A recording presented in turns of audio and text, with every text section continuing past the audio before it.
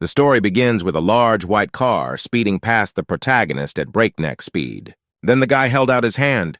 He wanted to hold on so he wouldn't fall. Something whistled close by. The guy couldn't stand. He was starting to fall. The guy with red hair looked closely and silently at what was going on. The glasses guy's opponent was standing nearby. He was glaring at him viciously. Suddenly, something seemed to fly past the guy really fast and caught him. The boy found the last of his strength and threw himself desperately against his opponent. Suddenly, something flashed very brightly from the side. The main character was very surprised and frightened. The guy with red hair was also very frightened and surprised. He looked away cautiously. The car door opened, and a very bright white light appeared from there. The protagonist looked at the car with a look of despair. He realized there was nothing he could do. The protagonist found himself in a dark and dank room with little light from the windows. The squalid room was illuminated only by dim daylight bulbs. Because of the dampness, water from the ceiling dripped directly onto the table in front of the protagonist. The guy sat absolutely silent in the surrounding silence. Only drops of water clattered on the table. The interlocutor told the guy in a calm voice that he was interested in his ability. The man on the other side of the long table asked the guy to tell him. Man asked the guy to tell me what really happened then. The protagonist was in his school building. He was wandering the halls. Suddenly, the boy Kim Do-yun heard someone calling his name from behind. A schoolboy with red hair told a cheerful boy that he had come for his soul. The boy called his friend by someone's name. The guy told the main character that his math teacher was waiting for him and had a bunch of errands for him. Do-yun was displeased. He reminded her that he was already collecting questionnaires for the math teacher. After that, the main character suggested to his friend that he take over for him. The guy said he declined. At the time, the school math teacher was sitting in his office talking on the phone. The protagonist with the worksheets walked to the entrance of the classroom. He waited for the teacher to finish speaking. Deciding not to wait any longer, Do-yun went to the teacher and said he had brought the questionnaires. The teacher was still on the phone. The teacher apologized to the phone caller and said he had a visitor. After that, the teacher hung up the phone and turned around unhappily to the protagonist. The teacher told the kid sternly that he was tardy and late by a full 5 minutes. The student handed the teacher the papers and said that he had brought the questionnaires as requested. The teacher grudgingly told the guy that he should have been quicker. The teacher added that he was forever helping the guy with his duties. Do-yun said humbly and calmly to the teacher that he completely agreed.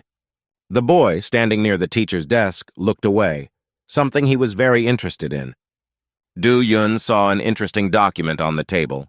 At the same time, the master told someone on the phone that a student had dropped by. Looking closer, the student realized that he had a sheet of exam preparation questions in front of him.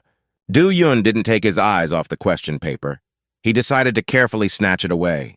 The teacher, tired from work, stretched. He thought to himself why he had so much to do. Teacher remembered that he had almost forgotten about the questionnaire the student had brought him. The teacher took the pieces of paper with the questionnaires in his hands and flipped through them carefully. And then the teacher looked at a neighboring table. He was very excited. The teacher realized that the question paper was missing. He thought to himself that he would have to type it out again. The protagonist sat and scrutinized the answer sheet he had received. Do-yun thought to himself wistfully the teacher must have had the original document on his computer. After that, the student looked at the document and decided he didn't care much about any of this. Then the protagonist, looking at the answer sheet, decided to activate his special thinking abilities. The guy saw the secretary walk up to the teacher and call him Mr. Jan. She asked, "What is he doing?" Teacher Yang said he wants to print out the questions for the kids, even though he knows it's not necessary. Then the teacher slyly said that the actual exam would only have a couple of questions from the list. The protagonist continued to stare thoughtfully at the sheet of exam questions. Do-yun realized that he had figured out the math teacher's plans. He decided to look at the answer sheet and throw it away. The guy decided to throw it away before someone else saw it. The door suddenly opened. The cheerful sister of the protagonist ran into the room. The sister ran up to her brother and asked with interest, "What kind of mischief is he up to here?" Do-yun replied grudgingly for the girl to move away. The disgruntled girl asked her brother how on earth he could resist her charms. Brother called his sister by name, Kim Do-hai, and told her to get out of his room. Suddenly, the sister noticed some paper on the table and shoved her brother aside to take a look. The girl asked the guy in surprise, where could he have gotten the exam questions from? Do-yun shouted for his sister to give him back the paper. After that, the girl looked at the protagonist with a sly expression. After thinking for a bit, the sister asked her brother, "Did he really steal the answer paper?" Do-Yun asked his sister what made her think he had stolen the document. The girl said cheerfully that it was up to him to share such valuable information.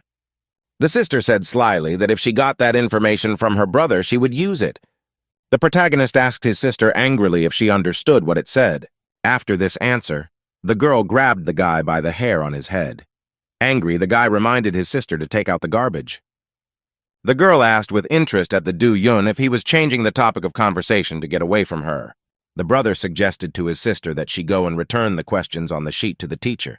She could also take out the trash on the way. The girl was still holding the guy by the hair. The sister was thinking about Brother Do-Yun's proposal. She decided to go and take out the garbage after all.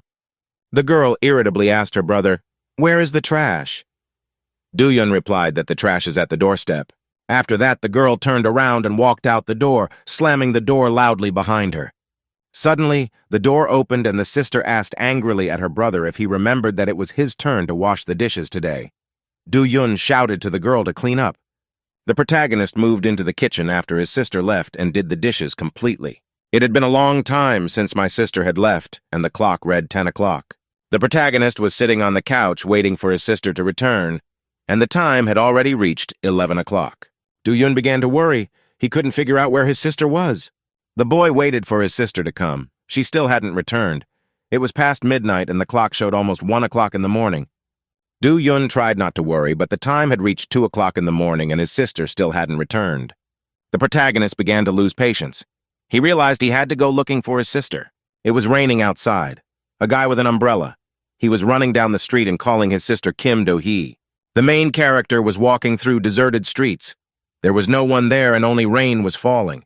The main character walked the streets between the houses in the rain. They were completely deserted. After that, Do-Yun started to go to public places. There were no people anywhere in the neighborhood. The protagonist thought to himself that his sister might have gone to school to return the sheet. After that, the guy came to the high school building. It was dark, and there were no people around. Do-Yong stood alone in the rain with his umbrella. He thought to himself sadly that there was no one here. Suddenly something caught the protagonist's attention. He looked carefully to the side. The guy saw someone's sneaker lying on the road, very similar to the one his sister wore. Do-Yun looked carefully at the sneaker lying on the ground and decided to approach it. The brother wondered why his sister's sneaker was lying on the ground at this very spot outside the school. Without thinking long, the guy ran down the stairs and over to the sneaker lying on the ground. The protagonist reached out his hand to the sneaker lying there, and gradually some memories emerged in his mind. Do-Yun began to see the moment his sister was kidnapped, and how she tried to fight off her attackers. The protagonist took the sneaker in his hand. He realized that his worst expectations had come true. Do-Yun stood with a surprised and dumbfounded look. He tried to understand what had happened. The student was still looking at his daughter's sneaker and trying to figure out what was here. The boy's memory again conjured up vague images of his frightened sister. The protagonist was frightfully convinced that the girl had been kidnapped. Quite suddenly, someone from behind approached the protagonist and put his hand on his shoulder. Do-Yun was startled and surprised, and dropped his umbrella, which fell to the ground. Do-Yun turned around apprehensively to see who had just approached him. The main character saw a high school kid in basketball sneakers standing across from him. The unfamiliar guy was holding an umbrella and looking at the protagonist with attention. After a short pause, the guy who approached greeted Do-Yun in a friendly manner. Then the protagonist calmed down and greeted his comrade. The guy who came over was named Lee Yu-sun. He was a classmate of the protagonist. Lee Yu-sun's boyfriend told the main character that he's been watching him for a long time.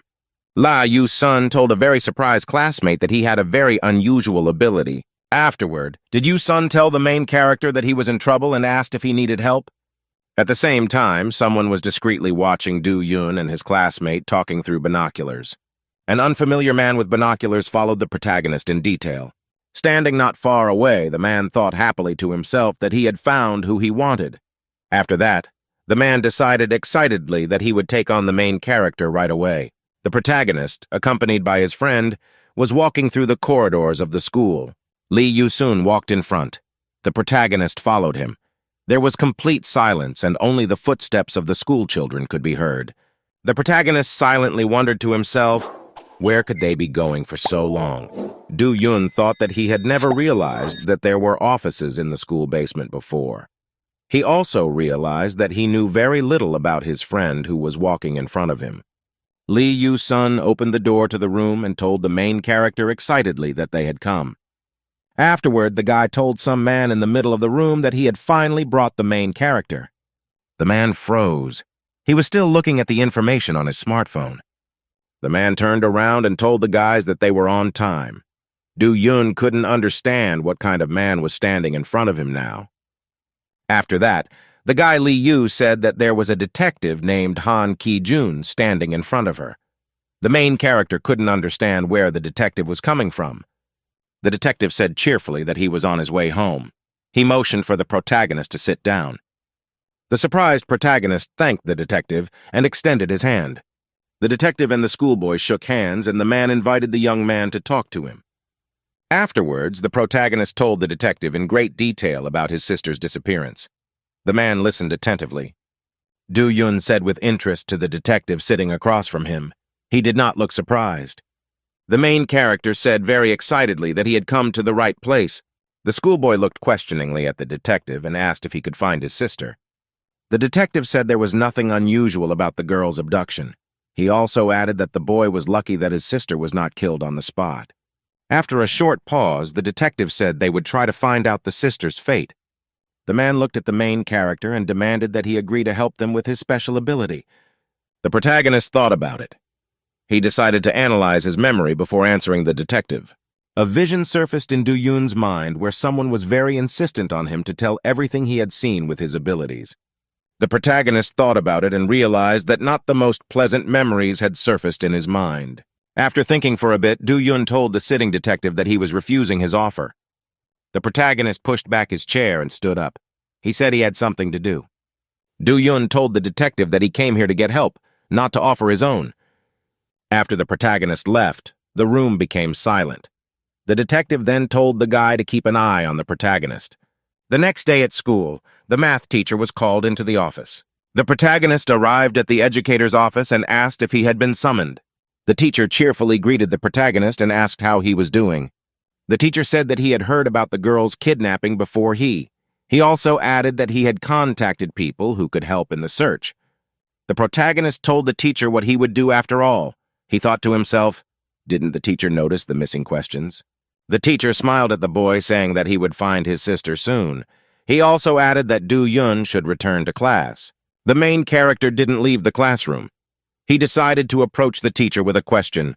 The teacher, without turning around, asked the student what else he wanted to ask.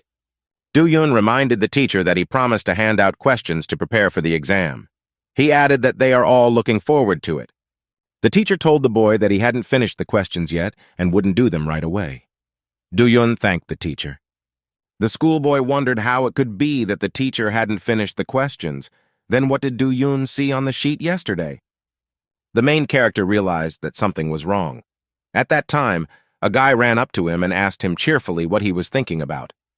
Do-yun was unhappy about the appearance of a classmate. Lee Yu asked the boy in surprise, why was he so twisted? The main character wanted to get rid of an annoying classmate. He asked when did they become best friends. Lee Yu replied cheerfully to the main character that it's never too late to make friends. He also added that the police won't find Do-yun's sister, but they will be able to help him. The protagonist asked with annoyance why he was so sure of the helplessness of the police. He also added that he had already filed a report. Lee Yu was worried about such words. He told the protagonist that he didn't pull the cat by the tail. Afterward, Lee Yu asked the protagonist with great impatience whether the police believed him.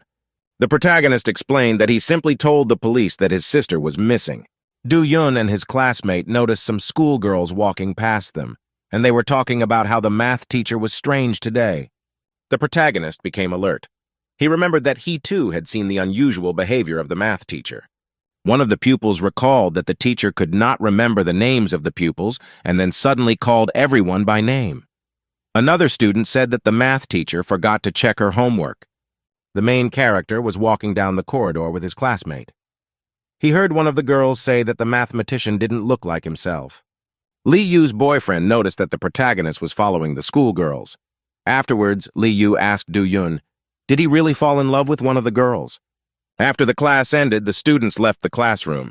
The protagonist remained seated at his desk. Do-yun heard his classmates decided to go to the store instead of the canteen. The protagonist was completely absorbed in thinking about his missing sister. He took notes in a notebook. Do-yun looked at his notes and wondered what really happened to his sister. Did she run away, or was she kidnapped? The kid thought the school surveillance camera was no help to him. Sister's missing looks like a runaway. Do-yun was most worried about the sneaker he found. It could prove the girl's kidnapping. The protagonist thought about it and decided that maybe it wasn't all just a kidnapping. Suddenly, a crumpled piece of paper landed on the main character's desk. Do-yun was distracted from his musings. He stared intently at the ball of paper that had arrived. The guy unfolded a crumpled piece of paper and noticed some number on it.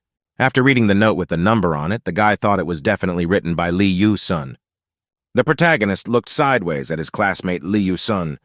At this time, the guy Lee Yu-sun gestured to the main character to text him his number.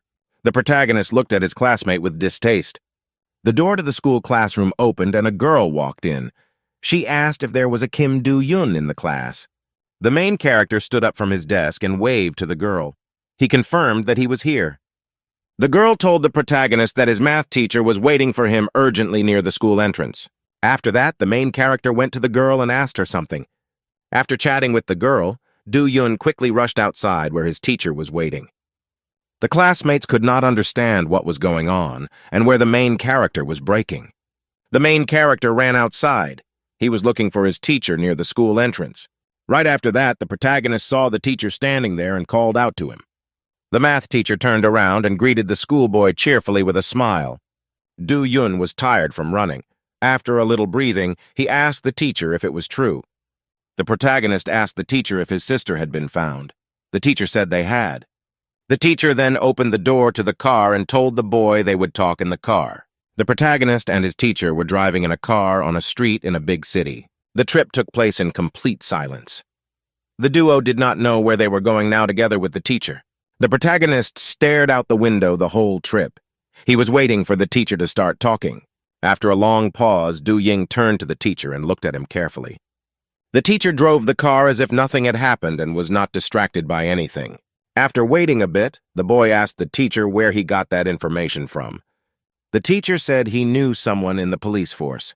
It was this acquaintance who said that someone had given information about the kidnapped sister. Afterward, the teacher said he was the only adult anyone could contact. Do-yun thought that his sister often pissed the hell out of him, but he really didn't want her to get into trouble. The guy thought to himself sadly that he had no one but his sister. The protagonist thought to himself about the words he had heard from the teacher. Suddenly, the guy realized he never claimed his sister was kidnapped. After calming down a bit, the schoolboy turned to the math teacher with a question. Do-yun asked the teacher very cautiously, "Is Tot feeling well?" The man was calmly driving the car. The schoolboy once again asked the teacher if anything was wrong. The teacher asked with interest to the guy, "Does the guy really want anything to happen to him?" The protagonist told the teacher calmly that he had a bad premonition. Do-yun, holding his phone in his hands, told the teacher that he missed checking his homework at school. The teacher calmly replied that he had simply forgotten himself because of preparing questions for the exam. The main character told the teacher that there was another very big weirdness. The student told the teacher with interest that the teacher had never called him by his first name before. The protagonist filled the teacher in on calling him exceptionally lazy. The teacher listened to the words from the student absolutely calmly and remained silent. After that, the teacher asked in a calm voice what was the meaning of everything Do-yun had just told him. The boy looked at the teacher with great attention. He realized that the teacher knew something. Do-yun said quietly to the teacher that he was suspicious. The teacher sat silent and looked at the road in front of him. Suddenly, the teacher turned around and looked sharply at the protagonist. At this time, the car was thrown aside. The teacher started to turn the steering wheel sharply in different directions. The car started to toss back and forth on the road. The car was going full speed and skidding around. The main character couldn't stay in his chair. He was tossed back and forth. An excited and frightened guy asked the driver what he was doing now.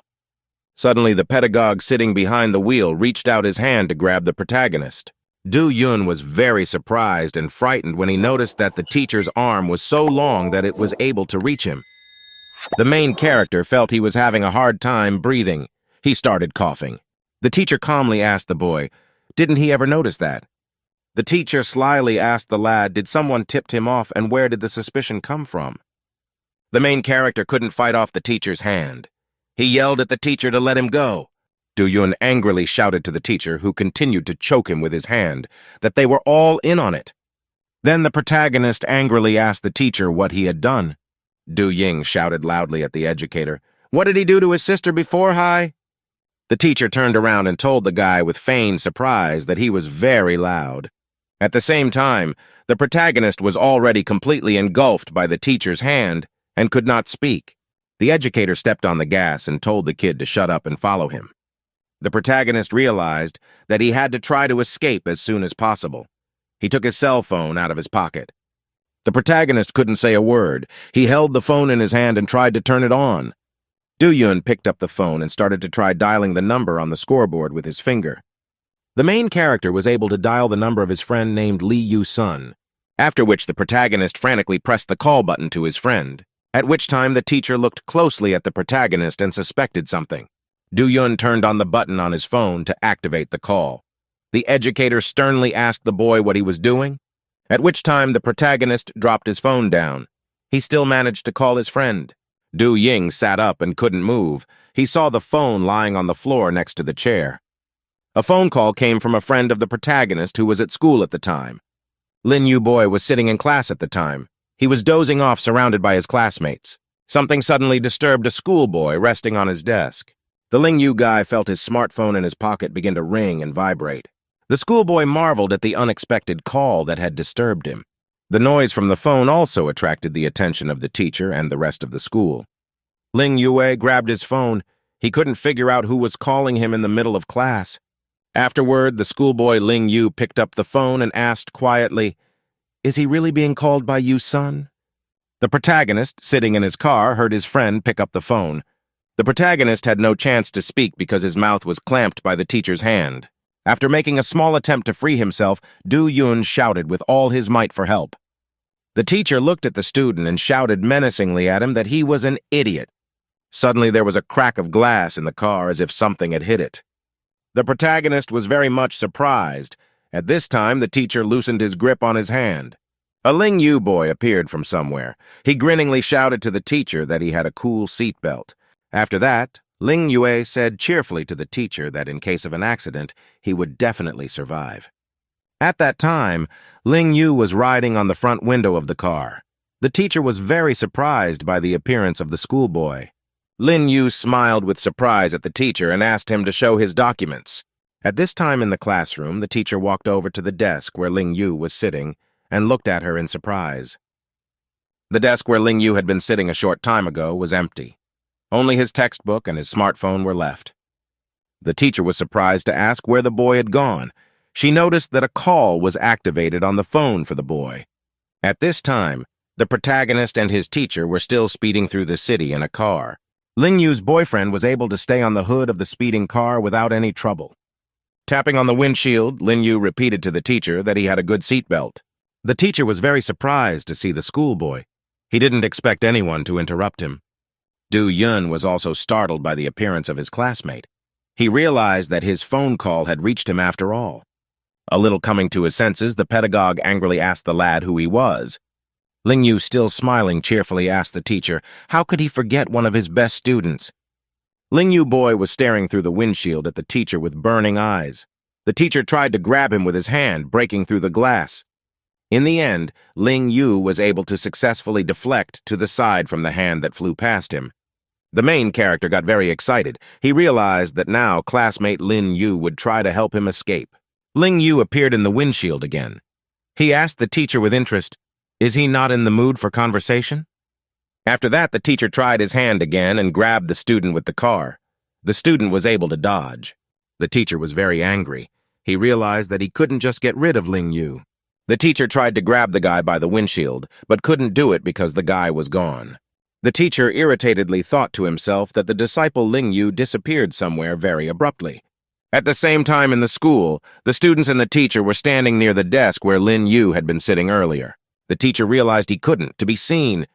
He shifted the gear lever to a higher speed, and then the teacher pressed the gas pedal to make a quick getaway car. The teacher was already annoyed, thinking that he should get out of here as soon as possible. Do-yun thought fearfully that he couldn't get out of the car now. He didn't have much help from Lee Yu-sun. The protagonist didn't know what to do now.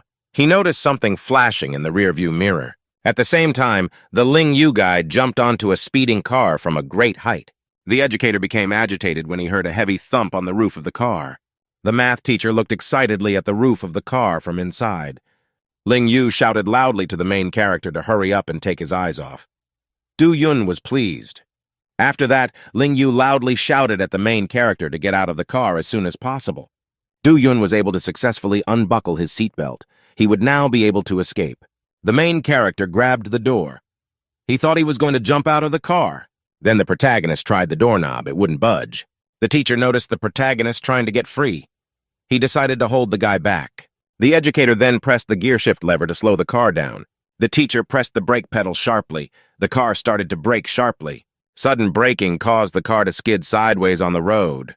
The main character was scared. He realized he couldn't hold on because he wasn't wearing a seatbelt. In the end, due to sudden braking, the protagonist flew into the front window at full speed. Because of the sudden braking, the Ling Yu guy couldn't hold on to the car. Lin Yu realized that he wouldn't be able to stay on the stalled vehicle so easily. In order to soar upwards as quickly as possible, the Ling Yu guy pushed off the hood of the car with his hand. After he pushed off, the guy flew high up above the car. Ling Yu, after flying, was able to successfully land on the ground in front of the car. Ling Yu guy realized that there was no way to waste time. He knew that the protagonist was in danger in the car. Lin Yu accelerated and ran up to the windshield of the car at full speed. The front window of the car was smashed and shattered due to the powerful impact. The Ling Yu boy ran up and tried to squash the teacher who was sitting in front with his hand. Ling Yu told the educator with great surprise that he had never seen such a feature. After gathering his strength, the teacher angrily told the guy that he didn't know why he wanted the guy. Ling Yu was pleased to tell the educator that the educator was now in the role of victim. At the same time, the protagonist began to come to his senses after being hit hard. Waking up, Do-yun thought to himself, what just happened now? After that, Ling Yue shouted to the teacher that it was time to end it before anyone came. Afterwards, the guy asked the educator where the real math teacher and the main character's sister went. The teacher whispered in a strange voice that it was all the king's will, after which the teacher uttered in a weakening voice about the disturbed balance. Then an incomprehensible and mysterious cracking sound was heard. Ling Yu became a little worried. Ling Yu looked anxiously at the already almost completely exhausted teacher in front of him. Ling Yu shouted formidably and excitedly to the main character that it was time to run away. Do-yun and his classmate ran aside. The boy saw a bright white light shining inside the car. With a shocked look, the protagonist noticed the lights in the car getting brighter and brighter. At that time, there was a huge explosion. The car was blown apart. Ling Yu flew upwards with the main character. At this time in the classroom, the students were standing around and talking muffled amongst themselves. After landing, Do-yun along with his friend Ling Yu took a breath and walked slowly into themselves. The boy looked in the direction of the car he had driven with the teacher to this place. The protagonist saw the car burn to the ground and nothing left of it. Ling Yu collapsed on the ground from exhaustion. He shouted that it was very cruel. While a detective in a police car was speeding through town, suddenly the detective stopped the car and jumped out of it. After standing for a bit, the detective said grudgingly, he asked without further ado. After which, the detective turned around unhappily and looked at the burned-out car. The police detective's car was parked in the middle of the street next to a burned-out car. Then the detective walked over to the burned-out car and began to examine it very carefully from every angle. Eventually, the detective wanted to make sure there was no one under the car. He walked over and kicked the wreckage of the car with his foot. Suddenly, something really surprised the detective, and he just froze in place. The main character and his high school friend Lin Yu were sitting on the porch outside the building. At that time, a detective approached. He asked the protagonist how he was doing. Do-yun replied that he was fine. After that, the guy asked the detective to get him some water. The detective said he would. The protagonist wrapped his arms around his head. He felt completely exhausted. The guy's been through a lot. He couldn't just put his head together. He didn't even know where to start asking the detective. At which time the boy's musings were interrupted by a detective. He came up and called him by name. The protagonist took his mind off his troubled thoughts and looked at the detective. The detective apologized to the guy because of what he had to experience. He also added that they did not expect someone to target the protagonist. Do-yoon calmly replied to the detective that such a thing could not have been foreseen. After a short pause, the guy crossed his arms and asked the detective, "May I approach him with a question?" The detective looked cheerfully at the boy and said he could go to him. The main character recalled the burned-out car and said sadly that strange things happen. Do-yoon asked with interest to the detective, "Does all this have to do with his sister's kidnapping and the math teacher?" The detective stuck his hand in his pocket and told the protagonist he had to see for himself. The detective held something out to the guy. He added that the guy would rather see than hear anything from him. The guy saw the detective holding a wallet. The man said it belonged to his teacher and offered to take a look. The protagonist reached out his hand and took his former teacher's wallet. The guy saw subconsciously what had happened to the teacher, and it was as if some monster had grabbed and possessed him. The protagonist was amazed at what he saw. He realized that today he was riding with an incomprehensible creature and not his teacher. The protagonist looked at the detective. He didn't know what to say. He was dumbfounded by what he saw. The detective asked the boy very calmly, "Did he see something unusual?" The detective then took the teacher's wallet from the protagonist's hands. The detective said calmly, Do-yoon saw two exactly the same people in his visions. The protagonist wondered very much how the man could have guessed what he saw. The detective calmly said that he had seen a similar phenomenon very many times before. The detective said it wasn't normal. A Ling Yu guy came up from behind with a bottle in his hands. The detective then confirmed that the protagonist's teacher is connected to those who kidnapped his sister. After that, the Lin Yu guy handed the detective the bottle. He calmly took it in his hands and unscrewed the cap. A bottle floating in the air above the detective's hand. He told the protagonist that he wasn't the only one who was gifted. Then the detective swirled the bottle and said that was all the information for now. The main character sat there and didn't say anything. The detective asked the guy, "Isn't there something he's curious about?" The detective asked Do-yoon if he wondered how he got the ability to dive into memories. Suddenly, the Ling Yu guy was very surprised to hear such words from the detective. The detective stopped talking. He noticed that the protagonist was looking at him with a piercing gaze. The detective, looking at the protagonist, said he was now curious. Do-yoon was embarrassed and said in a shy voice that he must have burned himself. The detective was having a lot of fun. He laughed at the protagonist's reaction. The protagonist told the detective that he was okay with it, and he would help him. Do-yoon asked a man to answer all his questions in return. Detective opened a bottle of water and told the protagonist he agreed. Afterward, the man smiled at the boy and thanked him for his help. Do-yoon brought the bottle to his mouth and thanked the detective for his consent. Ling Yu boy thought with chagrin that the protagonist and the detective were not looking around at all. The flying bottle was noticed by bystanders standing off to the side. At the same time, the protagonist's sister was being imprisoned. She kept running her hand into the wall to get out. The girl banged on the wall with all her might and demanded to be let out of here. The sister was in a huge room in a glass chamber. She was banging on the wall and demanding to be let out. A couple of research assistants came into the room. They asked the guy next to the console, "What is the girl's condition?" The worker next to the console said the girl is healthy and adapts to the environment very quickly. The scientist added that the girl was very noisy and uncontrollable. The guy asked the visiting scientists if they still had to keep the girl. He added that she has no powers.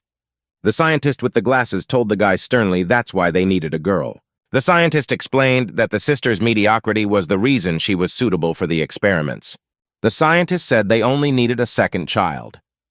The girl scientist with red hair said it had been 3 days since the mission had started. They got a signal that their man had used the death capsule. That meant he had failed. The scientist got very angry. He slammed his hand down on the console with all his might. The scientist realized that it was time to act immediately. He even gritted his teeth in anger.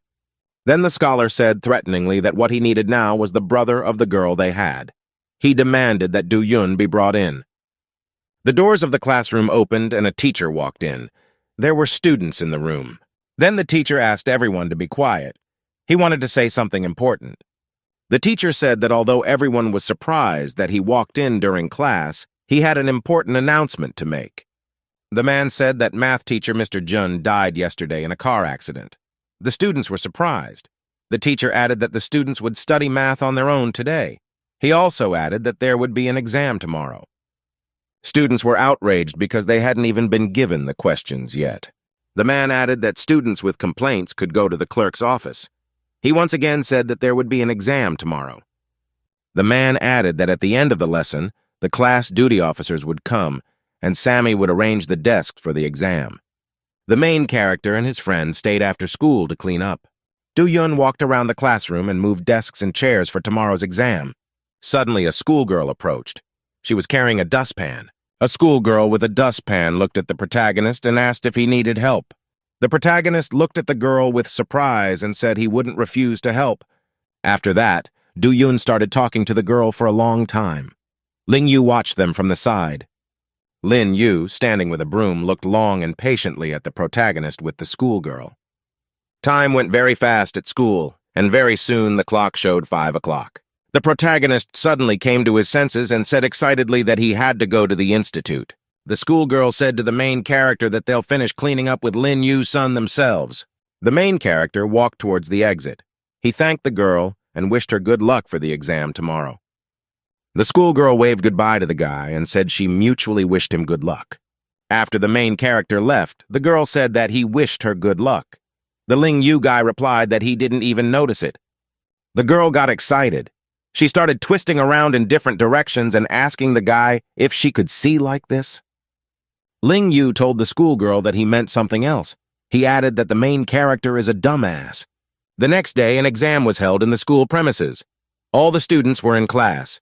After passing the exam, the main character slumped down on his desk. He didn't really care about the result. Do-Yun lay on his desk and thought to himself that he was very tired. The guy thought to himself that he couldn't concentrate on his studies because of everything that had happened in a couple of days. At this time, Lin Yu's classmate walked over and greeted the protagonist. Ling Yu smiled and asked cheerfully to the protagonist, "How did he write the exam?" The main character was very tired and angry. He shouted for the Ling Yu guy to leave him alone. Lin Yu told his friend that he would be able to catch up on the exam tomorrow. Do-Yun asked his classmate what he wanted.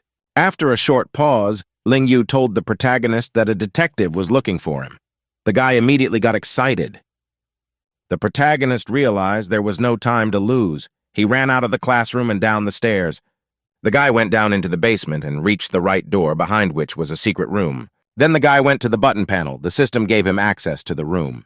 There was a detective sitting at the desk. He calmly greeted the incoming protagonist.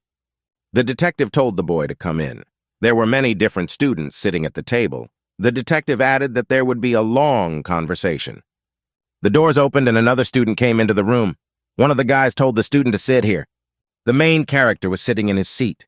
He decided to look around. He wondered who else was around him. Suddenly, the boy was very surprised. He noticed someone very familiar at the table. Do-Yun saw the girl Seo Soo-hyung, who was helping him with the cleaning. He was surprised that this schoolgirl was also related to the current affairs. The detective picked up the remote control and told the students he had something he wanted to show them. A man said that the body of a math teacher was found in the mountains near his home. The detective then added that Soo-han and Officer Khan helped deal with the corpse. After that, the man announced that they had found something else. The students listened attentively. Detectives showed a photo of a small item they found on the body at the scene. One of the high school students with glasses asked, "Does he really see a chip in the picture?" The protagonist told the schoolboy that he had done his best. The student with glasses grudgingly replied. The schoolboy with the glasses said the chip was very badly damaged. The detective told the schoolboy to get to work and demanded results. The schoolboy with glasses demanded half a day for results, at which time the protagonist raised his hand and told those around him that he had a question. Do-Yun asked the people around him who was the person who looked like a complete copy of their math teacher. The people around him were silent. No one wanted to answer the boy's question. The protagonist realized he was in an awkward position with his question. The detective cheerfully told the guy that he was clueless and added that he would explain in a moment. The man said that the world around him in reality consists of 2 other worlds, in one of which people live. Another world is called Librium. Most people don't know that another world exists. It can't be detected by satellites, but it exists. If you know how the worlds are connected, then you can move between them. The detective said that the world of Librium is completely different from Earth, but there are similarities between them. The man explained that both worlds were inhabited by people with exactly the same appearance. The detective pointed out that the people who took the protagonist's sister were connected to the parallel world. The parallel world also included the clone of the math teacher who wanted to kidnap the protagonist. After which, the detective ended the meeting and all participants excused themselves. Lin Yu asked with excitement and interest from the protagonist, "Is he okay?" Du Yun replied irritably to his classmate to get away from him as he has a lot of weirdness to digest. A schoolgirl came up from behind and went straight to the main character. The protagonist remembered that the student had also just been here with him. The girl offered to go to the teacher and offer her condolences. The main character was surprised and confused. He didn't know what to say to the girl's proposal. After that, the Liu guy slapped the protagonist and told him to go bolder. The main character was angry with his classmate. He didn't know what to say back. After that, Du Yun went together with the schoolgirl. Together, they heard Ling Yu say to them about the two students. Ling Yu's boyfriend was very embarrassed. He said that he was the one who suggested that his two friends go together. Ling Yu was outraged because his friends threw him on the bus to go with them. The schoolgirl said she was embarrassed. During the trip, Lin Yu was very much embarrassed and silent. He didn't say a word to his friend. The main character also stared silently out the window during the bus ride. Only the schoolgirl was fun. The girl liked that they were all three of them riding together now. Looking around, the schoolgirl noticed that there were no other people on the bus besides them. The schoolgirl asked with interest if the protagonist had any questions and saw other gifted guys and girls for the first time. The protagonist was thinking. He wanted to ask his classmate a lot of things. After a short pause, the boy told the girl that he was interested in something. The schoolgirl said that Du Yun could ask her. The protagonist timidly inquired about people from the parallel world of Librium. The main character asked the girl why people are always being kidnapped from their world. The schoolgirl listened attentively. The girl explained to the protagonist that people from the parallel world were constantly kidnapping someone from their reality. The two of them looked at the Ling Yu sitting behind them. At that time, Lin Yu was looking at something very carefully on his phone. The schoolgirl once again said that people are kidnapped all the time. Ling Yu said that people are kidnapped for experimentation. Du Yun interjected with great apprehension, "Are they really being kidnapped for experimentation?" Lin Yu guy reported that according to their lab reports, scientists from Librium are much better than Earth scientists, but they have few resources. After that, Ling Yu added to the excited girl, "The thirst for knowledge of people from the parallel world is very strong, but they have no ethics." The guy speculated that the Librium people might be planning to get the resources they need from their world. The protagonist wondered.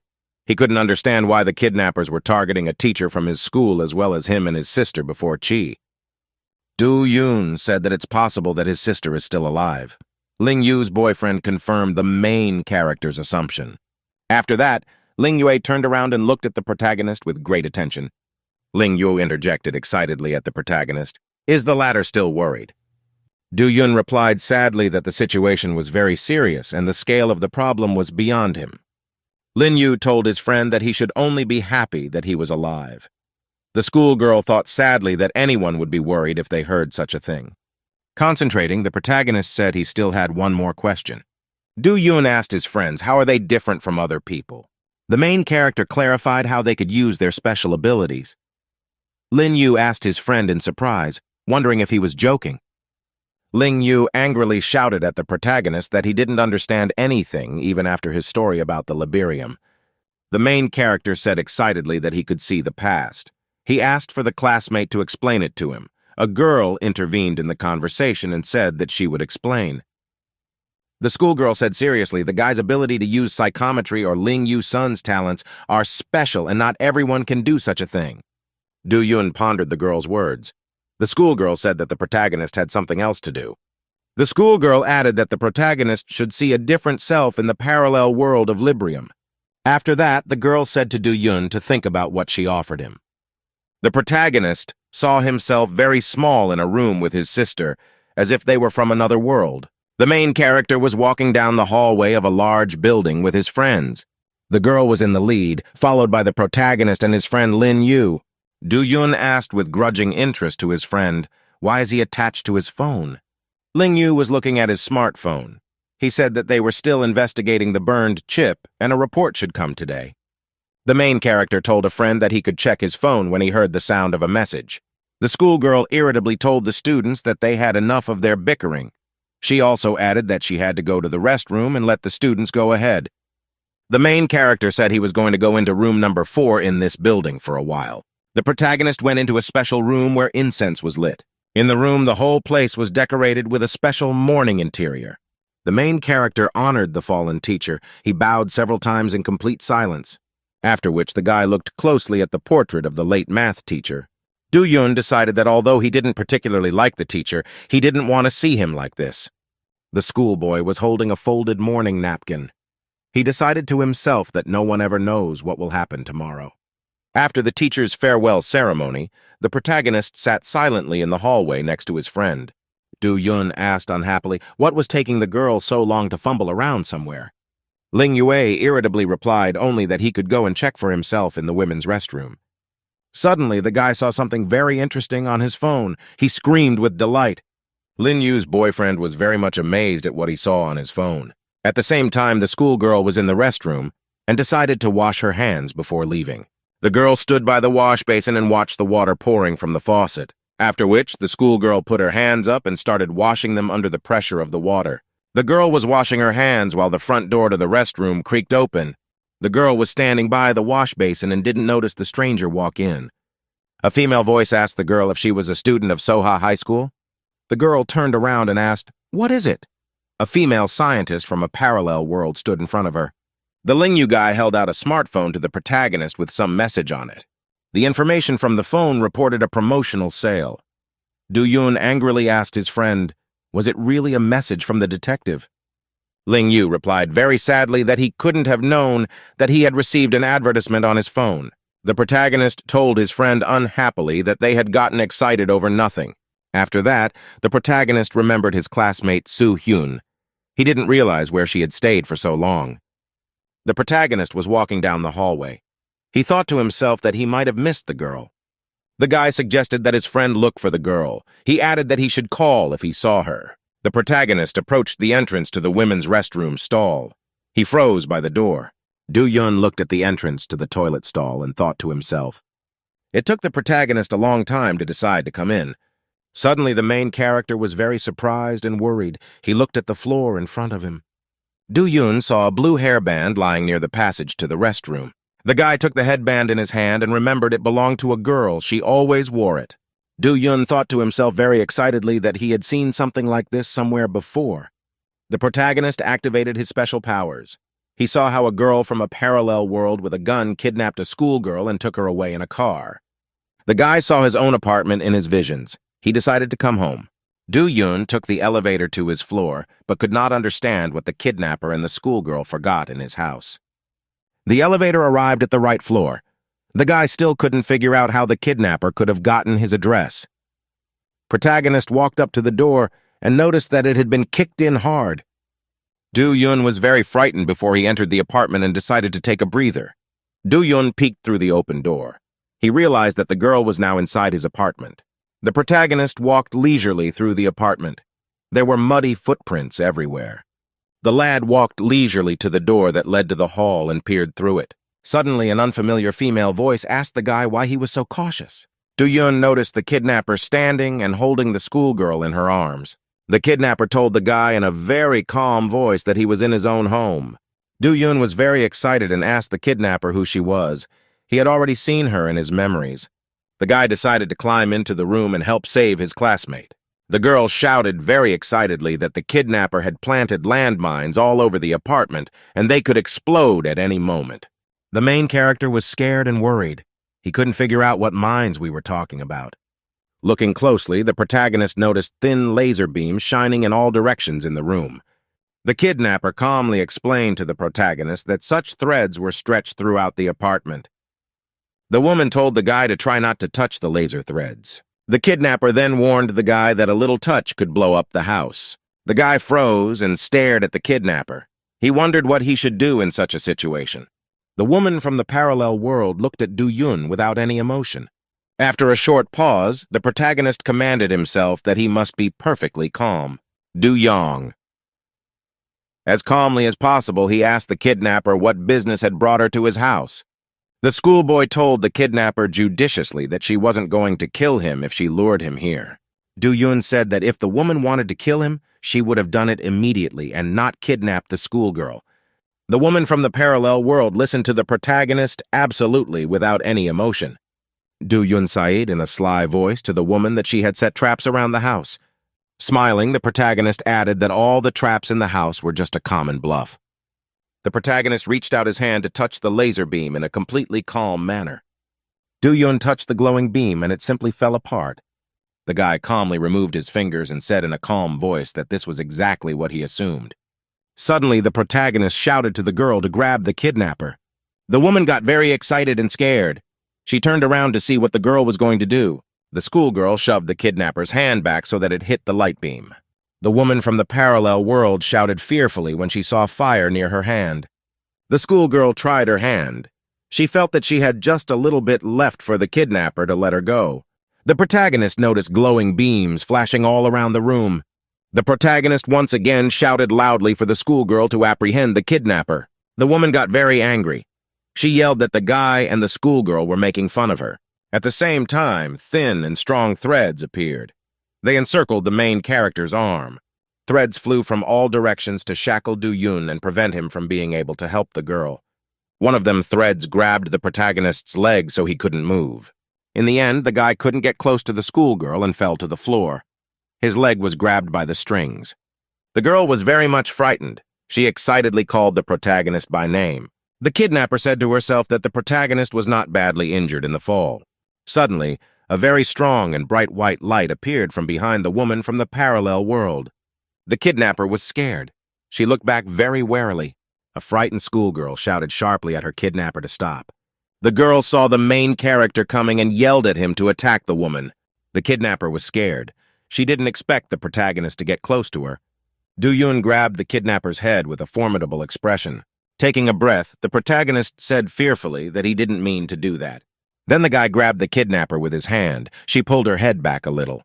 The protagonist looked at the weakened kidnapper with a piercing gaze. The woman from the parallel world looked at the protagonist. She couldn't get free of him. There was silence in the protagonist's apartment after the incident. Small remnants of glowing lightning remained near the schoolgirl's hand. The last lightning bolt near the girl's hand extinguished, and she looked at what was now with Du Yun. The protagonist approached the female kidnapper. She was lying on the floor and showed no signs of life. The guy scrutinized the kidnapper lying there. He checked to see if she had a pulse. A schoolgirl approached. She looked at the protagonist and her unconscious captor. The schoolgirl thought fearfully to herself. She didn't understand how the main character had neutralized a dangerous woman from a parallel world. The protagonist moved his hand over the kidnapper. She jumped up and opened her eyes. It was as if she was being engulfed by lightning. The kidnapper was forcibly revived. The guy was still holding her head. Du Yun held the woman from the parallel world with one hand and placed the other hand on his head. Bright lightning bolts flashed all over the room. The kidnapper clutched her head. The guy tried to read her mind. The woman from the parallel world stood there, unable to defend herself in any way from the way the protagonist was affecting her head. The kidnapper ended up unconscious on the floor. The guy was very exhausted. He could barely stand on his feet. The exhausted schoolboy told his astonished girlfriend that he was able to read the kidnapper's mind directly. The girl was very much surprised. The guy was still shaking his head due to fatigue. Du Yun said that when he uses his ability, the other person sees the same thing as him. Such an effect shocked the kidnapper. The weary fellow said that using the features affects him a lot too. The protagonist grabbed the kidnapper who was lying unconscious and pulled her. The guy turned to the schoolgirl and asked for help to carry the lady. The protagonist opened the door to his room. He decided to put the kidnapper on his bed. The protagonist and the schoolgirl dumped the kidnapper's body on the bed. Du Yun and his girlfriend stood looking at the kidnapper lying on the bed for a long time. Suddenly, the schoolgirl felt very uncomfortable in this situation. The girl smiled and told the man in charge that she was leaving and wished him to take care. After a short pause, the guy called out to his girlfriend named Soo Hen. The main character asked that Soo Hyun tell absolutely no one about what he saw. Do-yoon explained calmly that he didn't want to make a big deal out of it. He asked his girlfriend if she promised to keep quiet. The girl got very agitated. She said that she agreed to the demands of the protagonist. Soo-hen walked to the door and told the guy goodbye, that they would see each other tomorrow. The protagonist waved goodbye to his girlfriend with a smile. The front door closed. The protagonist stood in the middle of the room. He thought about everything that had happened today at his house. Do-yoon remembered that he still had a lot of important things to do. He had to go to the meeting with Ling-yu. In a huge gymnasium, the main character was training against his classmate, Lin-yu. The guys were practicing martial arts. Ling-yu was trying to impress his friend. Ling-yue used various techniques. He jumped high so that the protagonist couldn't hit him. The exhausted protagonist realized that his opponent has absolutely no weaknesses. The protagonist continued to fight with different punches. He tried to hit Lin-yu. A schoolgirl with blue hair watched the battle without any emotion. Ling-yue accelerated hard so that he could swipe the protagonist's hand. Do-yoon realized that his opponent had missed and had a chance to strike back. The protagonist realized that all he had to do now was fend off the blow his opponent was trying to give him. The main character was angry and exhausted. He realized he needed to prove himself in this battle. Do-yoon began to accumulate maximum energy in his hand for the decisive strike. Suddenly, the force completely left the protagonist and he stumbled. The opponent was very surprised. Ling-yue could not understand why his opponent had fallen. The protagonist fell to the floor and had no strength to get up. Do-yoon sat exhausted on the floor. He was very tired and could hardly catch his breath. Ling-yu slipped his hand into the protagonist's and asked excitedly if he was all right. The protagonist swung his hand sharply. He didn't want to grab his classmate's hand with his own. Do-yoon was very angry. He didn't do well in today's fight, but he didn't want to admit it. The protagonist responded very angrily to his classmate that he didn't need help. Lin-yu looked at his friend and told him calmly that they would be done for today, then. After that, Ling-yu walked to the stairs to the exit of the gym. Do-yoon was sitting on the floor. The main character sat on the floor by himself for a very long time. He was remembering the fight he'd just had. Do-yoon shoved his hand off the floor and decided to get up and leave the hall. When Ling-yu was leaving the gym, he met a schoolgirl. The girl said that she thought he was going home after going to see his teacher. A schoolgirl asked why Lin-yu sees his rivals in guys who are clearly not his level. The guy thought for a moment. Ling-yue didn't expect to meet a girl in this place. After thinking for a bit, Ling-yu said that Junpei had only recently learned of his ability. The girl rejoiced and smiled. She told the guy that she hadn't expected him to say that. Ling-yu asked the girl without any emotion, "Why did she come up here?" The interlocutor told the guy that they were immediately requested by a detective. The girl explained to her interlocutor that the detective wanted the boys to do something. The Ling-yu guy thought for a moment. He realized that he would have to go to the detective now. At this time, the protagonist's sister was still imprisoned by people from the parallel world. Sitting in her cell, she clinked her drink glass. The girl shouted menacingly to the scientist to bring her some food right away. Sister resented that the kidnappers could have at least stocked up on good food. The scientist watched the prisoner's behavior with interest. The scientist with glasses was sitting at his desk. He was very annoyed by the noise coming from the girl. Scientists were very angry and nervous because of the constant noise coming from the cell. The scientist asked his subordinate, "Have you heard from Kali?" The girl replied that Kaylee had met with the target 16 hours ago. The girl reported that it had been 10 hours since the portal had closed. The scientist asked if other portals had been found. The girl said that there might be another portal, but it was far away and therefore hard to find. The scientist indicated to the girl to send someone else. At this time, Kaylee was slowly coming to her senses in the protagonist's apartment. She opened her eyes. The woman from the parallel world sat up on the bed. She didn't realize where she was. It was a clear day outside and the birds were singing in the yard. The main character was sitting at home with his guest. The birdsong from the street came through the window into the protagonist's room. Kaylee woman said surprised that Do-yoon also had special abilities. The guy was quietly reading a book at the time. The protagonist put the book aside and told the quiet woman that there was nothing surprising about his abilities. The guy explained that everyone in their company had special powers. The woman was surprised. Do-yoon slammed the book shut and told the woman not to move. She needed time to recover. The guy got up and said Kaylee had high regeneration. She woke up 12 hours later. The woman sitting on the bed, scared, asked the guy what he wanted from her. The protagonist said very calmly to the woman that he wanted to ask her. Do-yun asked sternly of Kali, what does she want and what does she seek from him? The woman from the parallel world shouted to the guy that she wasn't just going to tell him anything. The protagonist was not surprised by this response from the woman. He listened to her absolutely calmly. Do-yun told the woman that he didn't want anything from her. He said he could mess with her brain a little more so she wouldn't wake up at all. The main character said he could call his people to take care of Kali. After a short pause, the protagonist said menacingly that he would ask differently of the woman. The guy asked very sternly to the kidnapper if his sister was alive before he. Kaylee explained that kidnapped girl is a very valuable specimen to them. In the end, the kidnappers won't kill the protagonist's sister like they do other people. Scientists from a parallel world will conduct various tests on the kidnapped girl. The protagonist asked Kaylee how he personally could get into their world of Librium. The woman told the boy that there was no way he could enter their world yet. Do-yun was surprised. The protagonist asked with interest, so why can't he go to a parallel world? Kaylee explained that the portal here had closed and would not reopen until 2 months later. The woman told the guy that they would have been in Librium as early as yesterday if the guy had followed her orders. Do-yun first asked the woman, do we have to wait 2 more months for the passage to open? After a little thought, the protagonist offered his guests from the parallel world to stay with him. After that, the guy told the woman he wanted to ask her for a small favor.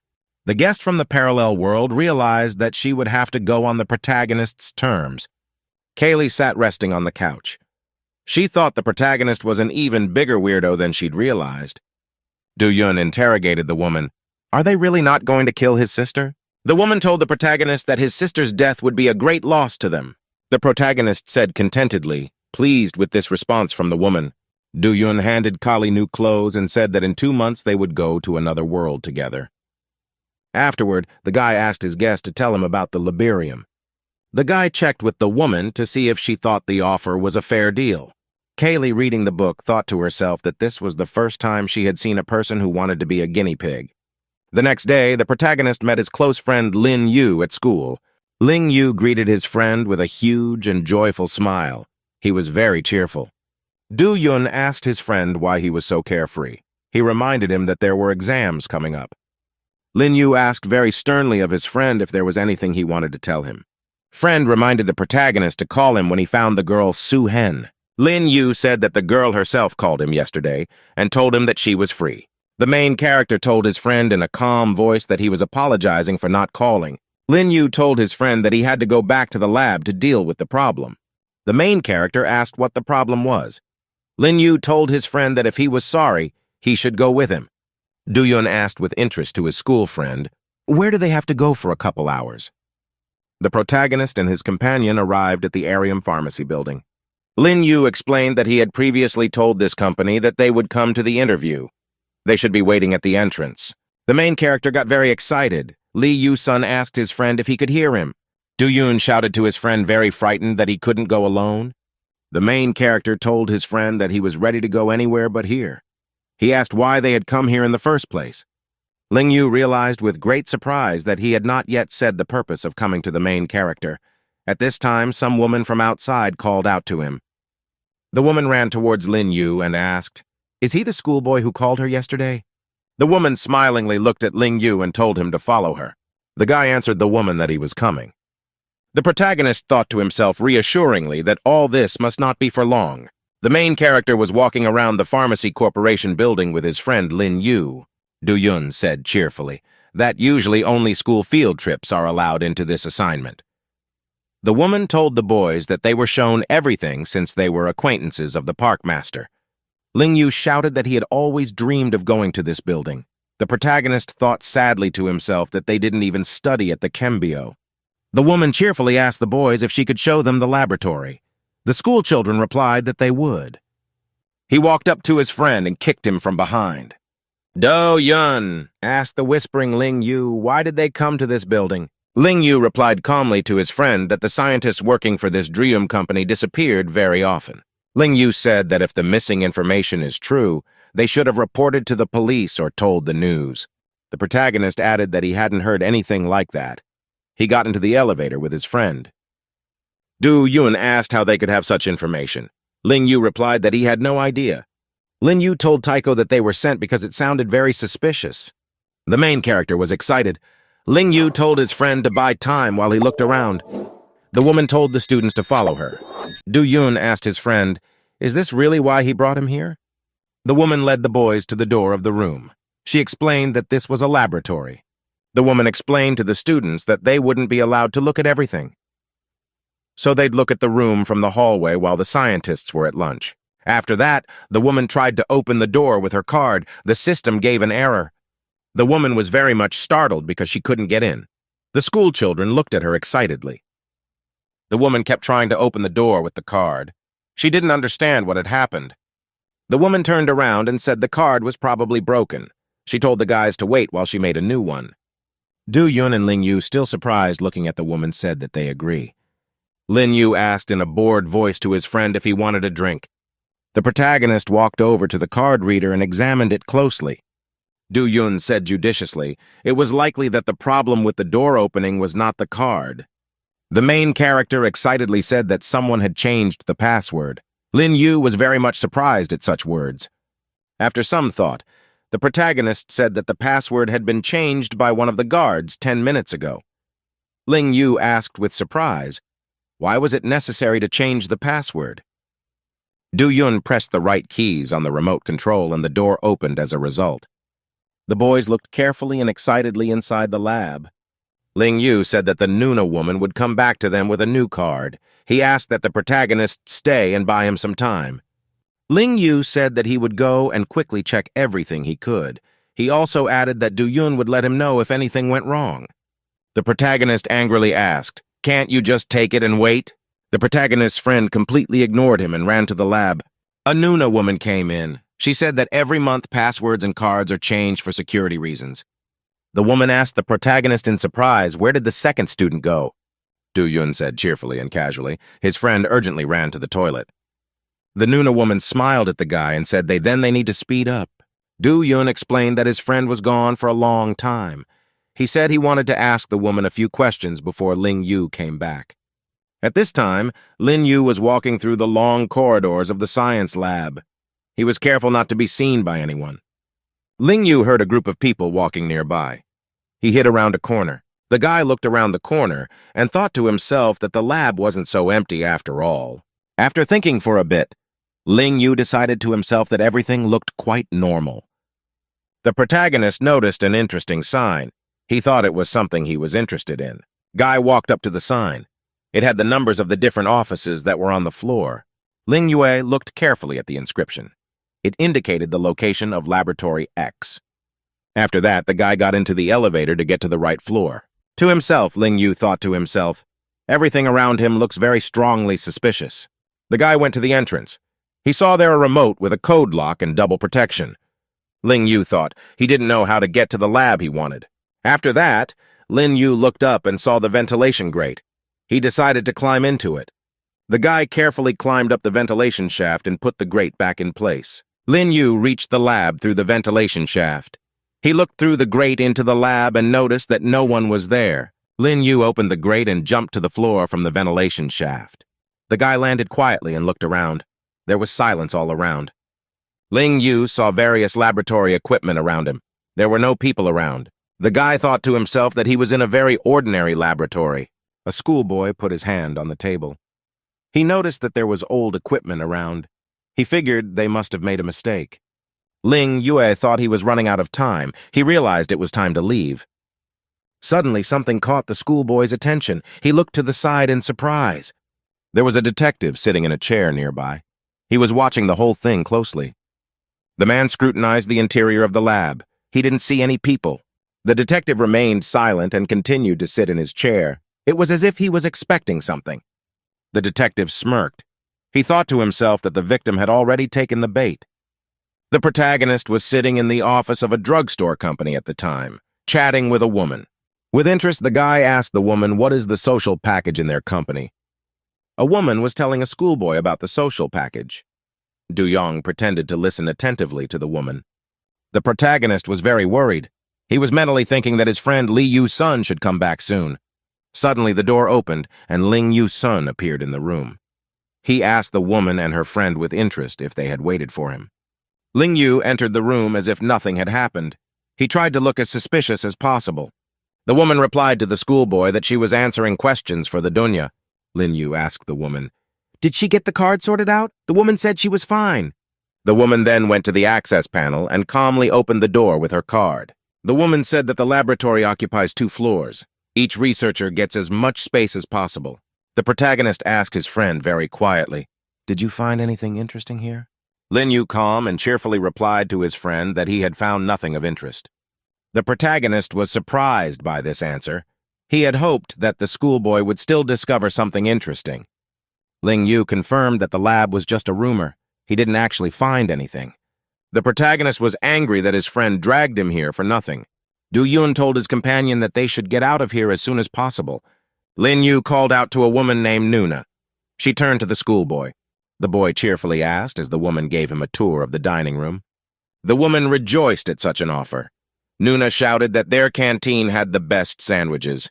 The protagonist passed a sign that had the numbers of the various rooms on the floor. There was a number on the sign where the lab that Lin Yu visited might be. After a long excursion, the protagonist came home and opened the door. The boy thought to himself that he should fix the lock already. At that time, the schoolboy was greeted by a Kali woman. Du Yun was surprised to see a woman in front of him. She was holding a box of half-finished products. Kaylee asked with interest, "Do people always eat this kind of deliciousness?" The woman cheerfully said the coffee drink was the best thing she'd ever tasted. The protagonist was surprised to hear such words from Kali. The schoolboy took his shoes off. He told the woman that she seemed to have taken up residence in his apartment. The guy noticed how the apartment was trashed all over the place. Du Yun saw that the whole apartment was very untidy and in a sloppy condition. The guy looked at the hall in his apartment. It was a mess. Du Yun was very angry. Next to him stood a quite satisfied and joyful Kali woman. The Lin Yu boy walked down to the entrance of the room where the detective was waiting for him. Then the guy went to the door and dialed the code combination on the lock. The detective heard the schoolboy's entrance. He sat in his chair and turned to the boy. The man turned to the guy and asked if he had found what he needed. Lin Yu informed the detective that he had surveyed the entire area as per his orders. The detective listened very carefully to all the words from the boy and looked at him. The schoolboy reported that he had found absolutely no direct connection between the missing scientists and the world of Librium. The man asked the boy what he had found. Ling Yu stuck his hand in his pocket and said there was a suspicious lab in the building. The schoolboy took a small bluish crystal out of his pocket. He said he found it. The detectives got very excited when he saw the rock. He jumped up from his seat. Ling Yu said he doesn't know what kind of thing he found, but he has a kind of strange feeling. The guy said that when he sees the crystal, he feels the same way he does when he sees the portal. As soon as he saw the rock, it was as if he was immediately sucked there. Lin Yu told the important detective that they should definitely investigate this. The man praised the schoolboy and said he was free to go. As the guy was heading for the exit, a man called his name. The detective told the schoolboy that he never let him down. He added that he hoped it would always be like that. After that, Ling Yue excitedly and joyfully confirmed the detective's words. Ling Yu left the detective's office. He left thinking about something of his own. When the schoolboy came out of the door, he was followed very closely by a detective standing off to the side. The man was very annoyed. He looked at the schoolboy with anger. While at the protagonist's house, a woman read a comic book and excitedly yelled that she saw envy there. The main character was very surprised. He didn't know what the woman was talking about. Kaylee held the comic book in her hands and told the guy to look at the pictures carefully. The woman revealed to the main character that one comic book hero is jealous of another. Du Yun asked the woman how much she had read since she didn't even know the Earthling language. Kaylee explained that the comic book was full of pictures. Protagonist asked by a woman, how could a person from Librium know their language? The schoolboy told the woman they couldn't have the same language, so the people in the Librium were able to learn their language. The woman excitedly slammed the comic book shut. She wanted to explain everything to the guy. Kaylee told the protagonist that they were also learning how to communicate with Earthlings, after which the woman came close to the schoolboy and looked at him very carefully. Kaylee explained that they understand each other not because they speak the same language with different alphabets. The protagonist got very agitated because the woman from the parallel world was so close. Kaylee looked carefully at the schoolboy and wanted to explain to him what was wrong. A woman told a guy that they don't communicate through language, but through telepathy. There's something that connects her and the boy, and that's why they're communicating. The main character's sister woke up in a strange place. She was very shocked. The girl was sitting in an obscure suit on the floor. She was still in her glass chamber. The sister started rubbing her arm. She wanted to bring herself to her senses as soon as possible. After that, the girl started rubbing her leg with her hand. She wanted to take her mind off her thoughts a bit. Gradually, the sister came to her senses. She realized that what she had seen was just a dream. The scientist approached and carefully asked the girl, "Is she sweating because the room is very hot?" Then the sister rushed to the glass wall of the room and started banging on it with all her might. The girl asked the surrounding scientists very angrily, what on earth had they done to her? The scientist in the white coat asked the girl, a little surprised, "Does she remember everything?" The scientist heard the girl yell very angrily that she remembered everything as she was in a lot of pain. The girl said exhaustedly, "Is the scientist joking?" The scientist told the girl to tell more about what she felt. The main character's sister was very angry. She felt very bad. The scientist very calmly asked the girl if she was dizzy and nauseous. He demanded that the girl tell him everything in detail. The sister was very much frightened and angry with the scientist because of his questions. The sister angrily shouted to the scientist that she was not a guinea pig and demanded that she be released now. The scientist told the girl calmly that she was in a lot of pain and she would have to be patient for a while. Afterwards, the scientist explained to the girl that she would be released when her twin arrived. They were in trouble, so they sent someone else to fetch the protagonist. The scientist pressed a button on the remote. He said the rules, there are rules. The scientist added that the girl should be patient. The temperature in my sister's cell began to rise sharply. There was steam all around. The girl became very sick and heavy. She staggered and couldn't sit up. Due to the intense heat, the girl fainted and collapsed on the floor of the cell. The protagonist was sitting in his apartment in a high-rise building at the time. Do-Yun sadly noticed that his girlfriend from the parallel world of Kali had simply disappeared somewhere. The boy looked sadly at the lowered bed and thought to himself, why did he believe woman? The protagonist couldn't figure out where the alien from the parallel world in the big city had gone. At the same time, Kaylee moved leisurely and cautiously through a city that was unfamiliar to her. The woman was very excited. She realized she couldn't wait another 2 whole months for the portal to open. Kaylee moved through the city streets and knew she had to find another portal. The woman realized she had to get out or things would be bad for her. Kaylee remembered a scientist she worked with who called her rude names all the time. A woman was moving quickly down the street. Suddenly, someone from outside called her name. Kaylee was very much surprised. She knew that no one in this town could know her at all. The woman noticed a young man with yellow hair sitting on the wall. He was looking at her with great attention. The man smilingly told the woman that he was very much worried. Kaylee was very unpleasantly surprised. This meeting wasn't in her plans. The woman asked the man how he got here. The man took Kaylee's hand and said that he had begged the professor to be trusted to find her. The man said he was so worried he couldn't sleep. The man recalled that Kaylee had never failed a mission. Afterwards, the man said fearfully that he had decided that Kaylee had found another chosen one for her. Kaylee woman rudely shouted to the man to say no more as she did not want to listen to his heresy. The man said very ingratiatingly that he was doing all this because he had talent. The woman said she was on a conscientious mission and she would not work with a man under any difficulties. Kaylee said very convincingly to her interlocutor to tell the professor that she could catch the protagonist. After that, the woman started running away. The man was very upset. Kaylee decided to return home to the protagonist. She couldn't understand why her supervisors sent a man to her. The protagonist saw Kaylee and was surprised to tell the woman that he thought she had escaped. The woman told the guy very irritably that she was back from a walk. Do-Yun asked the woman in surprise, "Did they go out through the window for a walk?" Afterward, the guy noticed that the woman's feet were very dirty, as if she had been running a lot. Do-Yun was very unhappy about the girl walking around the apartment with dirty feet. The protagonist ordered the woman to go to the bathroom and wash her feet. At this time in the lab, a student with glasses was researching information in detail on the internet. The lab was full of all kinds of research equipment. The student watched the monitor screen carefully. He analyzed the information. A bluish crystal from a parallel world floated on a table in a special vessel nearby. The guy noticed an interesting news story. It was about an Arium company. The student was surprised to notice a familiar face in the photograph. It was the young protagonist with his sister. Kaylee's woman was sitting on the couch at the main character's house. She was sad. After a long pause, the woman told the guy that he had nothing to eat at home. The protagonist turned around and grudgingly told the guest that she was getting stale. Kaylee told the guy rather and capriciously that there really wasn't any food. She shook the empty box. Do-Yun thought about the woman's words. He decided to himself that he would have to ask for an extra scholarship. Kaylee was sitting there looking at a box of food.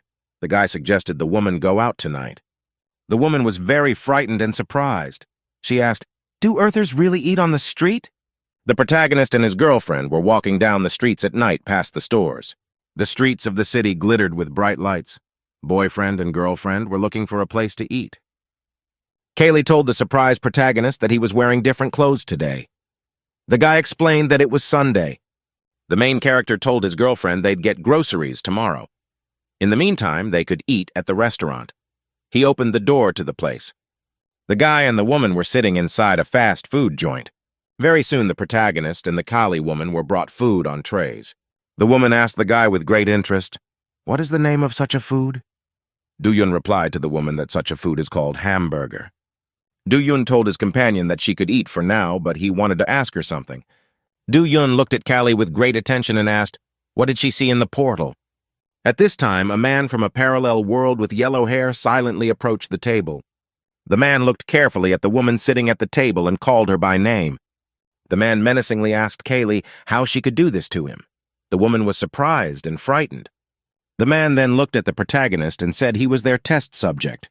The man became angry and said in a harsh voice that the woman had acted cruelly. Kaylee was still holding the hamburger in her hands. She noticed the glass with the drink starting to freeze and shake. The woman shouted to the terrified protagonist to be more careful. In order not to waste time, woman rushed to the aid of the protagonist. The man with yellow hair looked at Kaylee with resentment and hatred. Female Kali protected the protagonist with herself when ice shards flew at him. Do-Yun was very frightened. He couldn't imagine that they would be attacked in the restaurant. Kaylee irritably shouted to the man that he could have killed the protagonist. The man, frightened, said they need Do-Yun alive. The professor needs a live specimen. Then the man asked the woman, did she forget that killing is their job?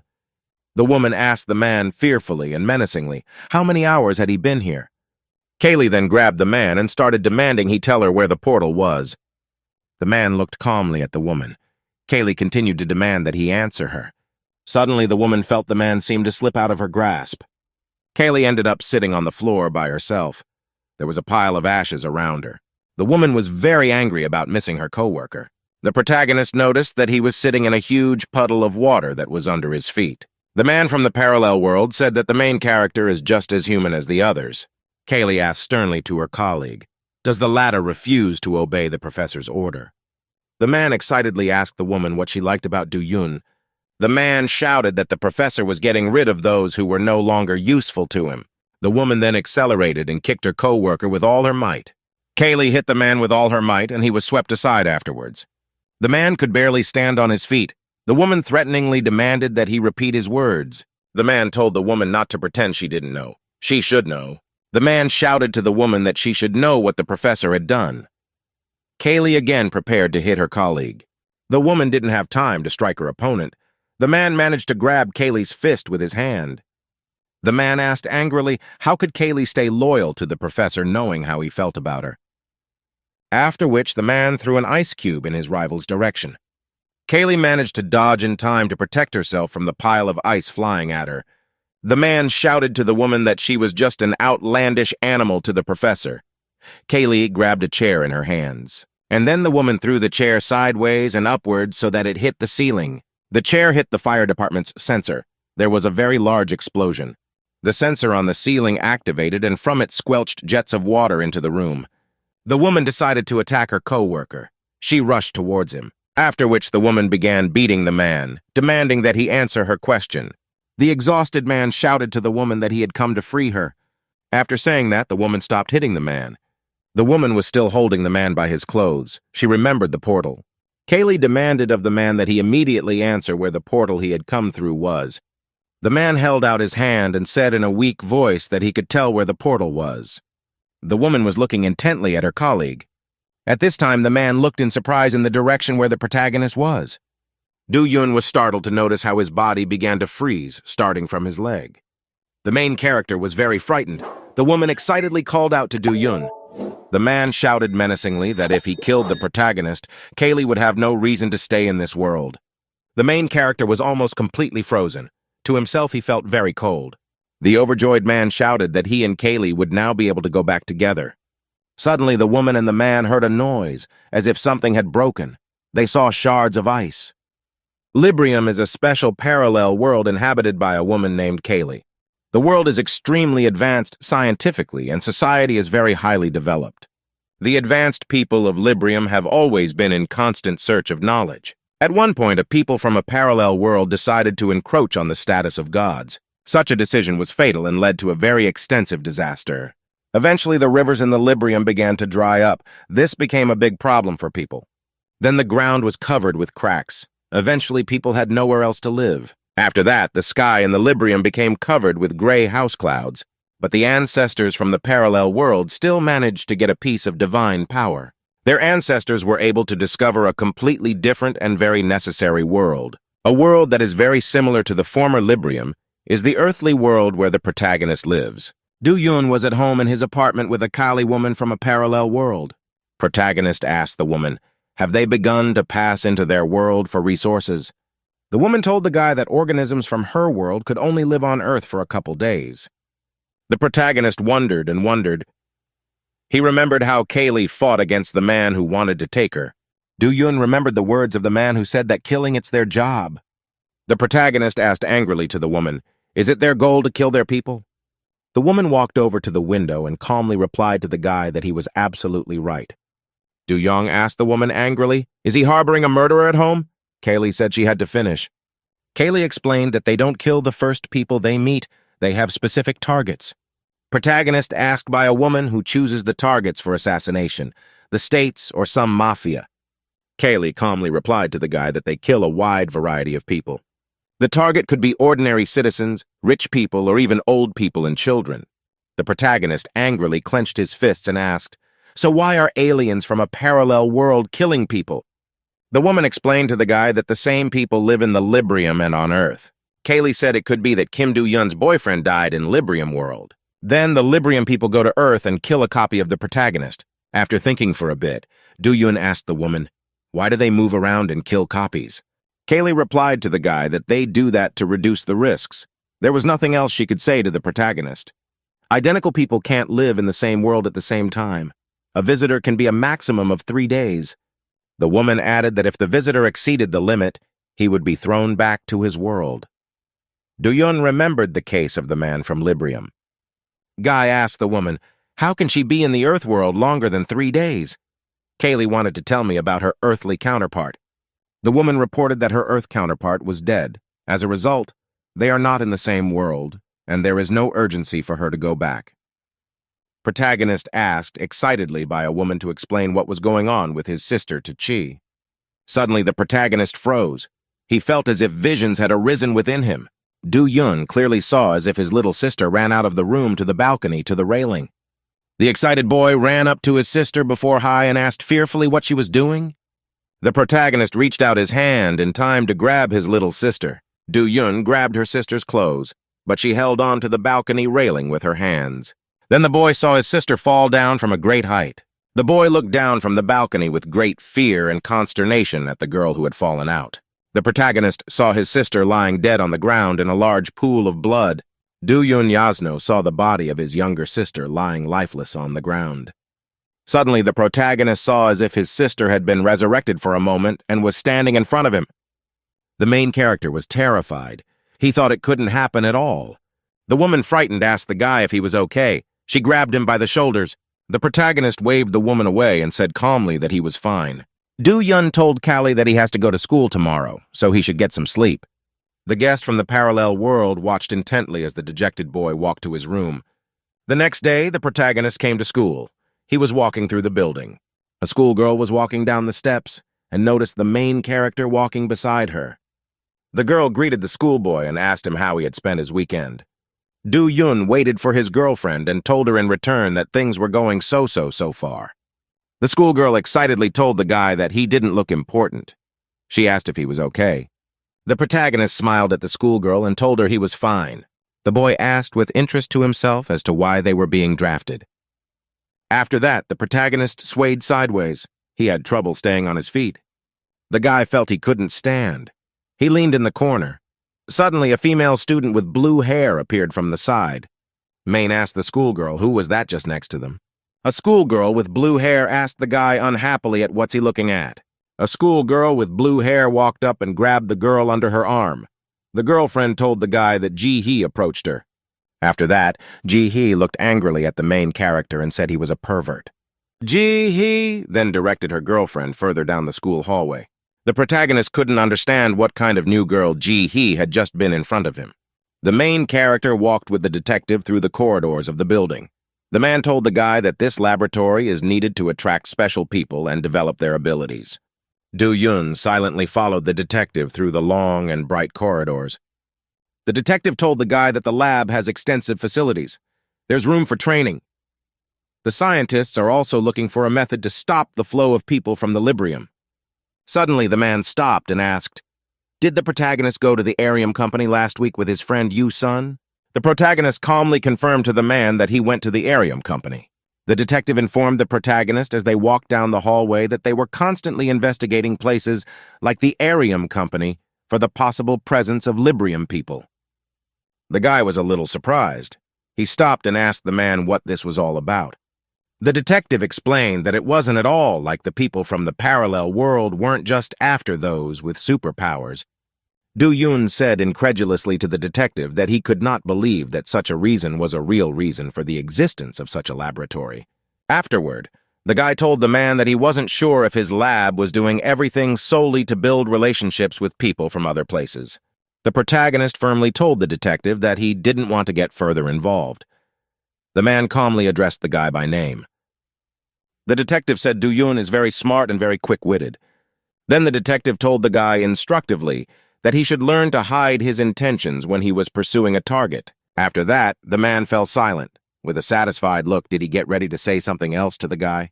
The detective asked the surprised protagonist if he knew about his powers. Do-yun silently and attentively looked in front of him and saw Detective Han. The detective said that this lab was a branch of the government. He also added that they were unlikely to be able to stop the Librium people for good. The man explained that people from the parallel world were very persistent and stubborn. Do-yun recalled to himself all the people from the Librium he had seen. After much deliberation, the protagonist asked the man, "Is their purpose to suppress?" The detective explained back to the guy that all decisions are made at the top, at which time the detective noticed a guy with white hair approaching them. The man told the guy to give the protagonist a tour of the lab. The guy lazily replied that he didn't have time for that. After a brief pause, the guy looked around at the protagonist and told him to follow him. Do-yun agreed to take a walk around the lab with the guy. The two of them ended up walking silently down the long and deserted corridors of the lab. The protagonist was silent. He wanted to ask the boy something, but he couldn't make up his mind. The guy turned around and asked Do-yun if he saw it strange that no one was asking questions here. The protagonist asked in surprise at his interlocutor. Had the latter heard his words? After that, the main character turned around and thought about it. He had a lot of questions for the guy. Do-yun excitedly explained to his new acquaintance that there were many things that didn't add up and seemed suspicious to him. The boy replied that the others also shared the protagonist's concern. The guy sadly told the protagonist that no one has found the answer yet. After that, the guy gave Do-yun a strange look and said, "There are reasons of their own for staying here." The guy ended up telling me that the lab was just recently completed. The guy explained to the main character that all the contestants were about his age and for him to memorize them. The protagonist had known Ling Yu-sun, a high school student, and Soo-hyun, a girl, for a long time. Afterwards, the protagonist saw a girl with blue hair named Ji-hee, who was a bit familiar to him. He asked his companion how old she was. The guy explained that the girl was a hockey star, but then broke her leg in elementary school. At that time, Ji-hee picked up a bat and wanted to fight someone. The girl with the bat went full throttle against her opponents. The guy said that Ji-hee was very strong and that the protagonist shouldn't mess with her. Ji-hee was swinging the bat in all directions. She shouted to the SU hen girl to relax. So Hyun's girlfriend was very excited. She cheered herself up by saying that she could handle it. Ji-hee attacked the girl Soo-hee with her bat with a great run and swing. After that, Ji-hee was surprised to see that her opponent was able to repel the attack. Ji-hee was surprised as the girl was able to repel the attack with fire. Soo-hee said angrily to her rival that she was underestimating her. Ji-hee stood and held the bat in her hands. She was preparing for an attack from her rival. Soo-hee was running at full speed. She yelled for Ji-hee even she didn't think it would be easy. Ji-hee watched as her rival ran at her at full speed. She thought it would be easier if Soo-hee recognized everything right away. Ji-hee then crouched down and got ready to jump. She thought that her rival was very stubborn. Ji-hee thought to herself that effort alone might not be enough. At this time, the running Soo-hee looked at her rival with fear. It quickly became apparent that the bat Ji-hee was holding was very large. After that, Ji-hee angrily asked the girl, "Can Soo-hee burn such a huge bat?" The protagonist watched the girls fight. He thought to himself fearfully that he should be careful with Ji-hee. The guy reported that there was a Jun-pee sitting on the steps, who is Detective Han's younger brother. At the end, the guy said there was someone else he wanted to introduce to the main character. The guy pointed to a girl with yellow hair and said her name was Hae-Soo-nuna. Hae-Soo-nuna is a very quiet girl, so no one knows what's on her mind. The guy added that the Chi-Soo girl knows how to say hello, so the protagonist can feel free to do so. After that, the main character got really scared. He saw a girl named Jahul who was angry. Ji-hee girl asked very angrily what happened to Jun-pee and why did he stand up there. The protagonist overhears a guy named Jun-peo talking to a girl named Ji-hee in a very angry manner. Soo-hen ended up having to grab Ji-hee's girlfriend and hold her down to calm down. In the science lab at the time, there was a professor and a man sitting at the console. The man was silent. He felt guilty for not being able to guide Kaylee and the protagonist. The professor shouted angrily to the man that he could not be trusted. He was sent to bring the woman and the boy here. The man tried to justify himself. He explained that Kaylee couldn't return because the portal was closed. The professor angrily told the man that he didn't need people like that who couldn't follow a simple order. The man stood and silently listened to the insult from the professor. He was silent. He was silent. At which time the man heard a very loud noise from the side. He turned to the side. The man saw the protagonist's sister sitting in the cell looking at him. The girl saw the man looking at her and showed him a finger in response. The man thought to himself that the girl even had the same expression as her brother. At that time, the woman was in the training range. She was learning how to hit targets. Suddenly, the woman noticed that her gun was completely out of ammunition. Hee-soo heard a dry click in the gun. That was the end of her training.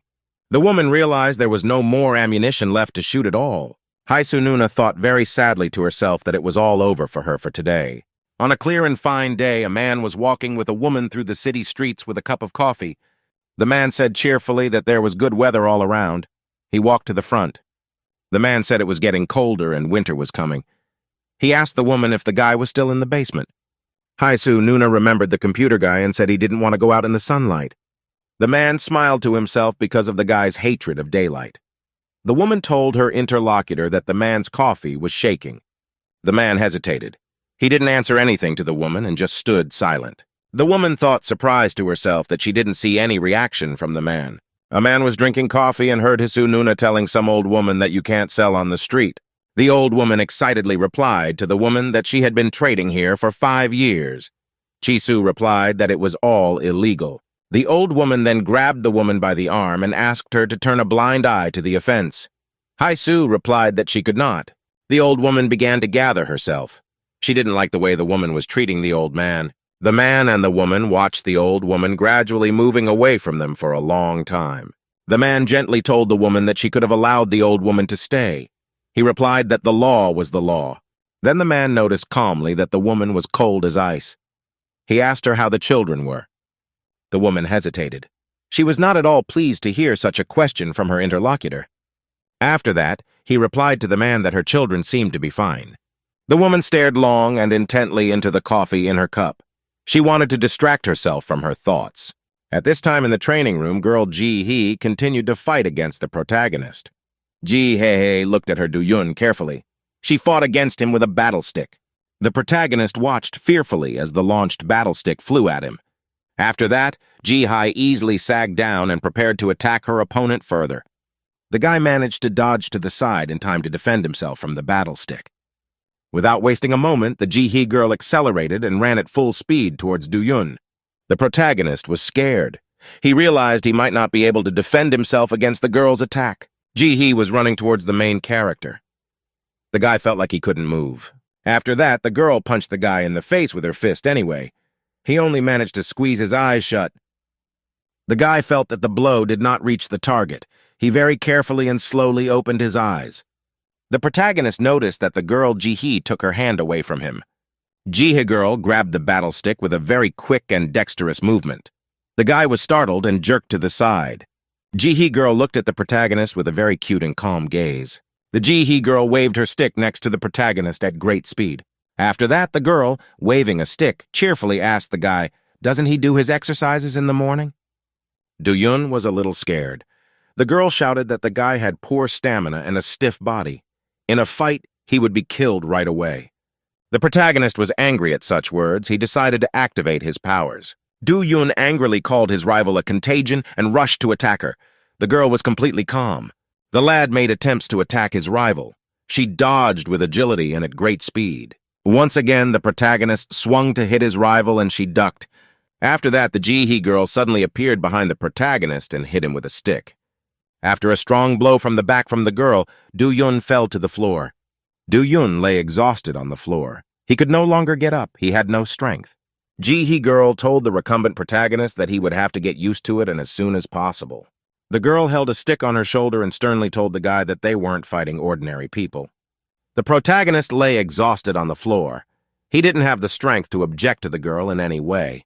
Suddenly, girl Ji-hee heard some noise from above. She raised her head. Ji-hee noticed Lin Yu's boyfriend standing by the window with his girlfriend Soo-hee.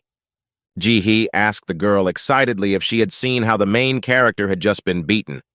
Soo-hee said excitedly that Do-yun is simply a rookie. Late at night, the protagonist was walking home after practice through the deserted streets. Do-yun was exhausted from the past training session. He walked leisurely in the direction of the house. From behind the main character, a girl named Ji-hye was walking leisurely down the street. The annoyed guy stopped at the streetlight. He didn't like the girl following him. The guy asked the girl very angrily why she followed him. Ji-hee replied to the main character that they live in the same direction. After that, Ji-hee pounced on the guy from behind and said he called an innocent girl a stalker. Do-yun replied that the girl has strength like a superhero. The protagonist shouted angrily at the girl to get off him. Suddenly, the girl saw an acquaintance named Soo-yun nearby and started calling her loudly. The boy demanded that Ji-hye get off him. Ji-hye said her best friend Soo-yun was standing nearby. She called out to her again. Soo-yun stood near the crosswalk and didn't react.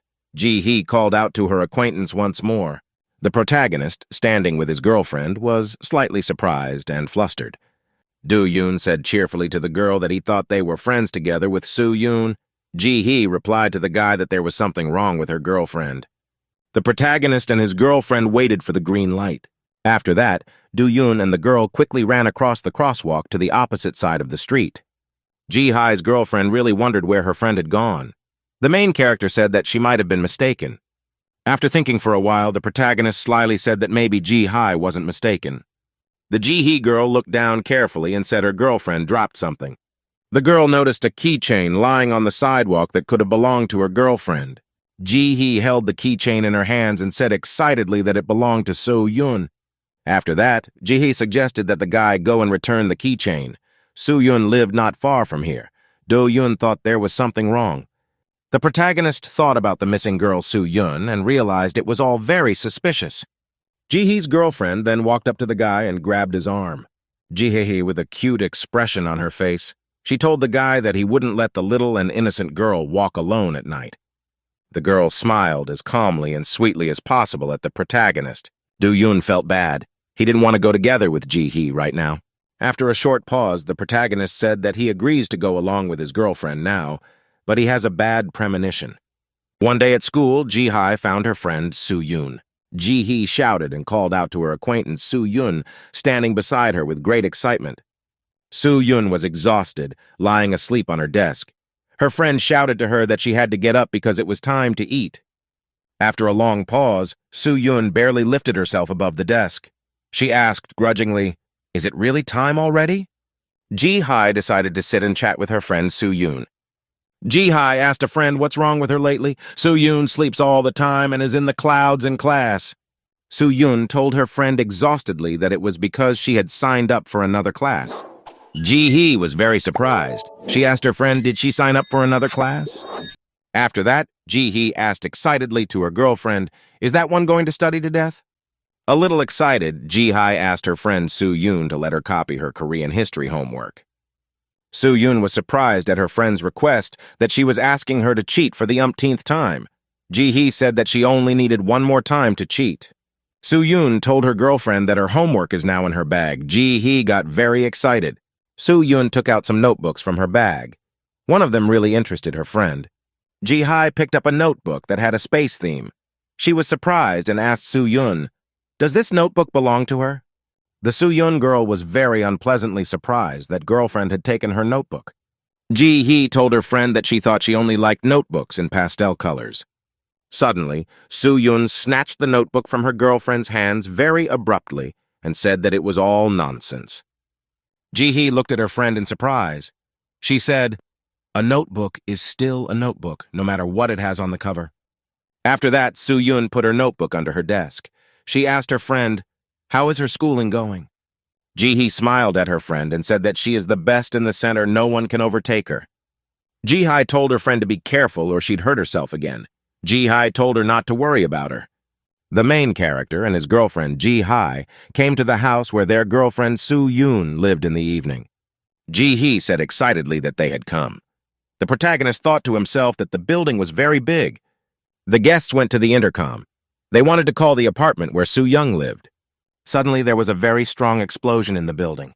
The shockwave blew out the windows. Ji-hai's girlfriend got really scared because of the explosion. She realized that something might have happened to her girlfriend.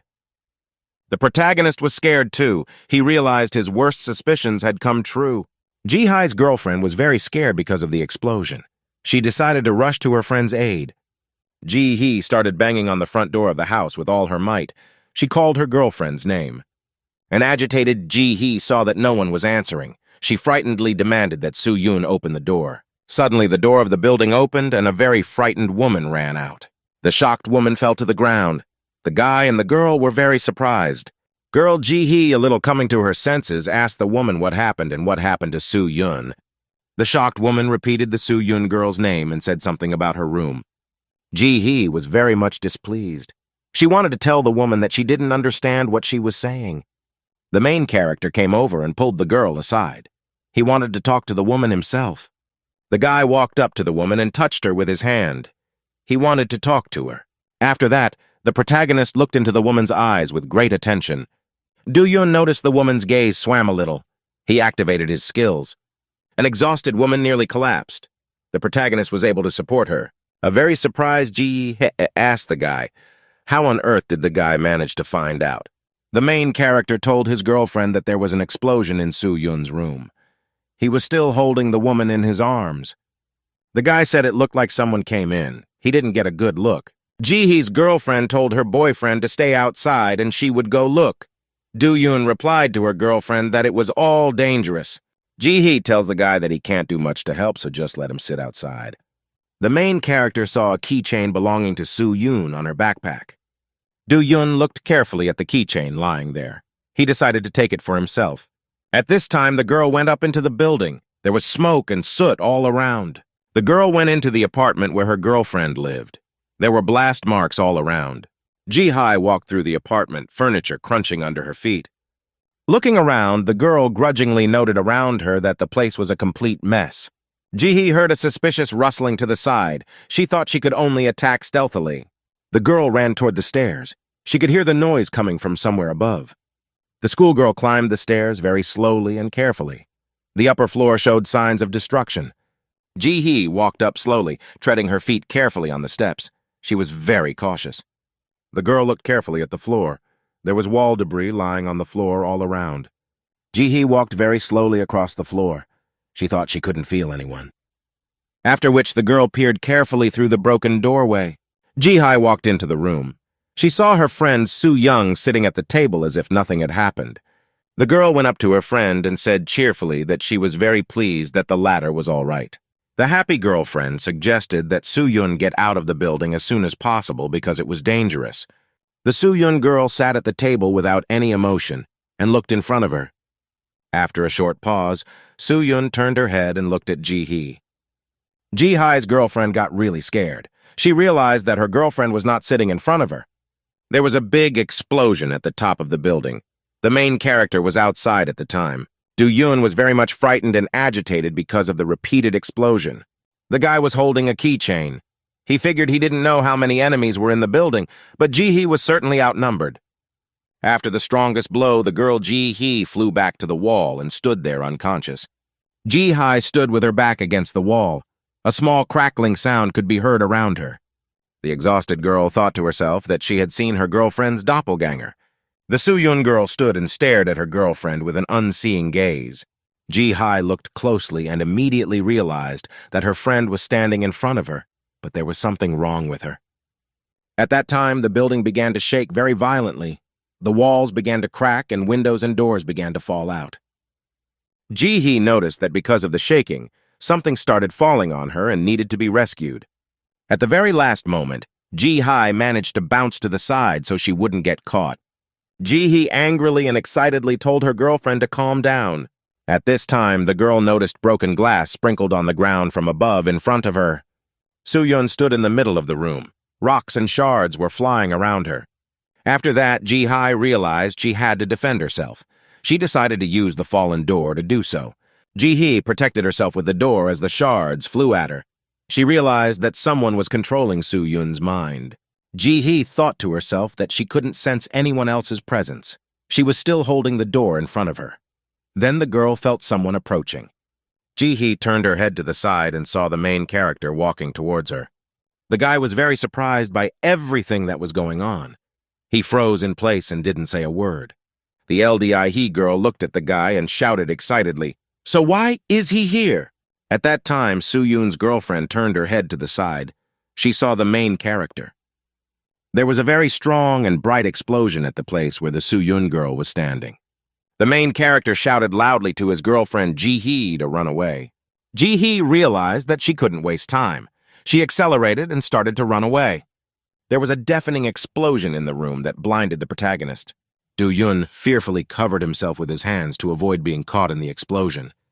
After a brief pause, the protagonist opened his eyes and looked around. The protagonist saw Ji-hye's girlfriend being slammed against the wall with all the force of the blows.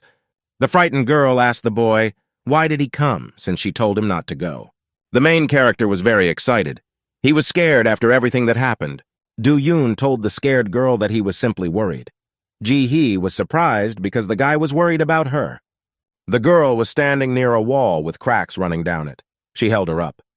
The guy asked the girl what happened to her friend Soo-yun. Ji-hee replied that she didn't know about her friend's fate. Ji-hee said that everything that was happening was unrelated to the Librium.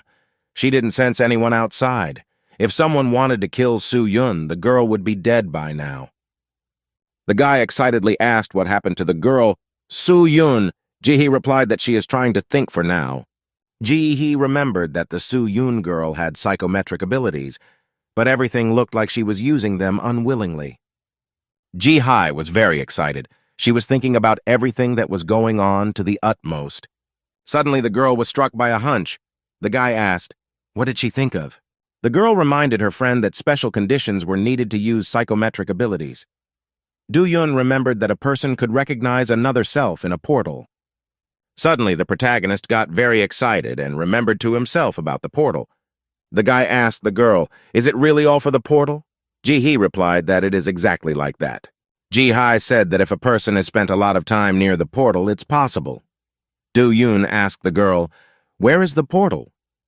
Ji-hee told the guy that if she knew the location of the portal, there wouldn't be a problem. The girl was still standing against the wall. She was struggling to keep it from collapsing.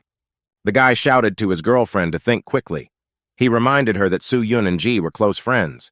Ji, he asked excitedly, how could all this be related to the portal? It wasn't like she was spending 24 hours a day with Soo-yun. After that, the girl yelled at the guy to stop yelling at her. Do-yun sat on the floor. Suddenly, the boy was struck by a hunch. He thought about the girl's words about 24 hours a day. The main character started digging in his pockets. He wanted to find the keychain that Soo-young was carrying. The guy took out a keychain from his pocket. It was the one Soo-young girl had never parted with. The protagonist looked at the keychain carefully. Various visions appeared in front of him. In his visions, the protagonist saw a Soo-young girl sitting at a desk at school. Sometimes Soo-young would open her space notebook and look something up in it. The main character saw the girl Soo-young socializing with her classmates. The Soo-young girl was looking at something regularly and very carefully in her space notebook. It was the notebook that had something very important to do with Soo-young. Schoolgirl Ji-hye abruptly and unexpectedly realized that it's all about the space notebook. After that, Ji-hee turned her head to the main character and shouted to him about the notebook. Do-yoon saw to himself a black notebook with space stars in it. He was still holding Soo-young's keychain. Ji-hee girl thought to herself after the words about space from the main character. The girl once again remembered holding the space notebook in her hands. There was a very loud cracking sound in the walls. They started to crack and fall apart. There are massive cracks all over the building. It's starting to collapse. Huge rocks started falling from the ceiling and onto the floor in various places. The main character and his girlfriend were lying on the floor. They heard someone's cautious footsteps. Ji-hye was lying under a pile of rocks, unable to get up. The protagonist was lying on the floor under the rocks. He barely heard someone walk up to him. There was a Soo-young girl standing nearby. She stood attentively looking at the lying girlfriend and the protagonist. Ji-hee girl came to her senses a little. She shouted and called out her girlfriend by name. The protagonist wanted to get up, but he had no strength in his hands. He was still holding the keychain. At this time, the girl Soo-young very clearly remembered that the notebook was lying on the table. Soo-young then clearly saw her space notebook lying on the table. Soo-young girl came close to her friend Ji-hee, who was still lying under the rubble. Ji-hye wanted to get out of the rubble, but she couldn't. Ji-hee girl looked over and saw that the main character was still holding the keychain in his hand. The girl shouted to the guy to hurry up and throw her the keychain. The protagonist did not understand right away. Do-yoon asked her girlfriend what she wanted. Ji-hee yelled at the guy to drop the keychain. The protagonist tried to stick out a little and free himself from the rubble. Do-yoon swung the keychain with all his might and launched it in the direction of the lying Ji-hye. The excited girl reached out her hand to grab the keychain at once. Ji-hye was able to pick up the keychain flying at her with a precise movement. The main character got excited. He watched carefully to see what the girlfriend would do with the keychain. At this time, a huge red obstacle appeared near the Soo-young girl's leg. Ji-hee was able to use her skills to enlarge the keychain to a huge size. After that, Ji-hee girl felt much more confident. She got to her feet. The Soo-young girl turned to the side and looked at her girlfriend carefully. Soo-young noticed that her friend Ji-hee was able to get out of the rubble safely. The main character was still lying on the floor. Soo-young looked at her girlfriend standing not far from her with a large keychain. She realized it was dangerous. Ji-hee looked at her friend carefully. She prepared to attack her. After that, Ji-hee raised the keychain in front of him and prepared to use it to attack. The protagonist noticed the girl Ji-hee accelerated out of her seat and ran against her girlfriend. Do-yoon heard the sound of a very strong punch after Ji-hee struck her opponent. The protagonist was very much startled and surprised. He was still lying under the rubble. Ji-hee girl stood holding a huge keychain in her hands. She glared menacingly at her defeated rival. The main character told Ji-hye that the unconscious girl Soo-young was her friend. At that time, an old woman, who had earlier been greeted by a Chi-soo woman, was walking past the building in the night street. The old woman was walking slowly and in no hurry. She was thinking about something of her own. Suddenly, the old woman said to herself that she had not succeeded in what she wanted. The old woman was walking and rolling her bag with her. She did not understand how she would explain everything. After all that happened, the protagonist and his girlfriend came to the training center. They showed the burned notebook to a man. The man wasn't happy. He asked the guy and the girl, did they burn everything to the ground? The main character was silent. Ji-hee's girlfriend confirmed that they burned everything and apologized. The man sitting at the table grudgingly said that they wouldn't find any clues in the ashes. Ji-hee girl wanted to get excited about the fate of her girlfriend, Soo-young. The man said the girl was taken to the hospital. She'll be treated there. She only has bruises. Ji-hee's girlfriend got really excited because her girlfriend was doing well. The man turned around and told the school children to go and rest. The guy and the girl left and slammed the door. The man was thinking about something of his own. Then the man abruptly picked up a pen and started writing something on a piece of paper. The man was thinking about something unhappily to himself. He was brooding and cursing. After a brief pause, the pen froze in the man's hands. He called someone an old mutt. The protagonist and his girlfriend walked together in silence through the corridors of the center. Do-Yun was walking along with his girlfriend. They were silent. Neither of them wanted to be the first to start a conversation. Suddenly, the guy and the girl both turned to each other at the same time. The protagonist looked at his girlfriend in surprise and said she could speak first. Ji-hee told the guy a little shyly that she was the reason he was in a jam. The girl modestly apologized to the schoolboy. The guy looked at her and remained silent. After a brief pause, the protagonist told his girlfriend not to worry, as it wasn't her fault. Ji-hee asked the schoolboy what did he want to ask her. The protagonist reminded his girlfriend that she had said earlier that being near a portal for a long time affects a person. Do-Yun said that everyone who was near the portal could get symptoms like Su-Yun's. He added that something else could happen. The intrigued Ji-hee asked the guy, what else could happen? Do-Yun stood there and remained silent. The protagonist asked slowly, can someone gain abilities without seeing themselves from another world? Ji-hee girl thought deeply about the words she heard from the main character. After a short pause, the girl replied that she had never heard of such a thing. The guy suspiciously told his girlfriend that she looked like she'd heard. Ji-hee confirmed that she didn't know anything about anything. The schoolgirl said in an important voice that the portal was a very dangerous place. Su-Yun had been around it for a very long time. The girl told the guy that he had no idea of the consequences that could arise when it came to the other world. The guy asked the girlfriend if that's why she burned everything down. The girl confirmed the guy's words. The protagonist thought. He analyzed and rethought the words from the girl for a long time. Do-Yun asked excitedly to the girl, was the Su-Yun girl's notebook a portal? The guy asked his girlfriend, is it really possible to enter the parallel world of Librium through any portal? Ji-hee explained that some portals allow access to other measures and some don't. The portal could more accurately be called a link between the two worlds. The protagonist replied surprised that this is the first time he's heard this. Ji-hee shouted that it's all dangerous. The schoolgirl said they have no idea what's hiding in the Librium. From there, other creatures could come through and become a threat to Earthlings. The girl told the guy that she had to stop by and they could see each other later. Do-Yun said goodbye to the girlfriend.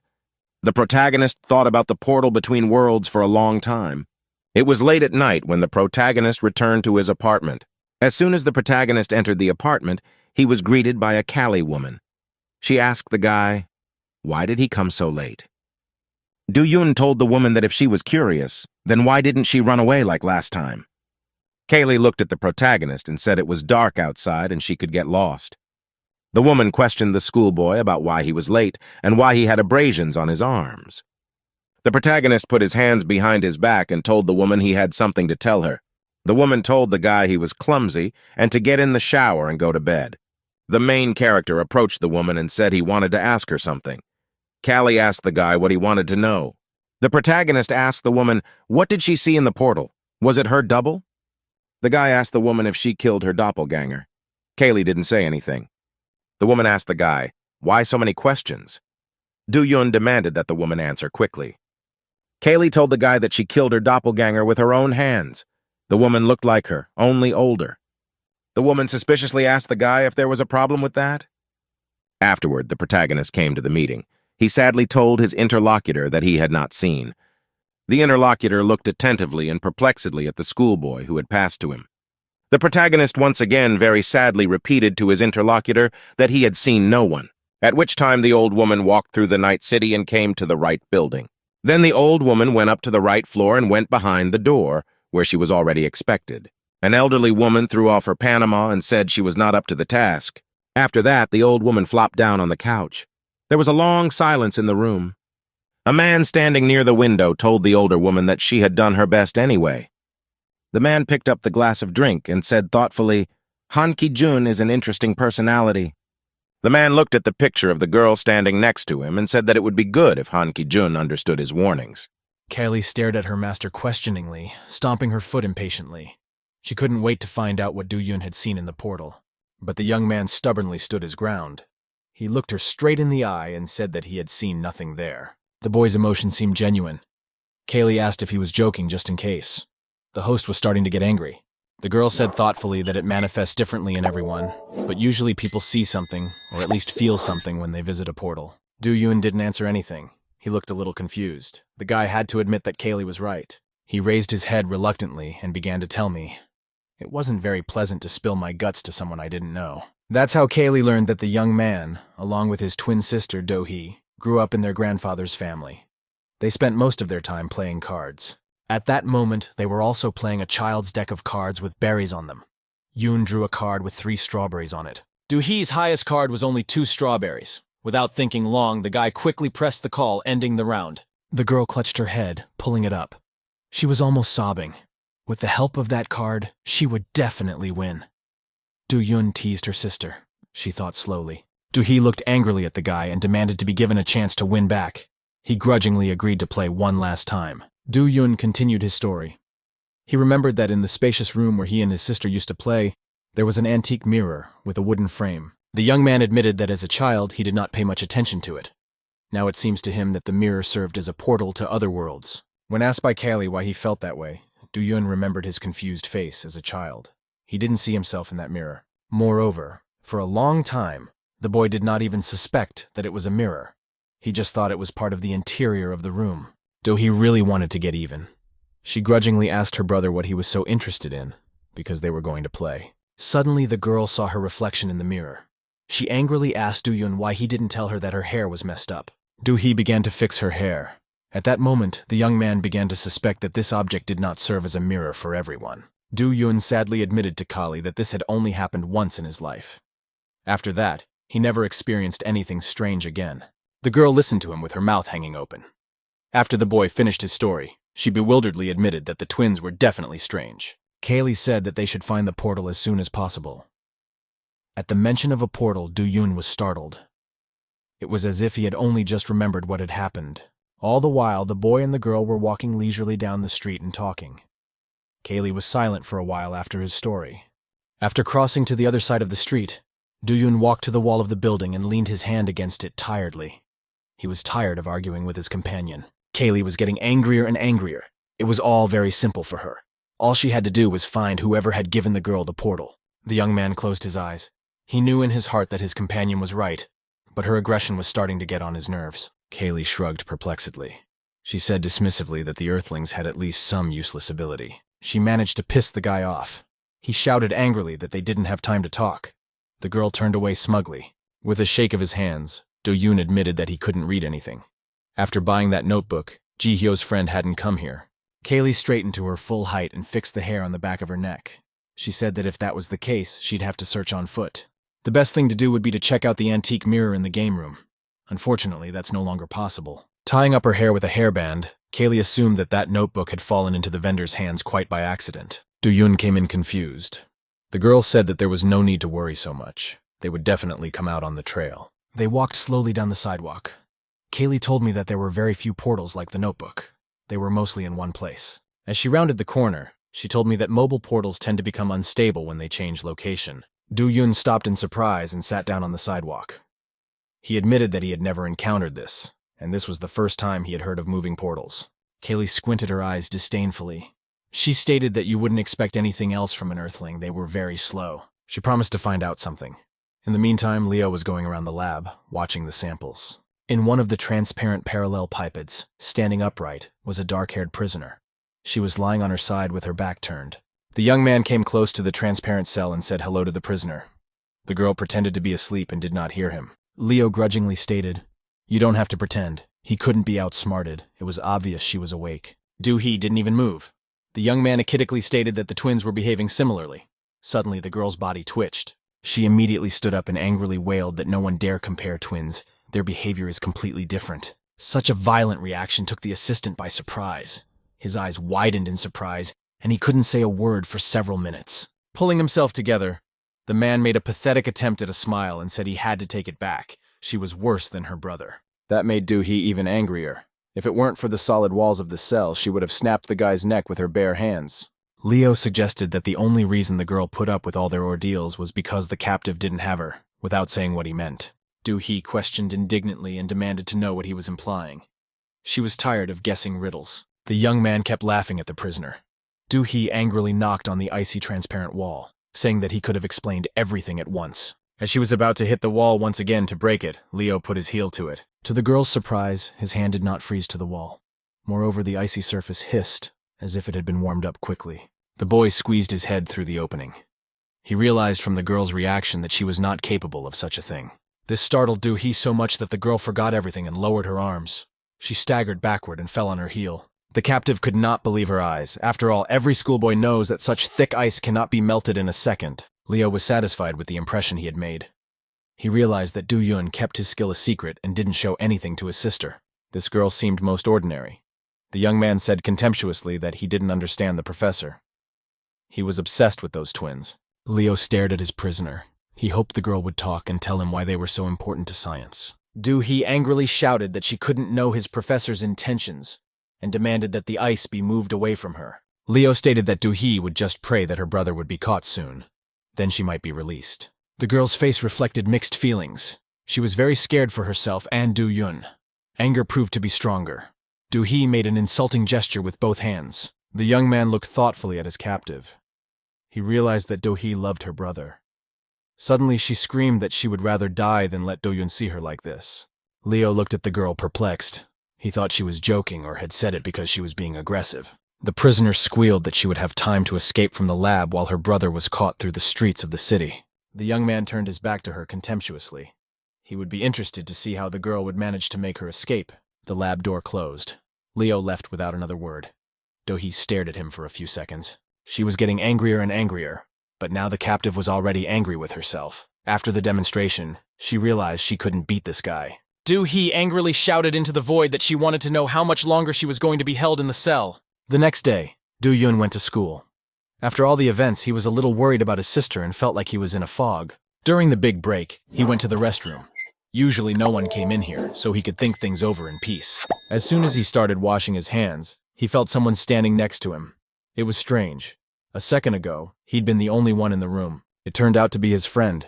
Yu-sun gave Do-yun a familiar push with his shoulder, and snidely said that he had seen him with a girl yesterday. The young man immediately realized that he meant Kaylee. He couldn't believe that anyone else could have seen the strange visitor. Trying to buy time, Do-yun made a perplexed face and asked what time it was. Yu soon laughed. He admitted that he didn't know that girl, but she looked just beautiful. He was lucky to have her. Do-yun slowly raised his head. He stated that it was not like that at all. He and that girl were not romantically involved. Yu-sun laughed in relief. He was glad that things were not as they seemed. If they were a couple, the other girl's heart would have ended up broken. Do-yun demanded to elaborate on which girl he was referring to. Yu-sun was covered in sweat. Do-yun looked at the other person demandingly. The young man wasn't even glad he had started the conversation and cursed himself for his long tongue. Yu-sun felt a lump forming in his throat. Swallowing it convulsively, the guy asked not to pay attention to his retort. Do-yun turned purple with anger. He stood silently and looked at his friend. The water slowly dripped off his wet hands onto the floor. The young man began to push Yu-sun out of the restroom, slapping him convincingly on the back. He shrieked in pain. Passing by the doorway, Yu-sun suddenly noticed that they were not alone here. He hesitated for a few seconds. Do-yun approached him and impatiently asked him what was wrong. He now realized why he was frozen in the doorway. So-hyun stood at the door and waited for them to come out of the restroom. Her blue eyes seemed a little sad today. When Do-yun came a little closer, the girl stated that she would like to talk to him. The young man was a little surprised. At the same time, Detective Han was sitting in a small room of the lab, glumly examining a sample. In the transparent cylinder was a small, bluish crystal. It was said to be part of the Librium. Detective Han leaned toward the crystal, peering into it and examining his disgruntled face displayed in the stone. Young Sik walked into the office. He stated authoritatively that the crystal's matter was 76% the same as the portal. The young man now understood why Yu-sung was so drawn to this artifact. He was uncomfortable being around the crystal. Detective Han stared silently at the flask with the artifact. He realized that the crystal was almost identical in content to the portal for a reason. Guy interrupted the man's musings. He assumed that the pharmacological company Orium was secretly working on something. The detective frowned at his interlocutor. He rose from the table to his full height, shoving his hand into his pocket. Young Sik looked at the detective expectantly. The man recognized that his train of thought was correct. At the same time, the guy's thinking is only half right. Detective Han touched the container with the crystal. The artifact responded immediately, vibrating faintly. The man asked the boy to scrutinize this crystal in a way as if he were exploring a portal. Young-sik indignantly shouted after him that they couldn't investigate the crystal as a portal, because it was unknown what it really was. The detective paused in the doorway and turned to the young man. He said that even a strong resemblance requires assumptions. Young-sik dejectedly bowed his head. He didn't feel like doing this. The man patted the boy's shoulder encouragingly. The young man froze in place. He realized it was useless to argue. Detective Han turned and walked toward the door. The lab technician gave him a glance. Young-sik stood in one place like a spellbound man and only started to move when the man disappeared behind the door. Do-yoon and Soo-hyun chatted leisurely while walking down the school corridor. They walked up the stairs to the second floor. The student was still hesitant to ask her question. Finally, she quietly asked her interlocutor what was wrong with the girl with hair as red as fire. Do-yoon looked at his girlfriend apprehensively. He admitted that Kaylee was still living with him in the apartment. Soo-hyun gasped in surprise. She hadn't expected to hear such a response. The girl was firmly convinced that the stranger had already left. Kaylee's constant presence at her friend's house depressed Soo-hyun. She bowed her head dejectedly, her eyes becoming sad again. The girl didn't give up hope of getting rid of her rival. She assumed that Do-yoon should inform the detective. The young man was horrified. He exclaimed in surprise that he didn't understand why it had occurred to her. Han didn't need to know about it. They stopped at one of the windows in the hallway. Soo-hyun asked why he thought it didn't matter at all. She stated that there was no need to hide it from the detective. Do-yoon stared at the woman he was talking to in astonishment. He couldn't understand what had gotten into her. Soo-hyun angrily stated that she was alarmed by her friend's reluctance to inform the detective. He was clearly just covering for it. She suggested that they go together to Detective Khan and tell him everything. She was sure the man would tell them what to do. Do-yoon didn't answer anything. He waited for the girl to speak out. Soo-hyun said that this might happen more than once. The young man squinted his eyes and stated that he was completely uninterested. Even if such a situation occurred in the future, it was not his problem. The student recoiled backwards in surprise. She couldn't believe that Do-yoon was so stubborn and couldn't see the obvious. The guy was adamant that he'd figure it out for himself. If the detective found out about it, it would only be when he decided to tell him himself. Do-yoon politely dismissed the girl. After apologizing for the lost time, he started to go downstairs. At this time, Leo stood at attention in front of his boss with his hands folded behind his back. He promised to do it right this time. The young man assured his interlocutor that he only needed 3 days. The man gritted his teeth and said he was giving him one last chance. He wanted Kim Do-yoon alive. The professor's assistant finally finished researching the mysterious crystal and decided to visit the prisoner in the lab. He walked over to the wall and put his fingertip to the rotary switch, pushing the mechanism into the wall a little. The young man had been here more than once, so he could turn the switch to the right position even with his eyes closed. The door opened obediently. The laboratory was flooded with bright sunlight. The laboratory assistant stopped on the threshold. Finding his captive with a glance, he quickly walked over to her and smirked, demanding that the girl stand up immediately. Do-hee pretended to sleep. She was tired of answering useless questions. Even the sunlight on her cheek didn't bother the prisoner much. The professor's assistant regarded this as an unwillingness to cooperate with him. He approached the girl and pulled both her hands toward him. Do-hee didn't realize it in time. In the next second, she was already wearing transparent handcuffs with a shade of lettuce on her wrists. The lab technician wasn't going to explain anything to her. He turned toward the circular corridor that led to the offices. The girl stood up, trying to free herself from the handcuffs. It didn't work. She looked angrily at her escort. After reaching the end of the small hallway, the assistant opened the door to the shower room and looked at Do-hee expressively. The lab technician demanded that the prisoner clean herself up in 10 minutes. They didn't have much time, so they'd better hurry. Trying once more to free herself from the handcuffs, Do-hee angrily asked if they couldn't be removed for a while at all. The lab technician didn't answer anything. The girl shouted angrily that she couldn't take a shower in handcuffs. The young man forcibly pushed the captive into the shower room despite the fact that she resisted. He recognized that the task was difficult but doable. The door slammed shut. Do-hee remained in the shower room. She frowned at her handcuffs. A robe hung from her left arm. There was no limit to the girl's anger. She cursed both her soulless escort and the people who had kidnapped her. The lab technician waited patiently outside the door. When the time was almost up, the door opened.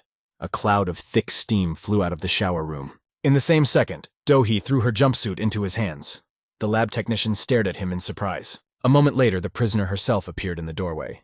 She stood in her pink robe, shivering with cold, and asked to go quickly.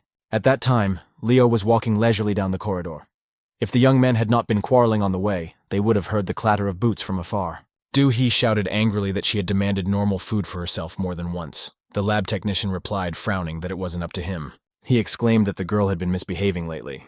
She squealed back that her behavior would be better without the handcuffs. Unhappily turning aside, the assistant was surprised to realize that Leo had been standing near them the whole time, listening to the altercation. Do-hee turned angrily to the man as well. Frowning, the girl angrily asked what he wanted here. Leo laughed back. The captive's wet hair and small, shiny eyes made her look like a wet rat. Do-hee couldn't believe that a man would allow himself to treat her so disrespectfully. Suddenly there was a crackling sound, and her hair was covered with a layer of ice. The lab technician stared at them both in amazement. He didn't know why Leo and the prisoner hated each other so much. Leo enjoyed it. He went away, humming his favorite song to himself, and said it was much better. The ice on Do-hee's hair was slowly melting. The ice creaked as it came into contact with each other, which annoyed Do-hee. She shouted angrily after Leo that she would deal with him as soon as she got out of here. The lab technician could barely keep her from chasing after the man. At that time, Do-yoon came from school. On the way, he stopped by the supermarket so that Kaylee would have something to eat. The young man quickly cooked the meat. The young people sat at the table. The girl was happily eating one piece after another. She had an appetite. After waiting for a while, Do-yoon reluctantly admitted that he had wanted to talk to her about something for a long time. Kaylee had just enough time to put another piece of meat in her mouth. After chewing it, the guest asked with interest what he wanted to know. The young man asked to know about the man she referred to as the professor. The question was unexpected, and Kaylee's hand froze in the air. She smiled in surprise, pretending that nothing had happened. The girl said that there was nothing to tell. The professor was a professor. Do-yoon leaned forward slightly. Frowning, he stated that he would like to know about that man in more detail. Kaylee snagged another piece of meat. The girl told me that the professor had once sheltered her and given her the meaning of life. After chewing her portion, the guest added that the professor meant a lot to her. In fact, he was like a father to her. The young man repeated her last words, bowing dejectedly. Sad memories of his family came to his mind. Kaylee noticed the change in the boy's face. She took it personally and wondered what was wrong. Do-yoon confessed that he never got to see his father. The girl listened to him silently. She understood why the young man was behaving so strangely. The host stated with sadness in his voice that there was no man in his life that he could call his father. Glancing at the kitchen cabinet, Kaylee recognized that the professor wasn't that kind. He just wants the research results. He constantly demands new data, and if they are not provided in time, a man can be violent to those around him. The girl reminded me of that guy Do-yoon had seen recently. He had clearly gotten a good beating from the professor. The young man said he was still jealous of her. Kaylee can at least see her father's strengths and weaknesses. She laughed, offering to show her master what it meant to have a father in the house. Do-yoon stared at her in surprise. Kaylee exclaimed for him to go do the dishes. Kaylee shouted for him to go do the dishes. Yu soon took out his anger on the punching bag. He aggressively threw punch after punch like a mechanical robot. Concentrating all his strength in his fist for the final blow, the young man froze for a second. Despite his training, he was full of strength. His arm straightened like a spring. The punching bag swung even harder, and this time the blow was really powerful. Yu Sun only now felt a little tired. He hugged the pair, breathing heavily. The training had been a success. The young man kept thinking about the recent events. No one dares to tell him what to do. It's only his business. When he heard his name, Yu Sun's face immediately changed and he forgot what he was thinking. This ringing voice was hard to mistake for any other. He happily said hello to the girl. Soo-hyun wondered what he was even doing at the gym on the weekend. The young man said he wanted to stretch and asked why she was here by herself. Soo-hyun smiled, hesitating for a few seconds. She blurted out that she had something to tell Detective Han. It was very important. The young man looked at the girl in surprise. He asked if she was joking. Soo-hyun nonchalantly continued to smile. Yu-soon said that he would like to talk to her. But when the girl asked what was the matter, he looked rather strangely at the interlocutor and simply asked her to pass the water bottle. Soo-hyun bent over the floor in surprise and picked up the required item. Of course, there was absolutely no difficulty for her. Handing over the bottle of clear liquid, the girl suspected that Yu-sun was acting suspiciously. He was obviously hiding something. Do-yoon got angry at the world after talking to Soo-hyun and spent the rest of the evening in the shooting hall. The 3 targets lowered from the ceiling had long since turned into a sieve, but the young man kept shooting. He was the only one in the shooting gallery. Only the loud sounds of gunshots broke the silence. Do-yoon glanced at the fly with a frown. With each shot, his whole life flashed before him. He remembered his carefree childhood. He remembered his classmate Soo-hyun and the belligerent Kali almost simultaneously. They had something in common. Then Do-yoon thought of his beloved sister Do-hee. That day, the girl came home covered in blood. Strange visions came to mind last. In them, the young man looked in the mirror, but could not see his face. The man fired nonstop until the gun ran out of ammunition. When he heard the dry clicks of a misfire, Do-yun finally calmed down. He placed the gun on the dispensing table. The sounds of gunfire could still be heard in the noise-canceling headphones. The man leaned over the table, sighing heavily. He really didn't like this whole story. It was a good thing the girl had told him about Kaylee. Do-yun tiredly took off his shooting headphones. He managed to vent his aggression a little, but it still wasn't enough. Suddenly, the man heard Nuna's voice from behind. The girl confessed that she decided to try shooting after criticizing Ji-hyo. Do-yun turned around perplexed. He hadn't heard. Hisu Nuna had really come to learn shooting. The girl stood patiently behind him with her arms folded across her chest. She didn't seem to believe that she could learn to shoot. The young man smirked, leaning against the table. He stated that he now realized from whom Ji-hyo had learned to talk non-stop. Nuna moved closer to him and said that first you have to learn how to shoot. It all starts with the right stance. The girl handed the guy a gun and demanded that he demonstrate his skill. Do-yun looked at her in surprise. He put his headphones back on and reached for his gun, then assumed his usual stance and took aim. Nuna didn't like it. She slapped her companion on the back, demanding that he lean his body forward. Besides, the guy wasn't even holding the gun right. She demanded to keep her arms straight and unclenched the hand of her left hand. Stepping around the young man, she took a closer look and did the same with her right hand. Nuna said, "You mustn't forget that." From fatigue, the target doubled and swam before her eyes. The girl demanded to imagine that there was only one chance. She explained that unnecessary thoughts interfere with concentration. You have to stand perfectly still during the shot. Do-yun froze in place. The young man didn't understand how he couldn't think about anything. Different thoughts kept popping into his head. Now he remembered working out at the gym. Nuna was busy talking to someone on the phone. Memories of walking around the metropolis with Kaylee came to mind. It had been raining that day, and they'd taken a long walk through the empty city. The girl herself liked to sit on the couch or mat for long periods of time, tucking her legs under her and hugging her knees with her arms. Taking aim, Do-yun used up the entire clip. To his surprise, half of the bullets missed the target, none hit the center. The young man stared at the target in amazement. He could not believe that he was shooting so badly. He had been following all the instructions correctly. Almost crying, Do-yun turned to Nuna and asked how this could have happened. The girl herself was looking at the target with a disdainful look. She turned to the gunman and said that the young man was now able to see for himself. Do-yun looked at her silently. Nuna explained that he was only shooting for the sake of shooting. You have to shoot as if it were your last shot in life. She took the gun from him and made a stand, extending her body to the right. The girl said she had to wait for the right moment. Despite the fact that Nuna was holding the gun with only one hand, the bullet hit the bullseye. The young man gasped in surprise. After practicing some more, Do-yun admitted that he was already a little tired, enough for today. He walked out of the shooting range, barely able to stand on his feet. In addition, the young man was uneasy about Soo-hyun. He couldn't understand how his girlfriend could know about the guest. After opening the school locker door, Do-yun absent-mindedly reached for his bag. He wanted to go home as soon as possible. Hearing Soo-hyun's ringing voice, the young man flinched. He didn't expect to run into a girl at this late hour. She exclaimed happily that she hadn't seen him at school today and thought he hadn't come to class at all. After adjusting his tie, Do-yun discreetly sighed and said that he was about to leave. He had come for a while. So-hyun looked at him in surprise as she put on her jacket. She thought it was strange that the young man was leaving so quickly. Do-yun stated that he had a lot of things piled up, so he needed to leave. The girl looked at him in shock. When the young man turned his back to her, Soo-hyun said that she wanted to clarify something. The boy turned to her warily. The girl was a little confused and muttered quietly that they never got to have a proper conversation last time. A loud knock was heard at the door to the locker room. The boy and the girl turned at the same time to the sound. Detective Han grinned at the doorway. He asked politely if he was interrupting the young men's conversation. Soo-hyun didn't understand what he was asking at first and then said it was fine. Do-yun was a little perturbed, but he didn't show it. The detective stated that he owed an apology in that case, but he had something to discuss with Mr. Yoon. The girl was surprised, but decided not to pay much attention to it. If they had some important conversation to have, it couldn't be helped. Detective Han took Soo-hyun's place at the locker. He waited for the girl to leave before he started talking. Do-yun impatiently asked the man what had happened. He realized that Detective Han was unlikely to come just to talk. Han squinted enigmatically, saying that he had come to see how he was doing.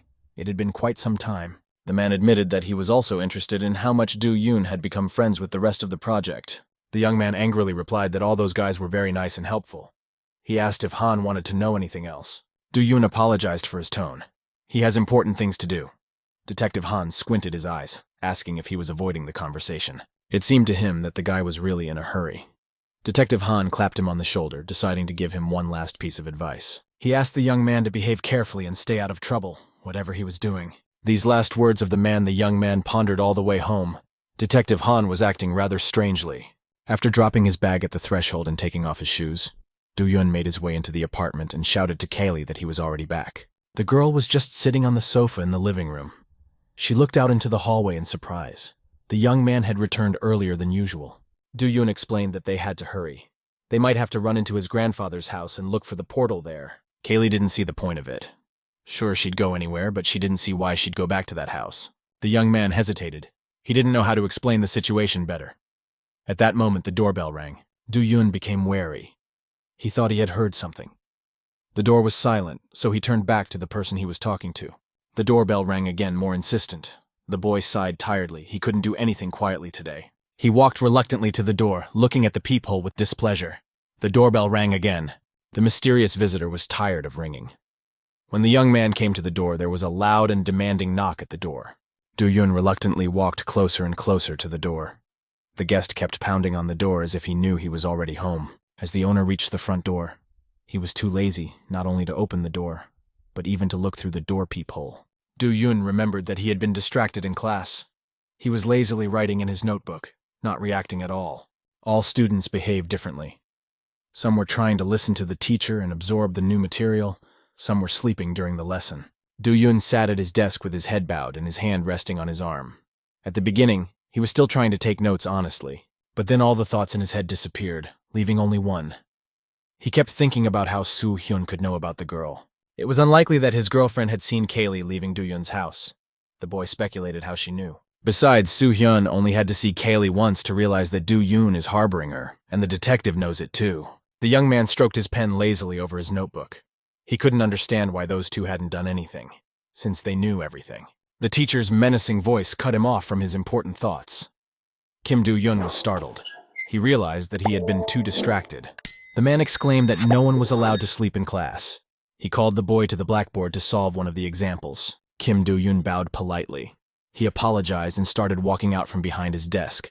The whole class watched the boy with interest. When he returned to his seat, he sat up straight, promising himself to sit through the rest of the lesson. So-Hyun called out to him during recess. She worriedly said that Do-Yun seemed distracted today.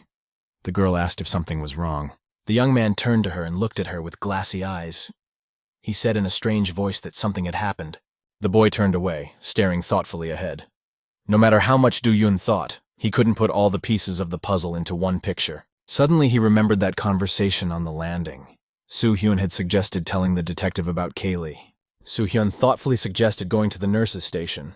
To her surprise, Do-Yun responded by asking if she had blabbed. She turned to her classmate in surprise, not understanding what he meant.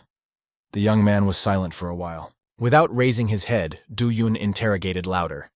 He wondered if the girl had said something he shouldn't have said. Without hearing a reply, the young man stood up from the desk. Soo-Hyun wondered who he was even talking about and what she had said. Do-Yun wasn't going to explain anything to her. He was sure that the girl was just pretending, so he grabbed her hand. At that moment, Lee Yu-sun was walking down the hallway. When he heard the heated conversation, he came closer and noticed the classmates.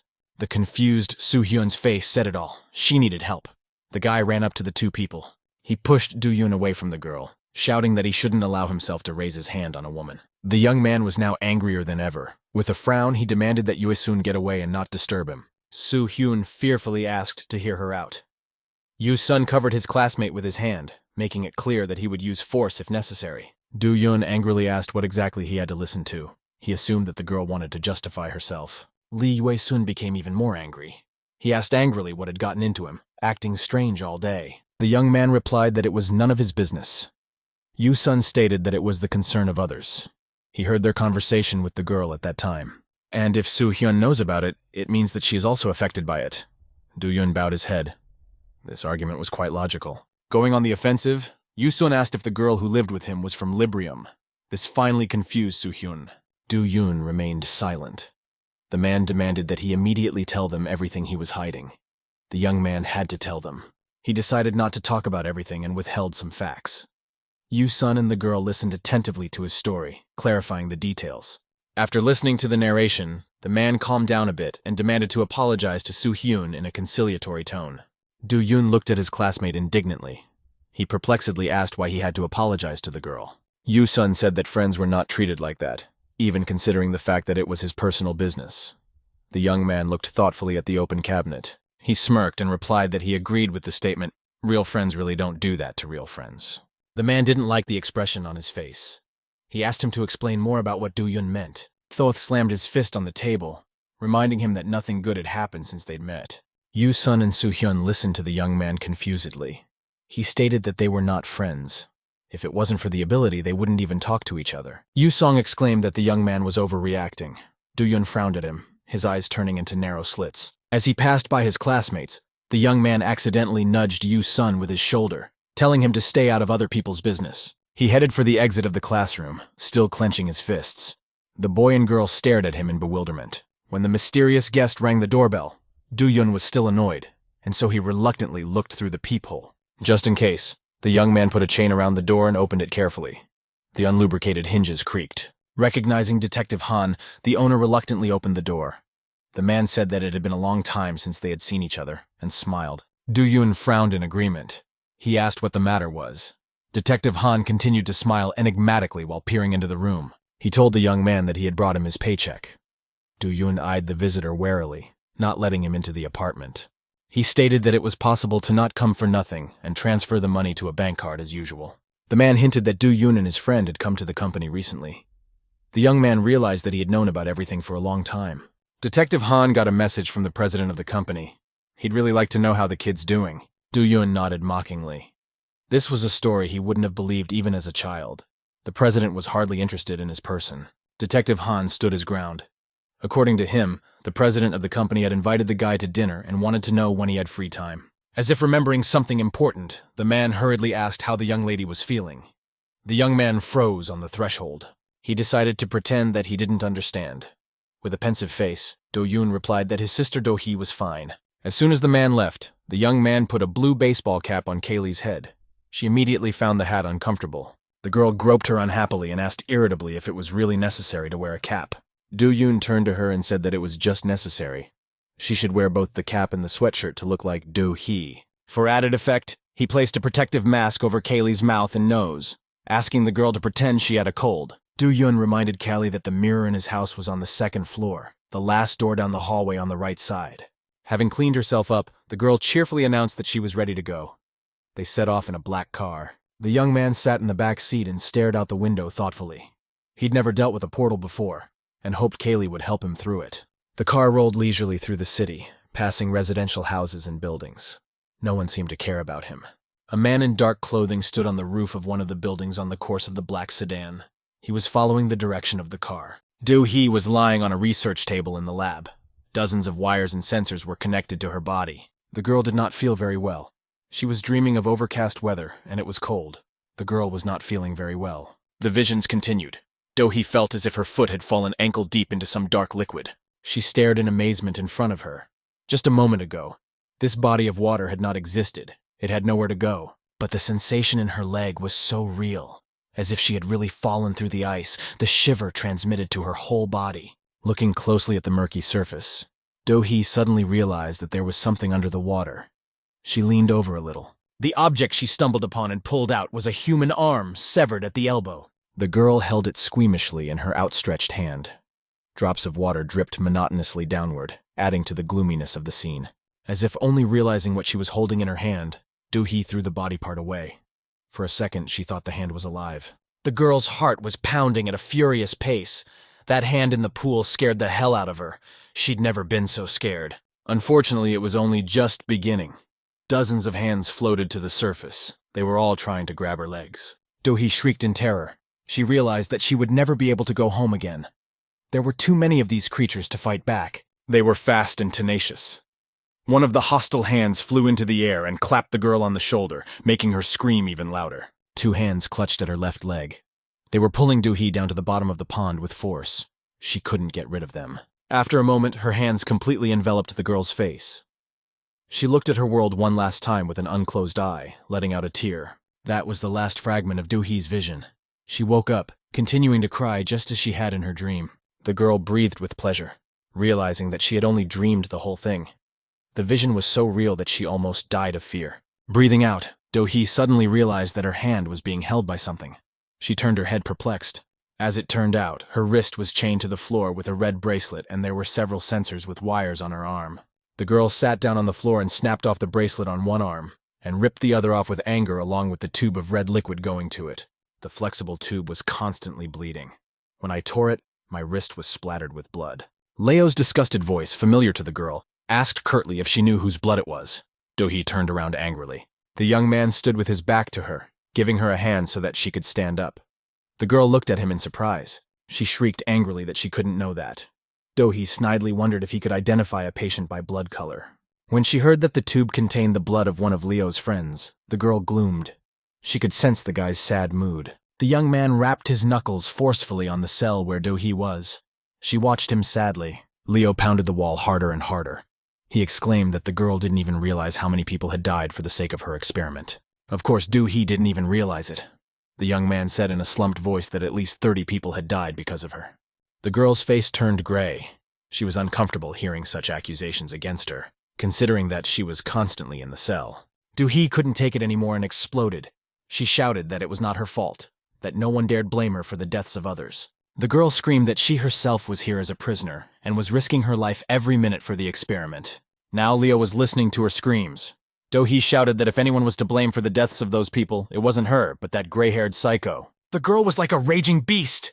She pounded her fists furiously on the cell wall, shouting that Leo was in the wrong place. Do-hee shouted that this was not going to make her feel sorry for herself. The fact that there were mass deaths only confirmed her guess that everyone here had gone crazy. Leo looked at the captive in surprise. She had never behaved so aggressively. All the more reason for her words to make sense. Do-hee sputtered more and more. She looked at the young man with distraught eyes. The girl promised to kill as many people as it took to reach her goal. Leo had now stopped thinking at all. After the girl's psychic attack, he began to feel dizzy. The young man hastily bowed his head, apologizing to his captive. He acknowledged the mistake. No one really blamed her. Do-hee froze in place, her face looking normal again. She was surprised to notice that she hadn't expected Leo to apologize. The young man said in a quiet voice that it was not the girl's fault. Only the mad professor was responsible for all those fatalities. It turned out there was still plenty to be surprised about. Leo said he'd help him get out.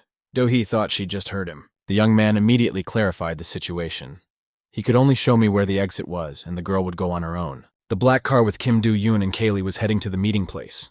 The black car with Kim Do-yoon and Kaylee was on its way to the meeting place. The girl was still angry that she had to wear those strange clothes. She stared resentfully in front of her. Do-yoon didn't even try to talk to her. It was even easier for him. There were too many different thoughts in his head. Suddenly, a huge snowflake stuck to the glass of his door. He couldn't believe it. It was too early for winter. Before his eyes, the glass was quickly covered in thick frost, and nothing could be seen through the window. Do-yoon froze in surprise. Turning to his companion, he perplexedly asked Kaylee if she knew the reason for the rapid drop in temperature. The girl answered nothing. She felt that there was no time left for talking. Now disaster was about to happen. At the same second, a massive avalanche hit the black car, filling it with snow up to the roof. After driving a few meters, the vehicle stopped. The travelers were trapped. Fortunately, the windows and doors were partially free of snow. At least it is possible to get out of the vehicle. Kaylee gripped the edge of the door. Things were working out pretty well. The mechanism hadn't jammed.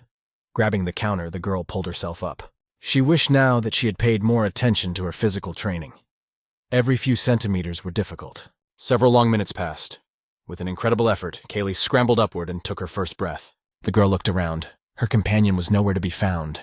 She wondered where he could be. Suddenly, Kaylee realized everything. The driver was sitting in the front.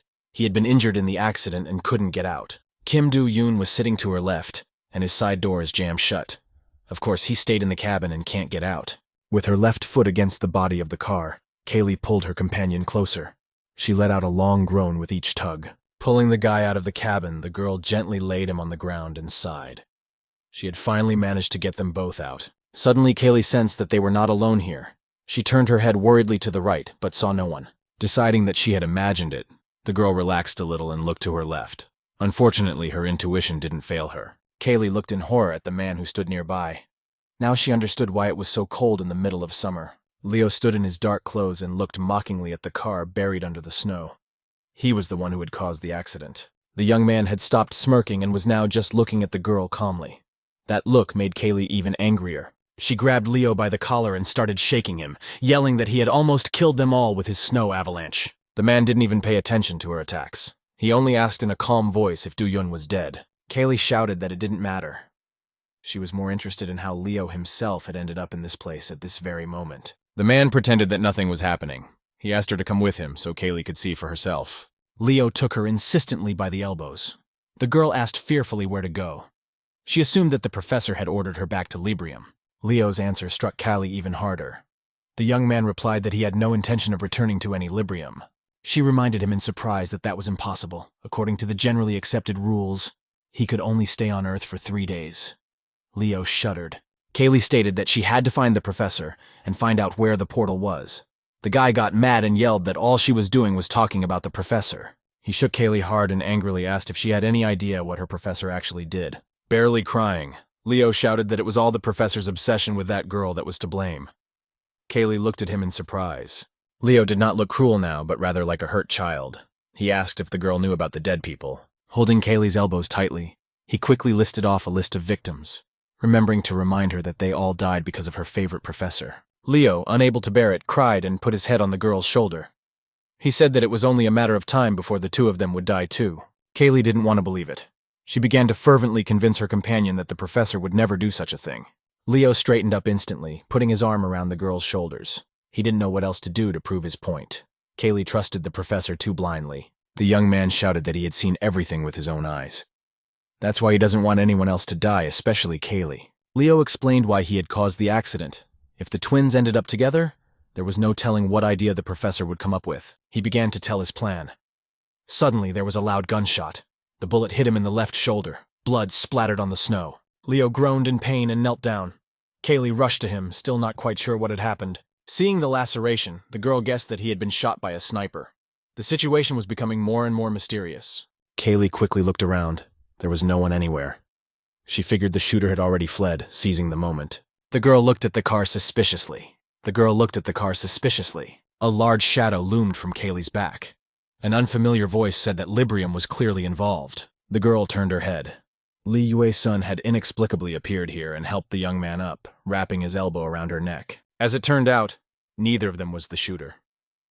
On the roof of a building nearby, a beam of sunlight hit the telescopic sight and gave away the sniper's location. The mysterious savior turned out to be Hee-Soo Nuna.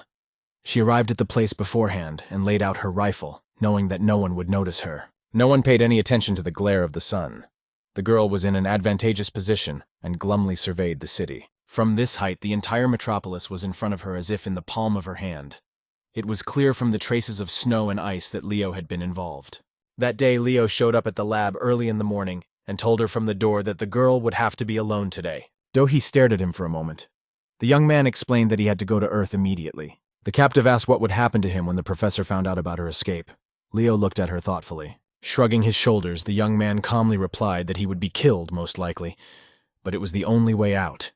If it is not released, there will be more deaths. Do-hee thought he was joking, but then grinned and stated that the news of his death wouldn't stop her. She'd run away anyway. Leo admitted that he had been thinking about leaving Librium for a long time. Now he finally had an escape plan. He stated that he would not allow any more people to be sacrificed for the experiment, which was why he was letting her go so quietly. Kaylee noticed the shadow and looked up startled. A strange man was towering in front of her, dragging a young man on top of him. Seeing Lee Yu-sun, she asked in a nervous voice for the man to tell her who he was and what he was doing here. The guy also switched to yelling and stated that he and Yu-dong were friends, so she shouldn't care. Kaylee lifted Leo off the ground and demanded that Yu-sun immediately let the guy go and get away himself. Kim Do-yoon tried to step unaided, but his foot in his athletic shoes only skidded on the surface. The girl froze for a second. She thought feverishly about how she could save both Leo and her friend. Lee Yue-sun held the young man down. Keeping his eyes on Kaylee, he advised Yu-dong to move less. It might cause complications. The girl was busy with Leo, so she didn't immediately notice Soo-hyun's appearance. She gracefully jumped down from the roof of the building, landing on her hands. At the same second, a massive explosion sounded behind Kaylee's back. She hadn't expected the wave to be so strong. The rivals looked at each other silently. Because of the firelight, Soo-hyun's eyes did not seem blue as usual, but lilac. Kaylee stared at her with undisguised hatred. She could handle Leo alone, but the boy's friends were no match for her. At that moment, Leo felt a little better. Grasping his wound, he groaned. The bullet had gone through and grazed the muscles of his shoulder. Kaylee anxiously advised the boy not to move. She asked how he was feeling after the wound. Leo said in a fading voice that he was fine, so she herself had better get out of here as soon as possible. Lee Yu-soon snidely asked Kaylee where she was going. He stated that the girl would have to go with them. She shouted back that she and Kim Do-yoon had important business to attend to, so they'd better give the boy to her nicely. Kaylee held Leo's shoulder so he wouldn't fall. Her arm was splattered with blood, the pink sleeve turning bright scarlet. Soo-hyun yelled that she didn't trust her. She had just seen with her own eyes how Kaylee had blown up the car that Do-yoon was sitting in just a short while ago. The woman shouted back that Soo-hyun just didn't understand anything. She had a reason to do such an act. The student shouted that it didn't make sense.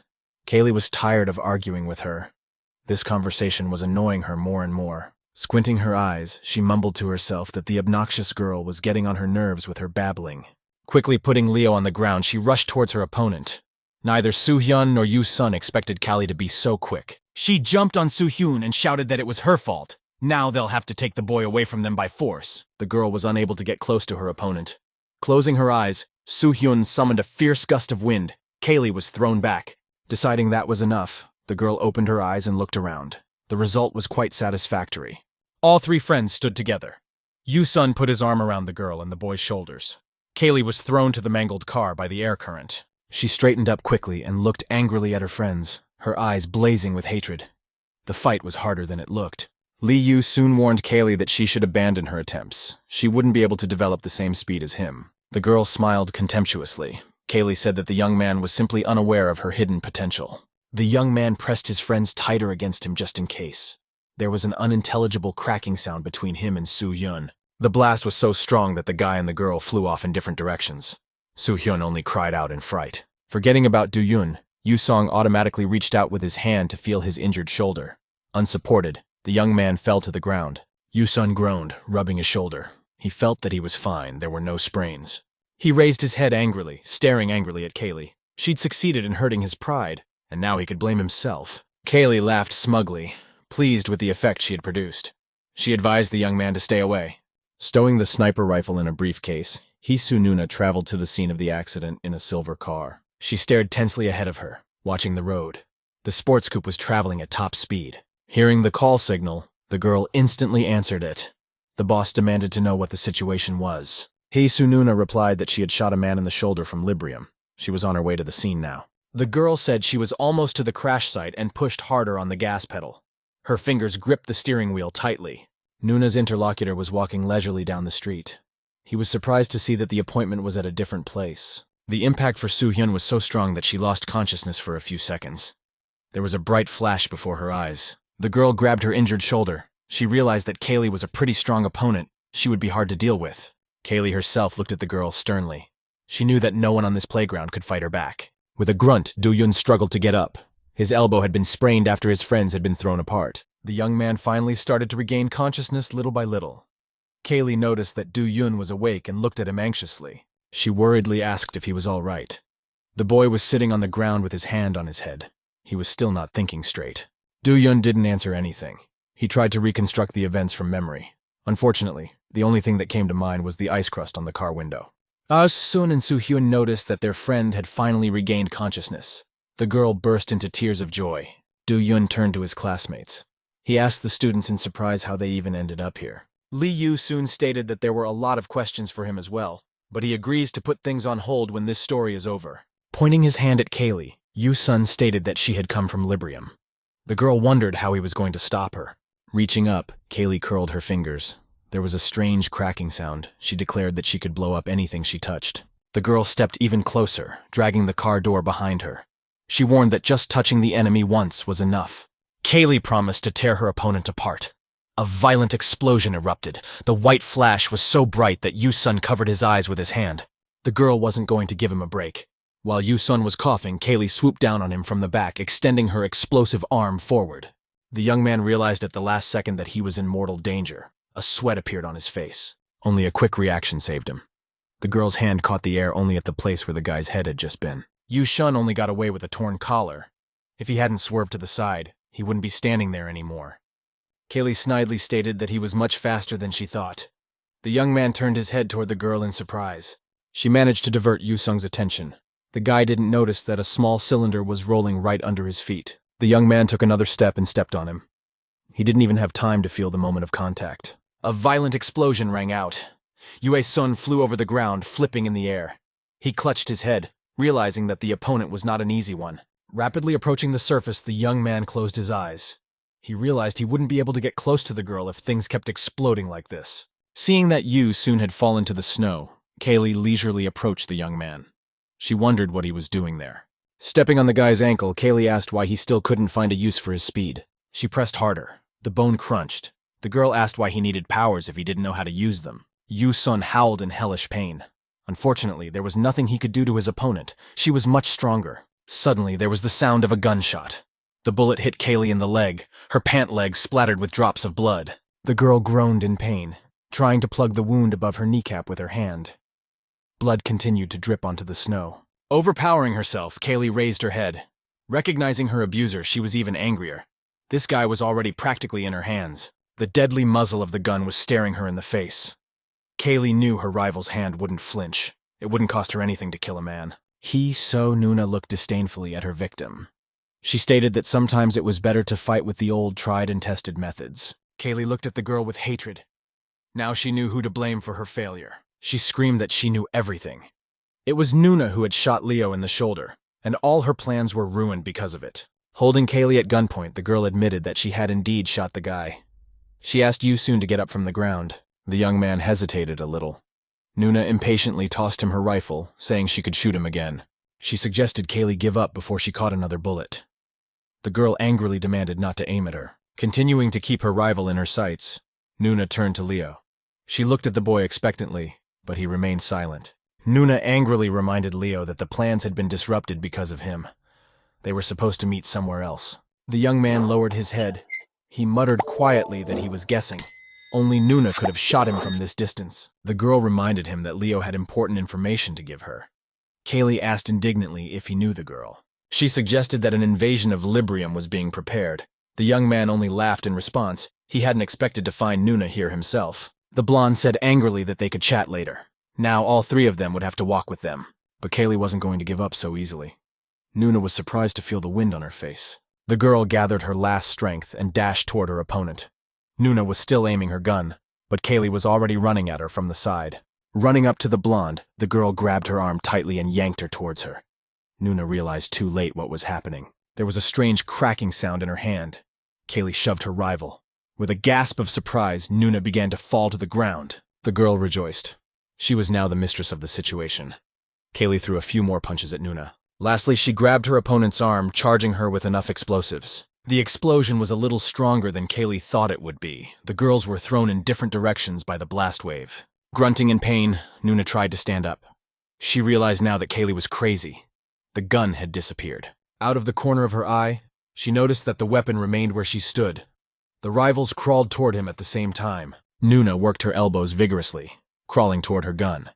To her surprise, Kaylee was just as fast as she was. Moreover, she was even able to get ahead of her opponent and was now a few centimeters closer to the weapon. Without collusion, the girls simultaneously got up from the ground and ran. Each of them realized that it would be faster. Having made a final leap, the rival's hands simultaneously reached for the blued steel of the pistol. Nuna was a little faster.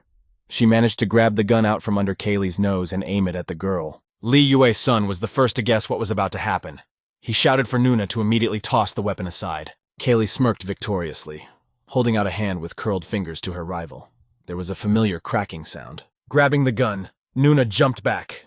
Kaylee ran toward her, but she was already in the crosshairs. Suddenly, the blonde heard a suspiciously familiar crackling sound.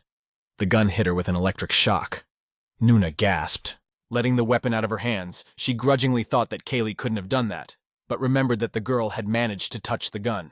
At the same instant, there was a violent explosion. The girl fell to the ground, covering her head with her hands.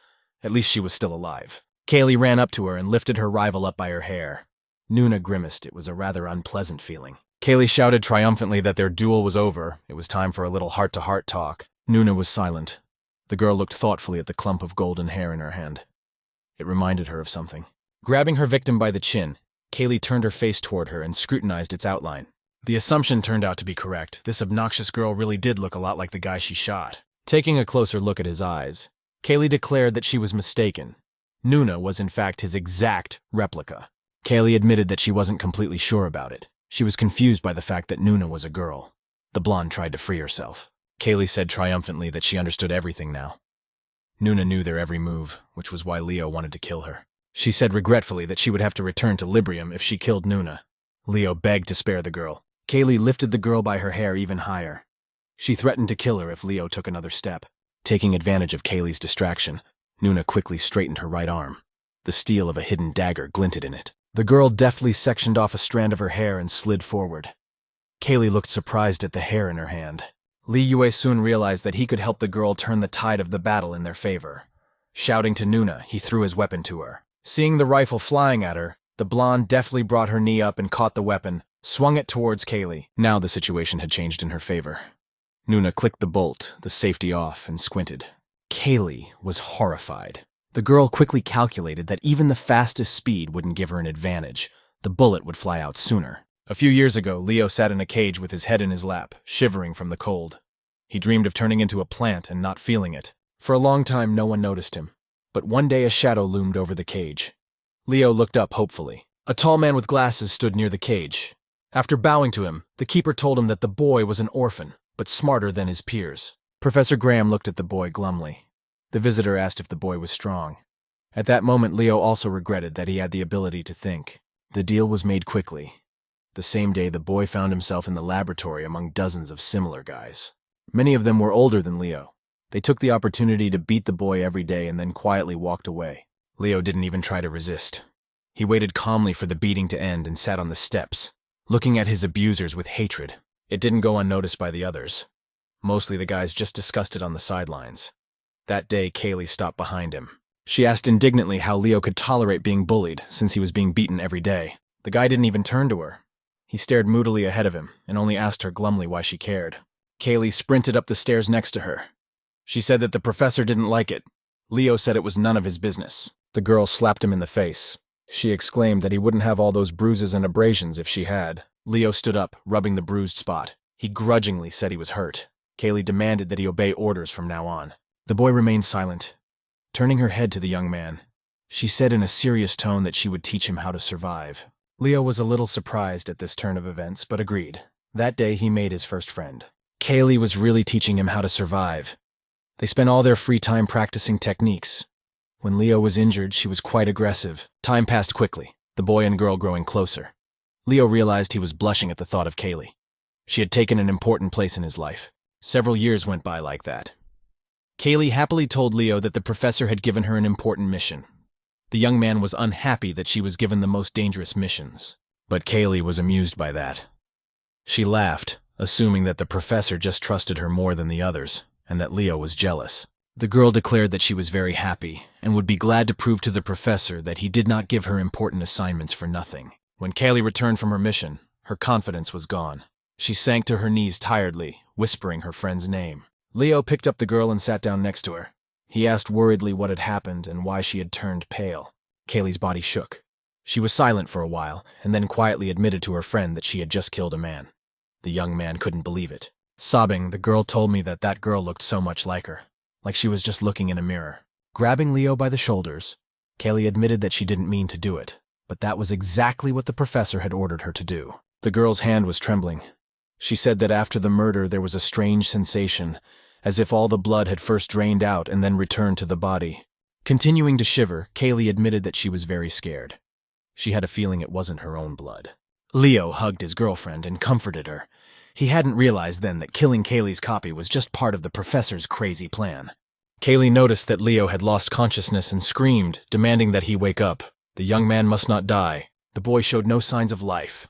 The girl rushed to him and began to whip his cheeks furiously, begging him to regain consciousness. Leo finally opened his eyes. His face was very pale. The young man looked above him tiredly. He was glad Kaylee was there for him. He reached for the girl's face. She shouted indignantly that he was just crazy. There was no need to shield her from the bullet. Leo began to make excuses in a weak voice. Even reaching up was a very difficult challenge for him.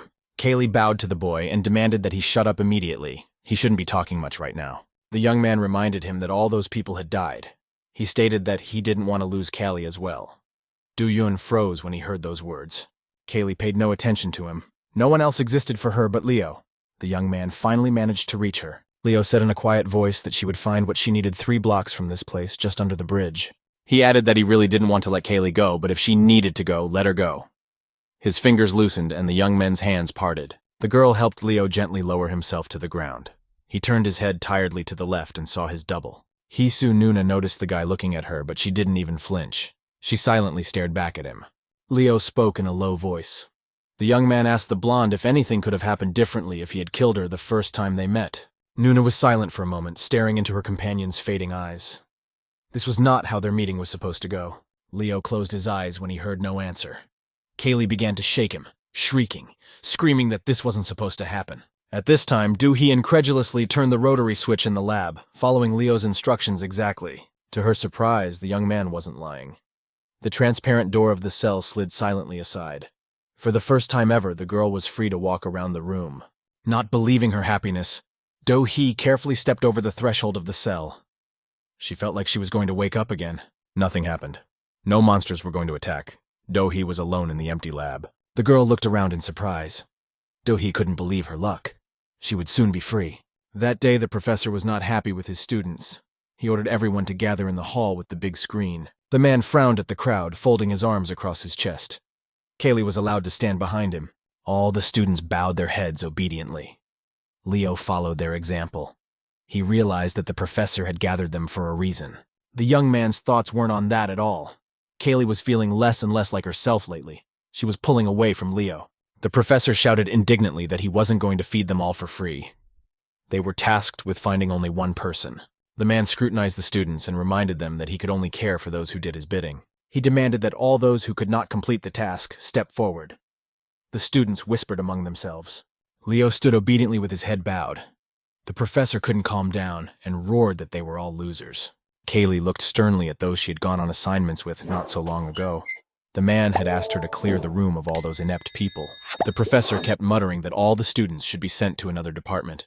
Leo looked up and saw Kaylee standing right in front of him. Taking advantage of the moment, he grabbed the girl's sleeve and pulled her toward him.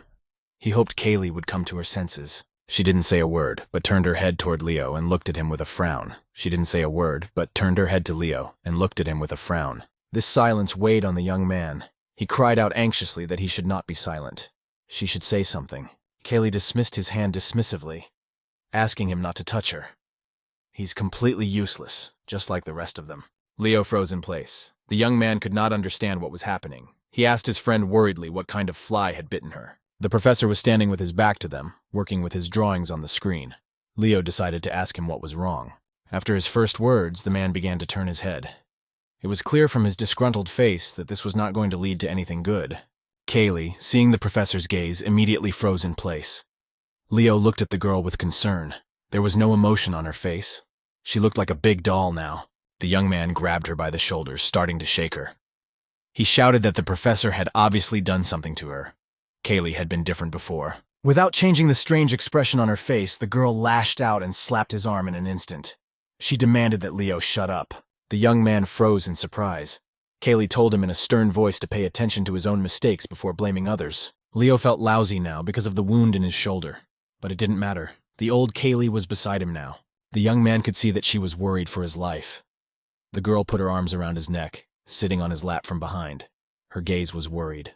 When Kaylee heard Lee Yu soon calling for Nuna, she burst into tears with resentment. She was so worried about Leo, and this guy is calling the girl who shot him. Hisu Nuna sat on her knees with her head bowed. She was moaning in pain. The young man asked what had happened to her. The girl didn't answer anything. She clutched her head with her hands as if something was trying to get into her mind. Callie looked closely at the couple, trying to figure out how they were all related to each other. She realized it was all about Doohee. Staggering, she got up from the ground, leaving Leo behind. Kaylee couldn't forgive her friend for getting shot over a girl. Yu soon worriedly asked Nuna how she was feeling. When he noticed the shadow looming over him, the young man stopped halfway through his sentence and hesitated. Kaylee stood over him with some kind of car wreckage that looked like a tire iron. Yu-sun realized that she was completely distraught. Kaylee knew she had all her opponents in her power now. There was no hurry. She swung the trumpet with relish, determined to finish them off in one blow. The girl frowned at the man who had caused her so much trouble. She thought to herself that she would avenge Leo. Putting his arm around Nuna's shoulder, Lee Yu-sun chided himself for letting himself be caught off guard. There was nothing he could do now. Kaylee let the heavy object out of her hands. She suddenly had a more interesting thought. Nuna must suffer before she died. Kaylee reached out to grab the girl's hair. To her surprise, Nuna grabbed her hand herself. Raising her head, the blonde grinned wickedly. She said she could see everything. It was naive to think she could be approached unnoticed. Kaylee flinched. That calm voice and crazy look scared her a lot. The girl hadn't expected Nuna to pretend and see everything. Taking advantage of her confusion, Nuna quickly jumped back. Catching her hand in the void, Kaylee lost her balance and sank to her knees. She looked at her rival with both resentment and irritation, reproaching herself for letting the girl get away. Kaylee rushed toward her, noticing that Nuna was barely standing on her own 2 feet. The girl frowned at her rival, letting her get closer. During the strike, Nuna quickly ducked under Kali and grabbed her collar, dodging the attack. The girl was surprised at her quickness. Nuna grabbed her opponent's arm and threw her over in one fell swoop. Kaylee didn't have time to brace herself and hit her hard. It was a pretty bad fall. She was thrown into the passenger compartment of the car. Kaylee's whole body shook, and she moaned in pain. Hisu Nuna walked up to her and triumphantly said that she needed eye drops until today. Without them, she couldn't see far. Kaylee sat down in the back seat with a groan. The girl exclaimed that her sight was back now. She could see everything. Nuna glared at her rival, adding that now she could also foresee the future. She ripped the headrest off the front seat, exclaiming that she could see all of Kaylee's intentions before she did. Gripping the headrest tightly, Nuna held it out in front of her with the tubes facing forward. Her eyes squinted unkindly. The blonde stated to Kaylee that she was about to attack now. Nuna kept her eyes on her, knowing what was about to happen. Kaylee swung her leg furiously, but it didn't work. Nuna was already out of range. Grabbing the headrest by one of the tubes, the blonde scowled and said she knew everything. Now Kaylee was trying to blow her up. She was already far away at the moment of the explosion. Kaylee glared angrily at her rival, her plan failing. Moreover, it was now unsafe to stay in the car. The girl jumped out of it, landing on her knees. At the same instant, a great explosion sounded. The whole site disappeared in a cloud of dust. Nothing could be seen for a while. When the dust cleared, Kaylee saw her rival unharmed. Smiling wryly, Nuna said it was a nice try. The blonde shouted angrily that there was no point in trying to piss her off anymore. She had clearly said that she could see all events ahead of time. Kaylee was determined to win by all means. She rushed forward, telling her opponent to just shut up. Hisu Nuna didn't move this time either. She watched the girl warily, keeping her eyes on her. Lee Yu soon worriedly watched the fight. He saw that Kaylee was moving much faster. It would be difficult for Nuna to win. Running past her opponent, Kaylee collapsed to her knees, causing another explosion. A white flash blinded the court. The girl furtively turned her head. She wondered if the blast had reached its target this time. Nuna wasn't lying to Kaylee when she said she foresaw everything. As soon as the girl fell to the ground, the blonde shouted to Yu Soon to get away quickly. Almost at the same moment, there was an explosion of destructive force. The young man could barely stand on his feet. He had to cover his face with his hands. Kaylee snidely told Nuna that she had figured it out. She only had so many subversions to make that the blonde wouldn't have time to do anything. Do-yun felt much better already. Looking around, he saw Leo. The guy was still lying there without feeling. The young man lifted the man up in surprise. The striking resemblance between him and Nuna was immediately apparent. He was distracted from his thoughts by Soo-hyun's familiar ringing voice. The girl was shouting Do-yun's name happily. The young man turned around in surprise. His girlfriend was standing there, breathing heavily. She ran to the boy as soon as she saw him approach Leo. Do-yun helped the young man up, putting his elbow around his neck. His eyes were full of hatred. Soo-hyun froze in surprise. She was discouraged by her friend's cold gaze. The girl quietly said that she didn't know what was on his mind. Do-yun glared angrily at the student.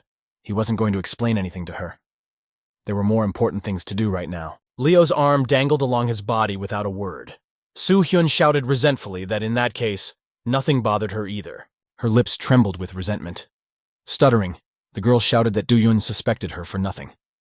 She hadn't actually said anything to the detective. The young man turned perplexedly toward her. His face now seemed normal again. Do-yun thought he had misheard. After coming a little closer, Soo-hyun admitted that she had wanted to say this for a long time. He kept accusing the girl of telling everything. The young man turned silently in the other direction. He had no time to talk now.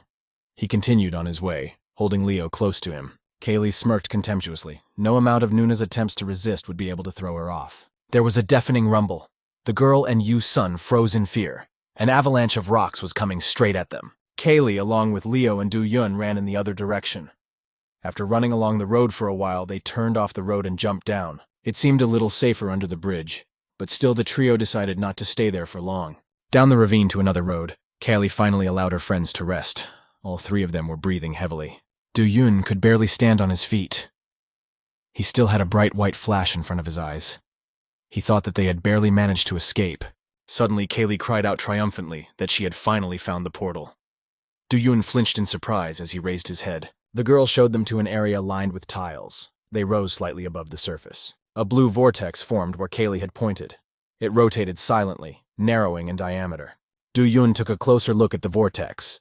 He worriedly noticed that they were a little late. The portal was already starting to close. Kaylee didn't even move. The young man wondered what was wrong. They'd better hurry or they'd have to wait again. Without turning her head, the girl asked quietly if he had changed his mind about going to Librium with her.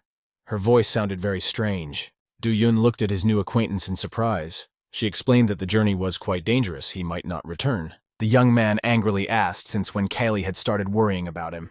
He reminded her that she had originally wanted to send him through the portal. Do-yoon asked for a quicker decision. He admitted that he was willing to risk everything he had. Besides, carrying Leo was getting heavier and heavier. Kaylee decided there was a certain logic to it. She promised to help her through the portal and ran up to him.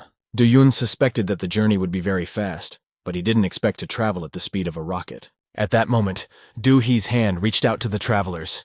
She finally managed to find a way out of the lab. The girl shouted that under no circumstances should Kaylee be believed. She is deliberately lying to them to achieve her goals. After Do-hee stepped out of her transparent cell in the Librium lab, she looked around and approached the doors Leo had mentioned. The door was not locked.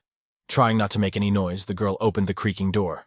There were several cabinets inside, a long shelf hidden by a white curtain. The brunette walked determinedly over to the shelf, sliding the curtain open. The item she was looking for was somewhere nearby. Luck favored the girl. The tablet with the map of Librium was found almost immediately. Do-hee grabbed it joyfully. There was a white robe hanging on a rack nearby. The girl thought thoughtfully that it would be a good idea to change. That way she would attract less attention. Clad in the white robe that almost all the technical staff wore here, Do-hee turned on her tablet. A few seconds later, a map of the lab appeared on the screen. It was a labyrinth of intertwined rooms. The girl stared at the tablet's display confusedly. She hadn't expected Librium to be so huge and confusing. In addition, the map was missing the most important thing, the location beacon, so Do-hee couldn't figure out where to go at all. The whole town was living its life. None of the townspeople even suspected the conflict that took place at the site. Most residents paid no attention to the yellow police restrictive tape. They were all just chatting as they walked by, not noticing that there were two young girls behind the tape. Hee-soo! Nuna slapped Soo-hyun irritably. Inertia caused the girl's head to turn to the left side. Nearly roaring with resentment, she worriedly groped the injured spot. Nuna's hand was still hanging in the air. The blonde girl angrily asked Soo-hyun why she did that. The blonde asked Soo-hyun angrily why she did it. Soo-hyun remained silent. She knew perfectly well what her interlocutor meant. They shouldn't have let Kaylee leave. Bowing her head, the girl apologized to Nuna. What happened was her fault too. She just wanted to end the conflict. Hee-soo Nuna wasn't feeling very well. After the battle with Kaylee, she was coughing up blood. She reproached herself for letting them escape. Lee Yu soon got up from the ground, coughing.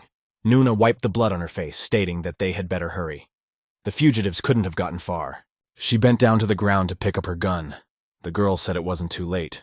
They could catch up with Kaylee. Suddenly, the entire space around them burst into flames. Hee-soo Nuna perplexedly got up from the ground, looking around. Knowing Soo-hyun's abilities, the girl suspected that the student had set the fire on purpose. She turned around. Nuna's suspicions were not in vain. Soo-hyun sat with her hands on the ground. The flames were scattering in different directions. Feeling the girl's gaze on her, the brunette raised her head. Her eyes were sad, as if she wanted to apologize. Nuna moved towards the culprit of the fire. Soo-hyun shouted that they should trust Do-yun. He said it was very important. The blonde swung angrily at the girl. She shouted back that only one thing was important right now. We must catch the fugitives quickly. Soo-hyun clenched her eyes, expecting a strong slap.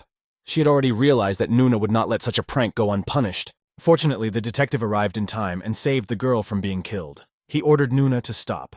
The blonde froze and looked at him. Leaving Soo-hyun alone, the girl silently moved towards the man. Her squinted eyes and clenched fists did not bode well. Soo-hyun heard footsteps moving away. Unbelieving her happiness, she dared to slowly open her eyes. Detective Han didn't move from his seat. He asked Nuna to be polite. Thanks to the battle with Kaylee, she had gained a new ability. The girl was silent, pondering his words. The man clapped her on the back encouragingly, so hard that her eyes almost popped out. Detective Han gave a friendly smile. He advised the girls not to jump to conclusions, but to talk things over. Kaylee turned to Soo-hyun resentfully. The man caressed her shoulder affectionately. He said it was for the best. Lee Yu-sun stood to the side and silently watched. He decided that he wouldn't interfere with the girls, and they would handle it themselves. The young man thought sadly that it would not hurt to apologize to the detective. Besides, there were a few questions. Suddenly, Yu-sun noticed that the man was smiling strangely. Moreover, the guy was sure that Han was looking directly at him. "You." Soon waved his hand at him. The detective said that his eyes were suspiciously red. After scratching the back of his head, the young man replied that a speck of water had gotten into his eye. Meanwhile, Do-hee was trying to make sense of the intricately intertwined buildings of Librium. She found herself in a circular corridor. At first the girl was glad. Leo had taken her here more than once. But then Do-hee realized that there were many of them. She tiptoed along the wall, trying not to make any noise. There could be anyone around the corner, and she didn't want to end up back in the cell. Do-hee cautiously poked her head out, studying the area. She had definitely never been here before, and everything seemed unfamiliar. The girl turned her head in different directions, trying to determine the path to the exit. Both directions seemed suspicious. Suddenly the captive heard unfamiliar voices in the distance. She instantly hid back around the corner. 2 employees were rolling a bunk down a parallel corridor, discussing something. Do-hee huddled against the wall in fear. The girl told her interlocutor that she was sick of doing nothing but removing corpses from the lab. The young man asked her to be patient for a while. Rumor had it that a new test subject would be delivered soon, and then everything would change. The man added that she was still lucky. The girl herself could have been in that bed. After a while, the voices disappeared. Do-hee carefully peeked around the corner, hoping that the orderlies had already left. She sat down on the floor and pulled out her tablet, trying to make sense of the strange map. From time to time, the girl glanced around the corner. Unfortunately, nothing had changed. There were no room markings on the map. Do-hee still didn't know where she herself was, and the map was unclear. The girl turned the tablet upside down, assuming that the map should be read that way. She turned the tablet sideways, but nothing changed. Do-hee couldn't stand it and indignantly wailed that she didn't understand anything. She couldn't read the map because she didn't know her location. Suddenly, voices were heard around the corner. A man told his companion if she knew that one of the test subjects had escaped. Do-hee shuddered. She hastily crawled away from the unfortunate corner, which turned out to be quite busy. It was dangerous to be that way. After catching her breath, Do-hee decided that she couldn't go on like this. She needed to get out of Librium as soon as possible. She closed her eyes tiredly with her hands. Of course, it would be good to get out of here, but she had no idea how to do that. The girl looked angrily at the tablet. The girl looked at the tablet angrily. It's a maze that anyone can get confused if they don't know where they are. Do-hee waved her hands angrily. She cursed all the engineers who had called a map this useless contraption. Suddenly, there was a suspicious crackling sound in the tablet. The square on which the girl was sitting disappeared somewhere. Do-hee started to fall downward with a shriek. The worst part was that from her height, it looked like a deep, bottomless black well. It was safe to land. The girl found herself in a huge hall, with columns, with double doors right in front of her. Do-hee's amazement was unparalleled. Somehow, she landed on the soft pink poof. The brunette looked around in surprise. Leo had never told her about this room. She couldn't figure out what this place was. Do-hee was so engrossed in her journey that she didn't notice the presence of the man behind her back. The elderly man on the bunk near where the girl landed silently tugged at her robe. Her heart nearly jumped out in fright. Do-hee looked around more carefully. In addition to the columns, there were several windows with low sills. An ancient, heavy crystal chandelier hung from the ceiling, with real Styrian candles burning instead of light bulbs. In addition, the pink poof beneath her changed its coloring. The velvet had turned bright red. It was all confusing to the girl. The old man politely waited until his guest had had enough of looking around, and then waved his finger toward her. Do-hee wasn't sure if the gesture was referring to her. She perplexedly pointed at herself, interjecting to the man. Sighing, the girl stood up from the comfortable poof. It creaked.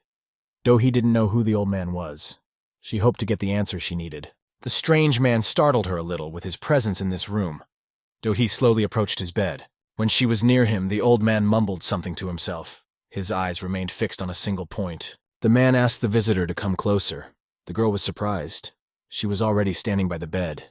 Do-hee perplexedly leaned over the old man, deciding to keep an eye on him. He can only pretend to be infirm. The girl immediately noticed the man's strange eyes. They were completely white, as if he were blind. At the same time, it felt like the eyes were looking directly at her. Do-hee shrank back, a very unpleasant sensation. Suddenly, the man asked if the girl recognized him. Do-hee shuddered. This guy was scaring her more and more. The girl asked in a trembling voice who he was. The man's voice sounded weak to her. The old man said that there was something wrong with this situation. He was silent for a while. Do-hee waited patiently. The man finally said she shouldn't be here. He admitted that he felt her presence but could not see her. Without warning, the old man quickly reached out his hand and gripped the sleeve of her white robe tightly. Do-hee was startled. She took a step back, asking the man indignantly why he did it. He continued to pull the girl toward him. Despite his venerable age, the man had a very strong grip. Do-hee was surprised to realize that it would be hard to break free. Rolling up her sleeve and pulling it toward her, the girl perplexedly told the old man that she was in no mood to respond to his signs of attention. Finally losing patience, Do-hee shouted that she just needed to get out of here and wondered where the exit was located. The old man humbly replied that the only way out of Librium was through a portal. The girl couldn't believe it had gotten so complicated. The man added that the visitor was a little late. The nearest portal had just closed. Closing his eyes, the old man muttered that it wasn't that important. It opens and closes every hour. Do-hee wailed so loudly that she just wanted to get out of here quickly that the gray-haired man involuntarily opened his eyes. All the while, he was pulling the girl toward him. Do-hee angrily demanded to let her go. The man said that the portal wouldn't open just because she wanted it to. The girl couldn't stand it and shouted that the old man just didn't understand. She really needed to leave this place. It turned out that there was someone behind the wall. When he heard a strange sound, the man behind the wall was perplexed and asked what it was. Do-hee froze with fear. She realized that she had made too much noise with her impatient behavior. Her arm dangled along her body listlessly. The old man subtly touched the girl's arm, drawing her attention to himself. Do-hee turned to the man. He pointed his finger under the bed. The girl realized at once that no one would find her under the sheet hanging to the floor. Confirming her hunch, the old man demanded in a low voice that the visitor hide there for the duration of the alarm. Meanwhile, Detective Han continued his research in the lab on Earth. Here, too, there were intricate circular corridors. Detective Han grinned as he watched his assistant work. The guy with the glasses was quite bright and had promise. When the man brought Nuna to the lab, Young-sik gladly agreed to take a blood sample from her for research. The girl frowned at the brown liquid in the test tube. The young man told the detective that the preparations were finished. Han laughed. He confessed that he liked to watch the boy work. He did it well and quickly. Gathering the papers on the table, Young-sik trimmed them and declared that he was already finishing up. The man laughed even louder. As he left the office, the young man stopped at the door and turned to the detective, saying he remembered something else. He turned around and recalled the latest research. As it turned out, it had cleared up a few things about that artifact. The detective squinted. He wondered what other secrets that bluish crystal held. The young man smirked. He assumed that that strange stone was a portal, but it was still unclear what it was made of. Nuna absent-mindedly clenched her fingers into a fist to make the blood stop. The assistant suggested that she could try to amplify the crystal's energy. If it really is a portal, he should react accordingly.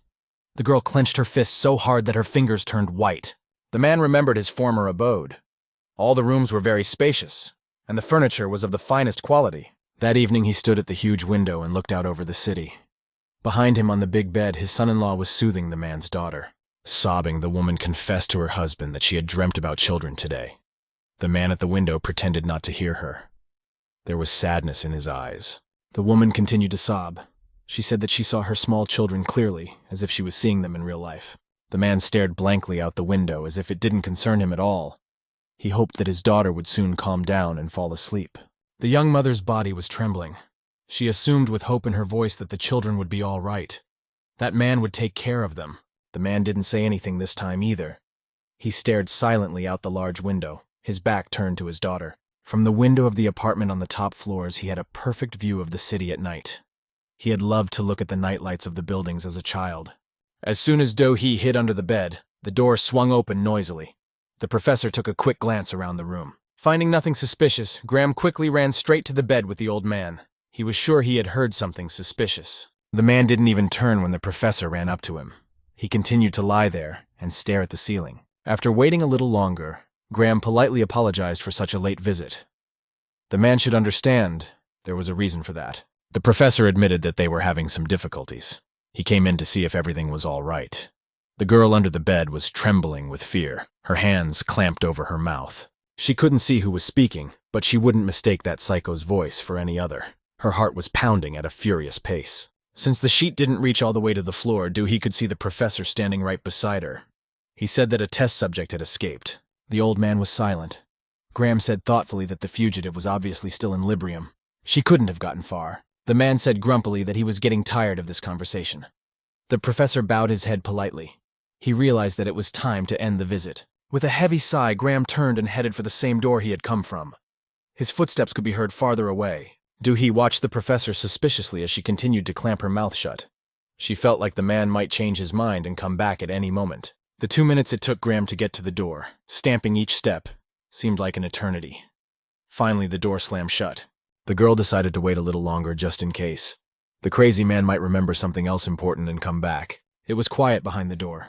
Do-hee crawled out from under the bed, sneezing from the dust that had accumulated there. The girl was breathing heavily, almost caught. Do-hee's blue eyes were full of surprise. This old man now seemed like a powerful man, the professor himself tiptoeing in front of him. Leaning on her knee, the girl started to get up from the floor. At the same time, she turned to the man, asking who he was.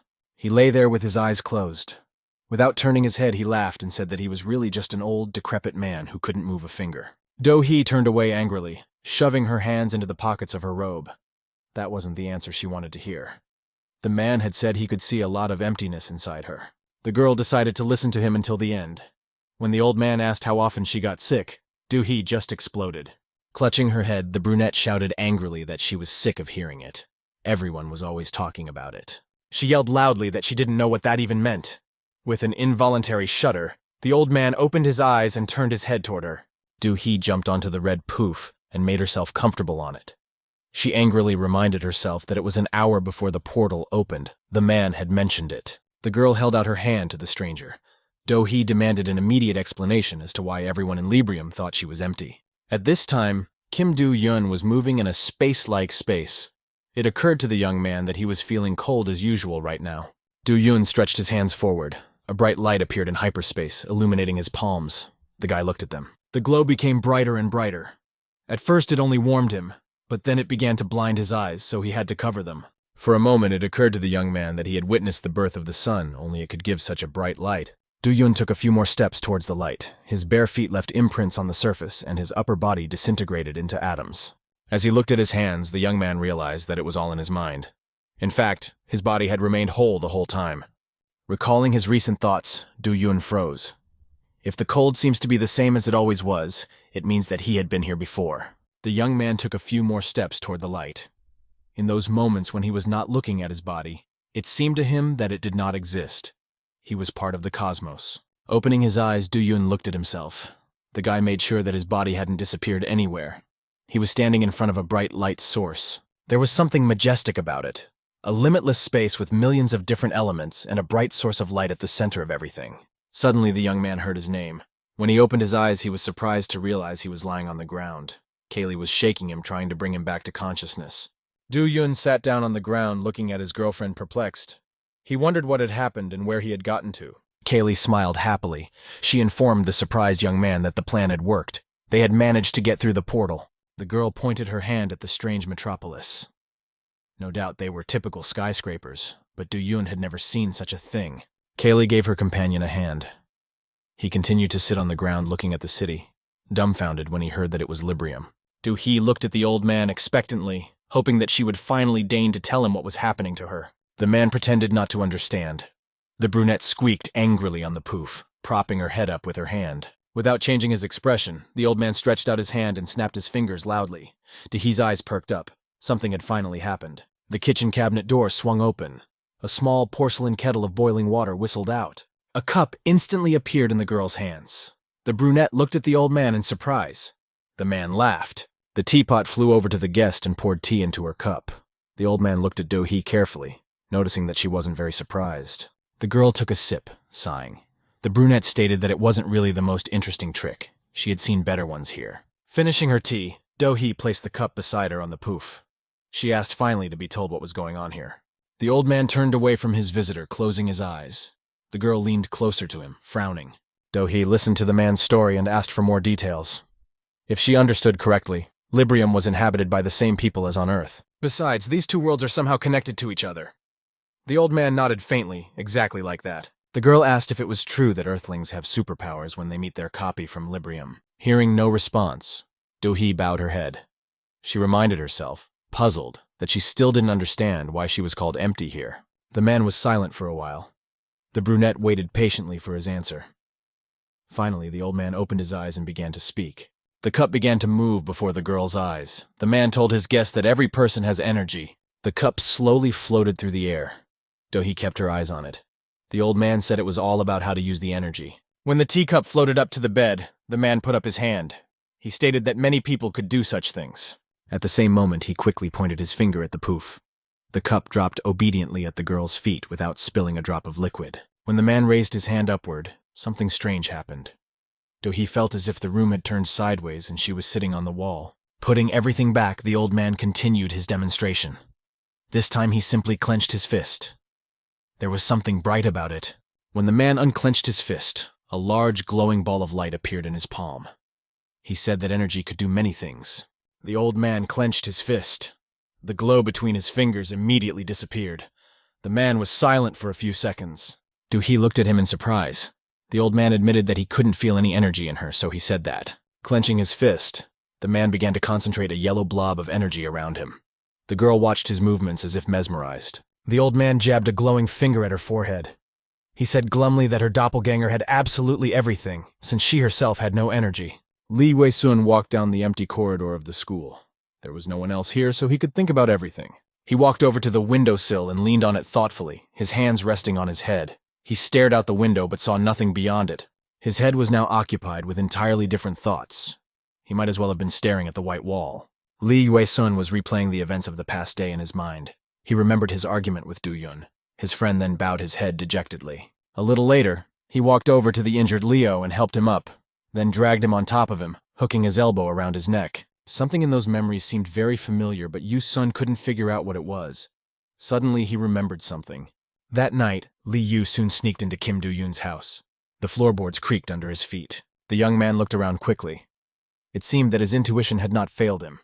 There was no one in the house. Taking off his protective mask, Lee Wei-sun laughed.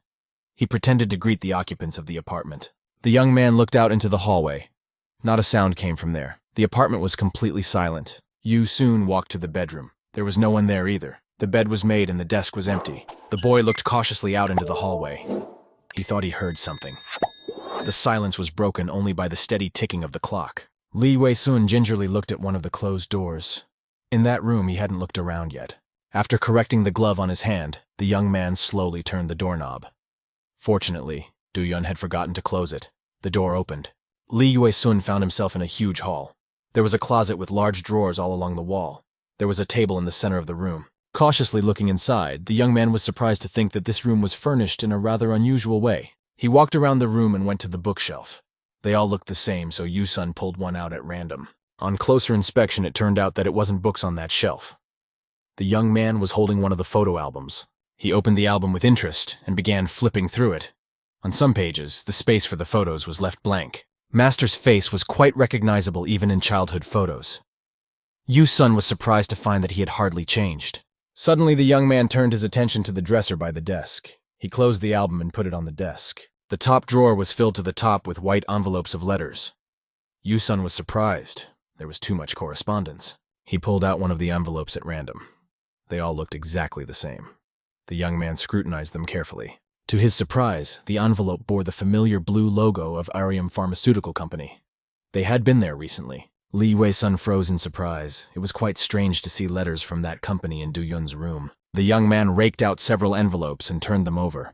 The blue Arium logo was stamped on each of them. The only difference was that the envelopes had different numbers stamped on them. Yu-sun assumed it was a payment for services. Another thought popped into his head. He stared suspiciously at the photo album left on the table. The boy decided to flip through it to the end. As in the beginning, he found mostly blank pages with no pictures. But on one of the pages was a photo of a man they both knew well. The director looked mockingly at the photographer. Lee Yu soon stopped flipping through the album. He froze in place. His intuition told him that this couldn't just be a coincidence. The boy stared at the man's picture. He couldn't believe that Do-yun had been hiding something important from him all this time. If you ignored the bizarrely shaped skyscrapers, Librium could be considered an earthly city. There were the same gray buildings and spacious streets. Kaylee led him confidently through the busy city. There were also people like them walking towards them. Do-yun couldn't tell the difference between a person from Librium and an earthling. Leaving the boys around the corner, Kaylee walked forward a bit. She needed to make sure the path was safe.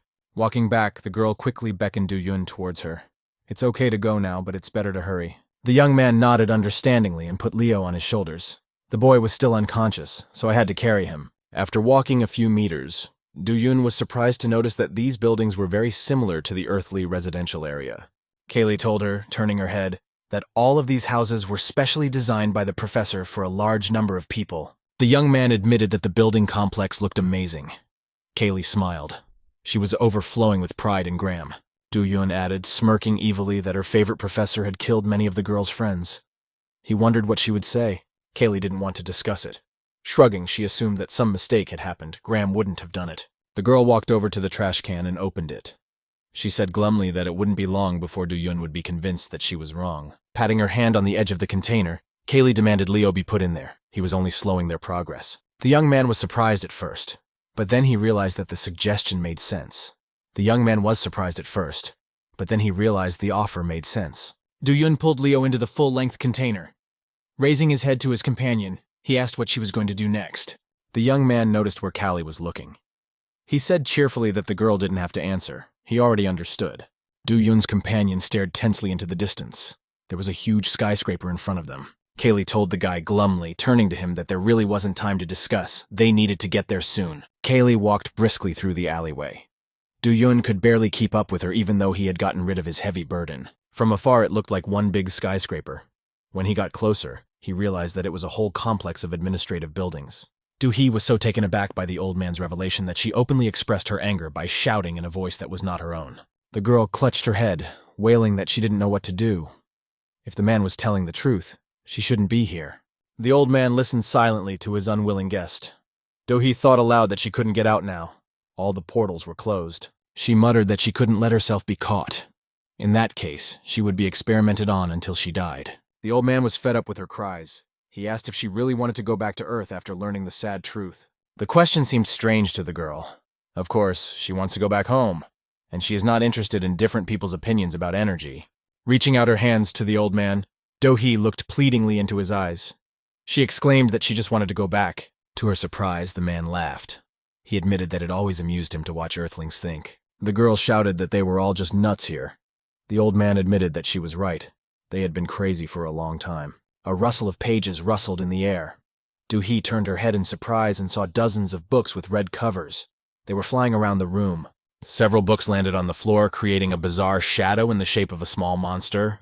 The old man stated that what they valued most was knowledge. The monster from the shadows growled ominously, baring its teeth. The man said that they teach their children to ask questions and gain knowledge at any cost. The dark monster grew right before her eyes, methodically devouring one book after another. The girl could clearly hear it slurping. As he got closer to his guest, the insatiable monster grabbed the cup. The porcelain crunched in its teeth. The man said that it was knowledge that gave great power and authority. The monster appeared even closer. Do-Hee noticed its squinting eye above its huge maw. It could swallow her whole. With a snap of his fingers, the man made the monster disappear. He admitted that this was why they didn't understand Earthlings in Librium. In the place where the monster had been, there was now only a hissing sound. The old man asked if the girl was interested in how the two worlds came to be and why they were connected. Do-Hee angrily exclaimed that it was nonsense. There was no need to deal with such useless things. The man squinted his eyes. The girl stood her ground. All these mysteries of the universe are of no use to her. She just wants to go back and live a simple life. Do-Hee stated that happiness consists of ignorance. She waved her hand and scornfully said that no one would understand such an expression in this world. The old man only laughed loudly in response. The girl looked at her interlocutor in surprise. His reaction was quite strange. The man agreed. Ignorance could indeed be a blessing.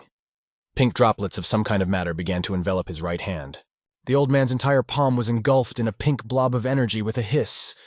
He confessed that it was his hunger for knowledge that had turned him into a monster.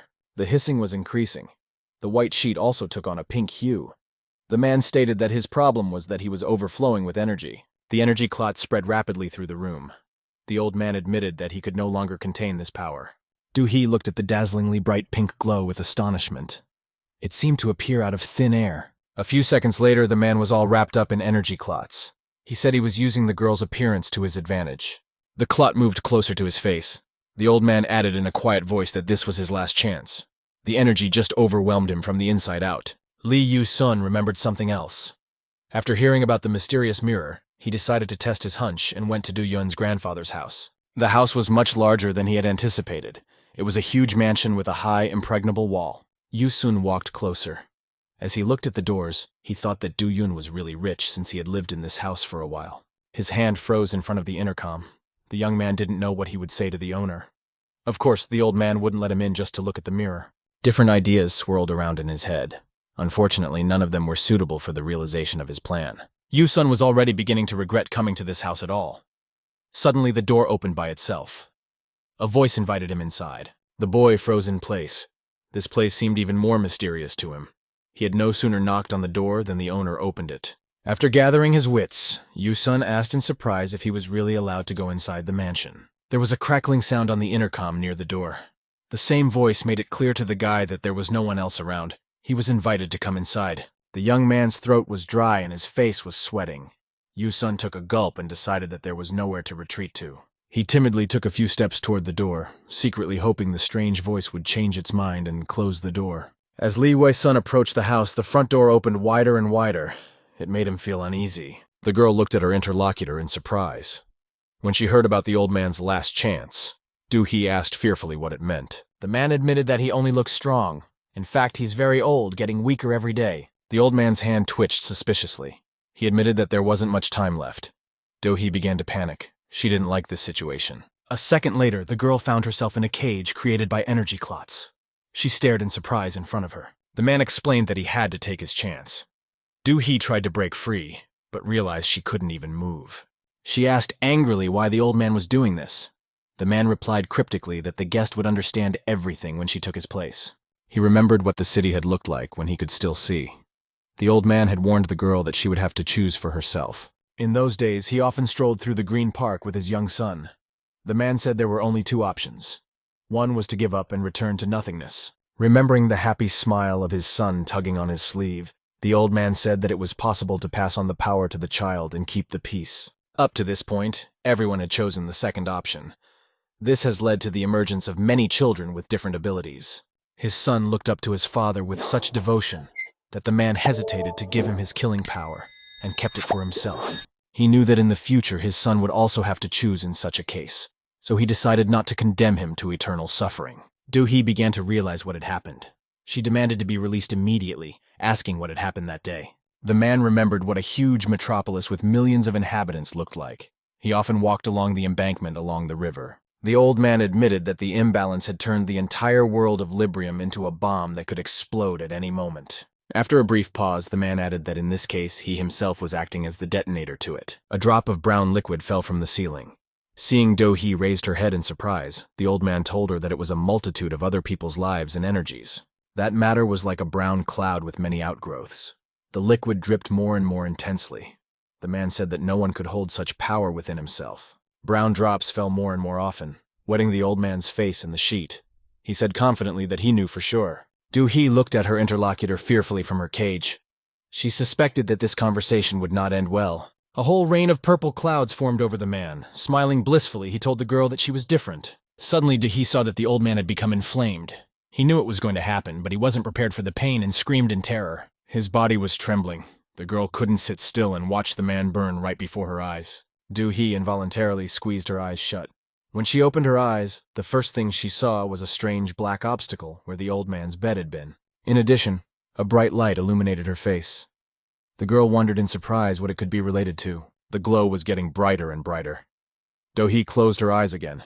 She couldn't understand what was even going on in this room. Suddenly, there was a burst of energy. Even through her closed eyes, Do-hee realized that it was too bright and panicked. After hesitating a bit, the girl decided that she would try to get at least an edge of her eye to see what had happened and opened her eyes. In a bright white flash, the brunette saw the vortex in which the old man was spinning. The room became very cold, and a blizzard began. The wind was so frosty that Do-hee's nose immediately froze, her hair covered in frost. The girl shouted that she didn't understand anything. At the epicenter of the storm was a bright white core with a greenish shell.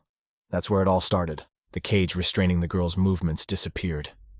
Now the brunette could not move from the poof because of the strong wind. The core shell changed its color from green to blue. Do-hee heard a suspicious crackling sound in the distance. Suddenly, she saw a small ice drop in the shape of an arrowhead flying straight at her face. The girl was horrified. Do-hee demanded that she stop immediately, as if her shout could affect the trajectory of the drop. The object hit her in the eye. It was so sudden and painful that the girl lost her balance and fell to the floor. The brunette groaned unhappily. Her whole body was trembling. Putting her hand on the injured spot, Do-hee realized that she didn't even know what was in her eye right now. Do-hee collapsed to her knees beside the old man's bed. She shouted that it was all a lie. It shouldn't have happened. The girl was very hurt that the man hadn't warned her in advance. Do-hee tearfully cried out that she didn't understand why the man had done that to her. The old man didn't answer anything. His body was rapidly rising up to the ceiling in front of Do-hee's eyes under the influence of an unknown force. The girl watched the stranger rise higher and higher in astonishment. His eyes were closed. The old man's body rose so high that it was uncomfortable for the brunette to follow him. Besides, she felt dizzy. Losing consciousness, Do-hee let the sheet out of her exhausted hands and fell to the floor beside the bed. At this time, Do-yoon and Kaylee walked confidently into the administrative building of the Librium. The young man stood on the threshold, looking at the interior. He still couldn't get used to the fact that the city was very similar to Earth's. The people here looked exactly the same. After taking the elevator, the young people found themselves in a huge foyer. There were a lot of guys and girls with backpacks. They could be mistaken for students. Many of them were chatting merrily amongst themselves, paying no attention to Kaylee and the young man. As she passed the receptionist's desk, Kaylee waved hello. The guy in the white coat recognized her and nodded back. Do-yoon cautiously asked if they could just walk into the hall like that. His companion clarified that the professor already knew they were here. The young man froze in place. He began to suspect that Kaylee was leading him straight to the boss, and he asked the girl about it unhesitatingly. Kaylee stepped confidently into the elevator, stating that they were going straight to the lab. The young man had no choice but to follow her. Lee Yue-sun walked slowly through the huge villa, looking around the rich interior of the villa with interest. His footsteps were barely audible on the thick carpet. Fancy-shaped steps led to the second floor. They were rounded in some places for a better view. The young man was immediately struck by the huge crystal chandelier. Instead of light bulbs, there were dozens of real candles in it. A staff member in a white shirt accompanied Lee Yu soon as he traveled around the house so the guy wouldn't get lost. Approaching one of the doors, the attendant knocked loudly. He apologized for the disturbance and opened the door. A thick cloud of cigarette smoke hit Lee Wei-sun's face, and his eyes began to water. He immediately started coughing out of habit. It seemed that for the man in the room, this smoke had long been familiar. He stood with his back to the door and invited the visitor inside. Lee Yu-sun hesitantly stopped near the table with the chairs that stood in the center of the room. The master continued to smoke, turning away to the window. The young man looked around with interest. It seemed to be an office. There was no sofa or cabinets. The silence of the master was weighing down on Yu-sun. After waiting for a while, the young man hesitantly announced his presence. The man turned to look at the guest. He assumed that the guy was Do-yoon's friend and motioned for him to sit down. Lee Yue-sun thanked the stranger and slowly lowered himself onto the chair. The springs of the chair squeaked resentfully. The young man furtively looked at the man, studying him. He had never been in such expensive houses before. The red ashtray on the table was full of cigarette butts. The man said that he was expecting the young man a little early. He stated that Kim Jun was losing his grip. Lee Wei-sun stared at his interlocutor with an incomprehensible look. He admitted that he had come to this house of his own volition. Now it was the owner's turn to be surprised. He was 100% sure that Kim Jun had sent the boy to him. Yu soon asked how the host knew Detective Han. Lighting a cigarette, the man said that he had once been his teacher. Exhaling a thick cloud of smoke, the master laughed. He found it amusing that the young man had come to the mansion of his own volition. The guest perplexedly stated that he came here because Do-yoon needs help. Unfortunately, he can't give details. The man took another puff, releasing a cloud of smoke. He asked the visitor not to be evasive and to tell it like it is. With a smirk, the owner stated that he knew everything. Yu-sun had broken into his company's building that day together with Do-yoon. The young man pretended not to understand. The director said that Kim Jun had something taken away from him that day, and Yu-sun had wrecked his car. Sweat appeared on the boy's face. He realized that it was useless to be sly any further. The man knew everything about their business. After finishing his cigarette, the owner put it out and sent it to the red ashtray to smolder with the other cigarette butts. A trickle of smoke rose above the table. The principal folded his arms across his chest. He said he was willing to help the boy if he would tell what had happened. The service elevator took Kaylee and Do-yoon straight to the lab. The bell rang and the elevator doors opened. The professor stood with his back to the young men. He didn't seem to react to their presence and was minding his own business. Hearing the sound of the elevator doors opening, the man immediately laughed and ran towards them. Do-yoon and Kali froze in place. Forgetting his business, Graham joyfully ran to the young man with open arms. He was glad that the young man had finally reached the laboratory. The professor grabbed the surprised guy by the shoulders, exclaiming happily that Do-Yun couldn't even imagine how long he had waited for him. The young man couldn't understand what was wrong with this man. He thought that the man in the white coat was crazy. Kaylee finally decided to intervene. She placed her hand politely on the professor's wrist, asking him to leave the boy alone. Graham looked at his assistant in surprise. He seemed only now to have noticed the girl's presence. Kaylee glared at the man so assertively that he realized his gaffe under pressure from his assistant. Slowly letting go of his visitor's shoulders, the professor apologized to him. He assumed that the young man was surprised by his reception. Graham introduced himself. He stated that he was now working on a very important project. The professor's hand froze in the air. Do-Yun still didn't understand anything. The man explained that he was researching the abilities of his staff. Turning away from the young men, the professor exclaimed happily that it had been a good day. He had 2 surprises. The young man looked at the man's back puzzled. He asked Kali in a whisper if this was the mad professor. He really looked crazy now. Forgetting about the visitors, the man waved his hands and mumbled something to himself. Kali remembered how strange Graham had greeted Do-Yun. From the outside, it looked like they hadn't seen each other for a long time. Sighing, the girl said thoughtfully that the man in the white coat was the professor she was talking about. The young men slowly approached Graham. The man was standing on the steps at a small elevation near a large screen. The professor led the boy and the girl into his office. His desk was piled with stacks of lab notes. They were the least of Graham's worries right now. He leaned across the desk and dropped all his papers to the floor in one fell swoop. The man moved his chair to the table. He invited the young man to sit down. Do-Yun hesitantly approached the table. This guy was acting really weird. No one in their right mind would throw their research results around the office. Smiling ingratiatingly, the professor said that the boy needed to rest. But after a minute, he admitted that he was eager to talk to his guest as soon as possible. Do-Yun sat down in the offered chair. He didn't mind resting, as it had been a tiring day. The assistant professor reluctantly returned to his research. He wanted to get some more rest. Sighing heavily, young Sikh sat down at his workstation and turned on his computer. Unfortunately, no one else would do it. Taking off his glasses, he rubbed his forehead tiredly. The man muttered that there was a great risk. He felt he was missing something important. Young Sikh stared thoughtfully at the screen. He couldn't figure out what was missing from his chain of research. As he got up from his chair and headed for another corner, there was a strange crackling sound. The assistant was too busy and didn't hear him. After a bit of silence, Do-Yun told the professor that he had heard about him. He knows that Graham has been looking for him for a long time. Kaylee listened to the conversation. The professor smiled smugly. He realized that his assistant had not been involved. The girl had obviously told him about it. The young man asked what was the reason for such interest in his person. Graham smiled and admitted that his research had reached a dead end. Do-Yun interlocked his fingers. He asked what kind of research the man was doing. The man avoided a direct answer. The interlocutors fell silent.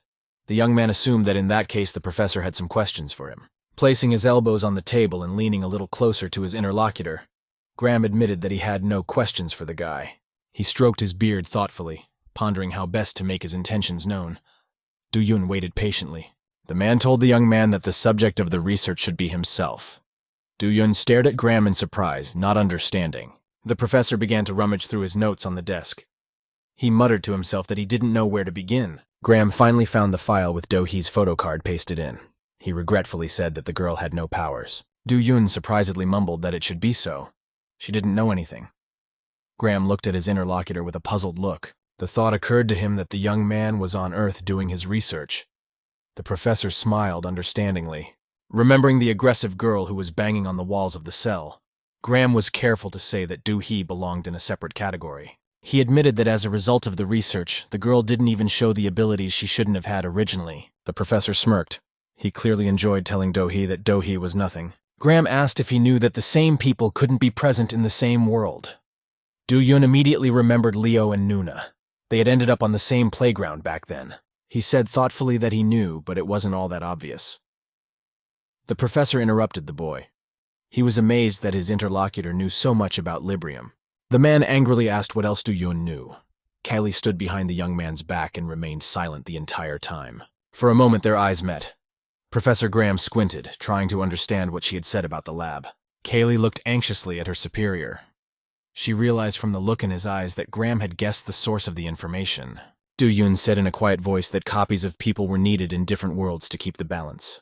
Kaylee couldn't stand it and turned away. The professor approved the boy's answer and asked him how he saw balance and why it was needed at all.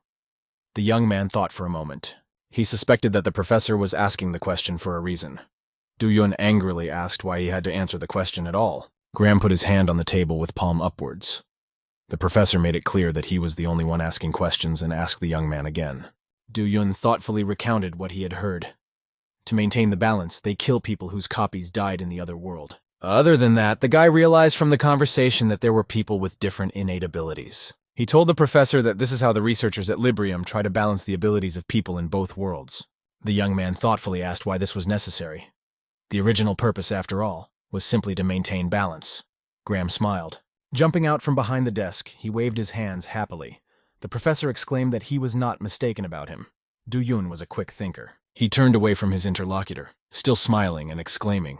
The young man had shown himself to be at his best. Do-yun angrily stated that he had answered Graham's questions. Now it was his turn to question the man about something. Without waiting for a question, the professor said that both worlds would inevitably perish if the balance was broken. The young man froze. Graham stood with his back to him. After a few seconds of silence, the professor added that the destruction of Librium would also kill the Earthlings. He showed the young man a small scene. Ji-hyo, who had been in Librium the whole time, collapsed from fatigue. The little girl had practiced too much, practicing her stick strokes, and now sat exhaustedly by the steps. She angrily resented that everyone had disappeared somewhere, both Kim Do-yoon and Soo-hyun. Other than that, no one said anything to the girl. Suddenly, someone snapped their fingers loudly in front of her nose. Someone said snidely that this was the way it should be. She was still a little girl. Ji-hyo angrily asked what the young man was doing here. Assistant Young-sik was perplexed and asked why he had to report back. Muttering to himself that they were all like little children, the guy grabbed one of the dumbbells that lay nearby. Young-sik decided to show the arrogant girl that he was much stronger than her.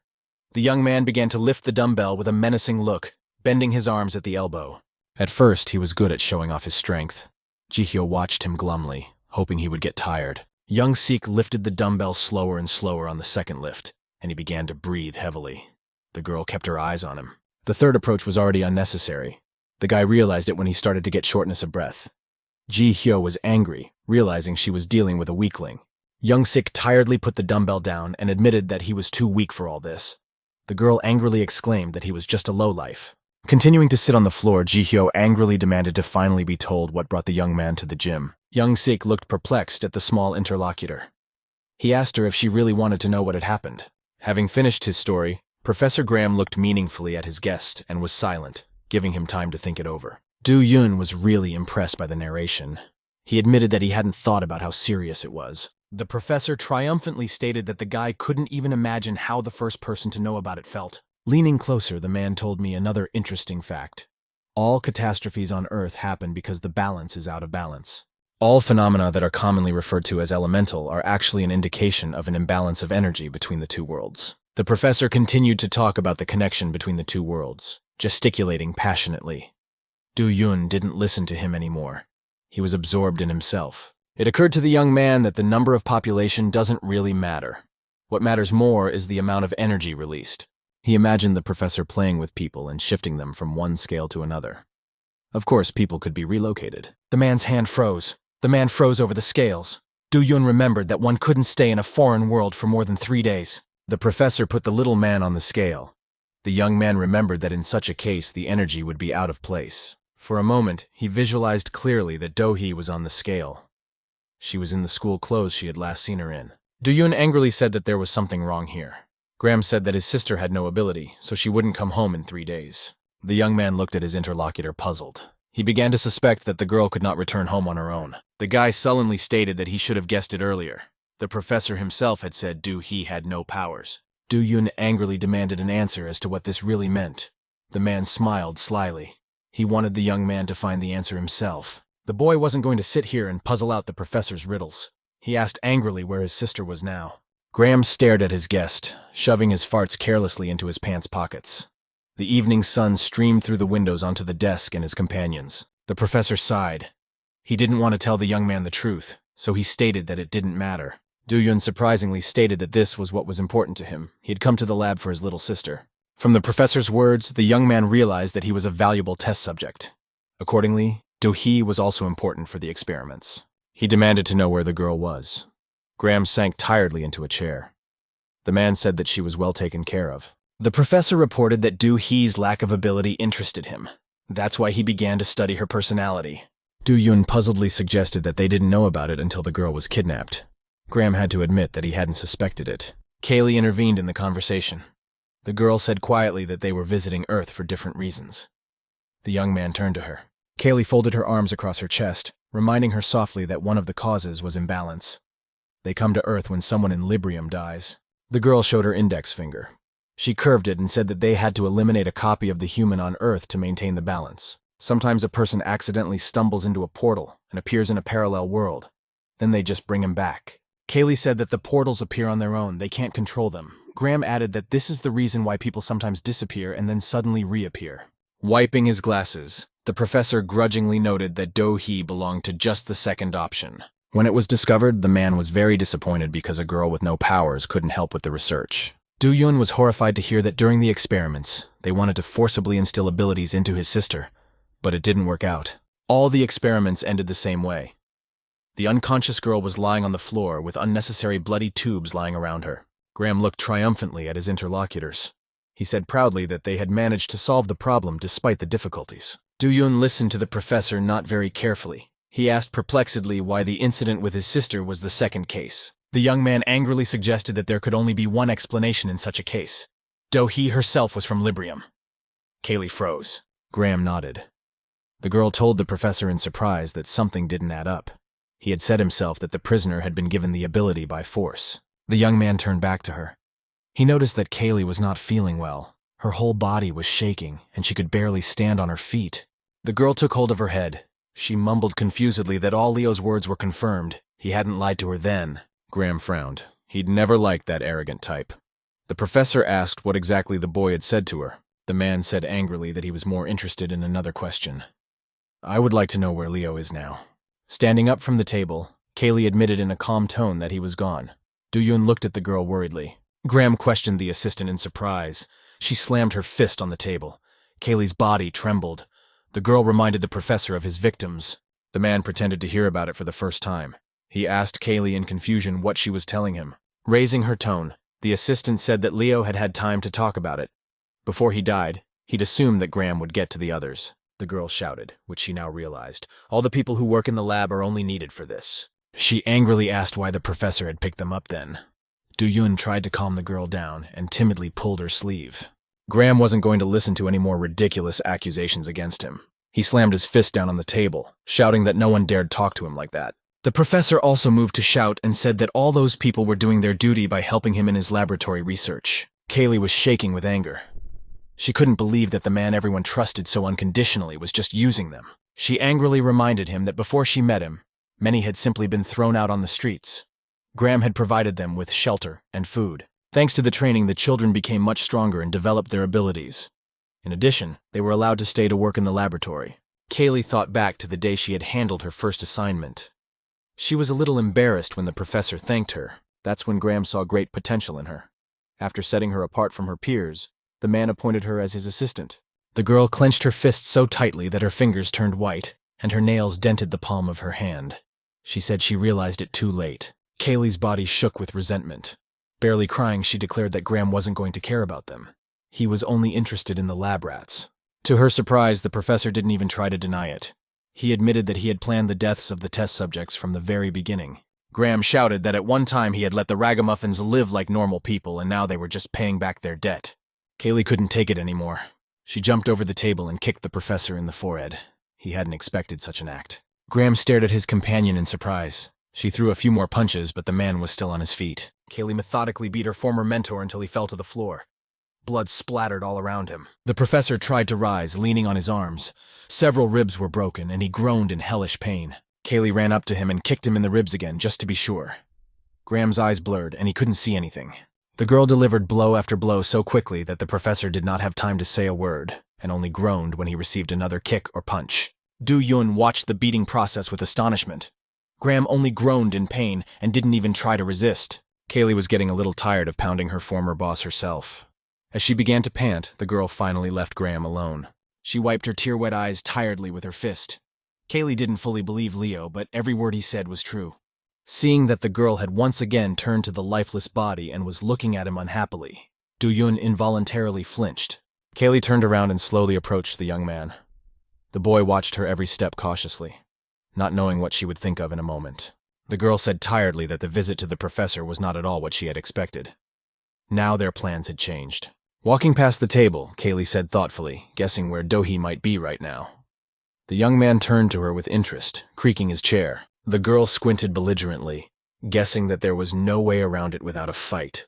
Kaylee demanded that Do-yoon follow her. The principal made himself comfortable in his chair, looking intently at the uninvited guest. Lee Yu-sun sat silently. The man snidely inquired how such an old man could help him. The young man sighed unhappily. He assumed there was nothing new he could tell if the host was personally acquainted with Detective Khan. The principal persistently asked what he wanted to talk about. Lee Yu-sun timidly raised his head. This was his last chance. The young man recounted one of his conversations with Do-yoon. That day, the boy had mentioned in passing the large mirror in his house. Staring at the ashtray, the man was relieved that he now understood. The visitor was only interested in the mirror. Lee Yu-sun jumped out from behind the table so quickly that he almost knocked over the chair. He exclaimed that the old man knew everything. The man asked what was in it for him. Putting the chair back in place, the young man apologized for his emotional act and slowly sat down at the table. Yu-sun reminded him that his friend was in great danger. He immediately confessed that he wasn't sure if things would work out. The young man was only sure that he had to see Do-yoon, and for that, he needed a mirror. The man thoughtfully drummed on the armrest of the chair. He figured nothing bad would happen if the guy looked in the mirror, so he agreed to help the guy. Lee Yu-sun was overjoyed and thanked his host fervently, noting that it was actually not as simple as it seemed. Stopping smiling, the young man looked guiltily at the old man and said that there was no longer a mirror in that room. The principal smirked and asked the guy if he knew exactly what he had snatched from his company last night. Yu-sun thought of the blue crystal. The old man said that the strange stone was a piece of mirror. The man smiled evasively. He said he would be glad to help, but his actions had made it absolutely impossible. Without listening to the end of his interlocutor's sentence, Yu-sun ran out of the room.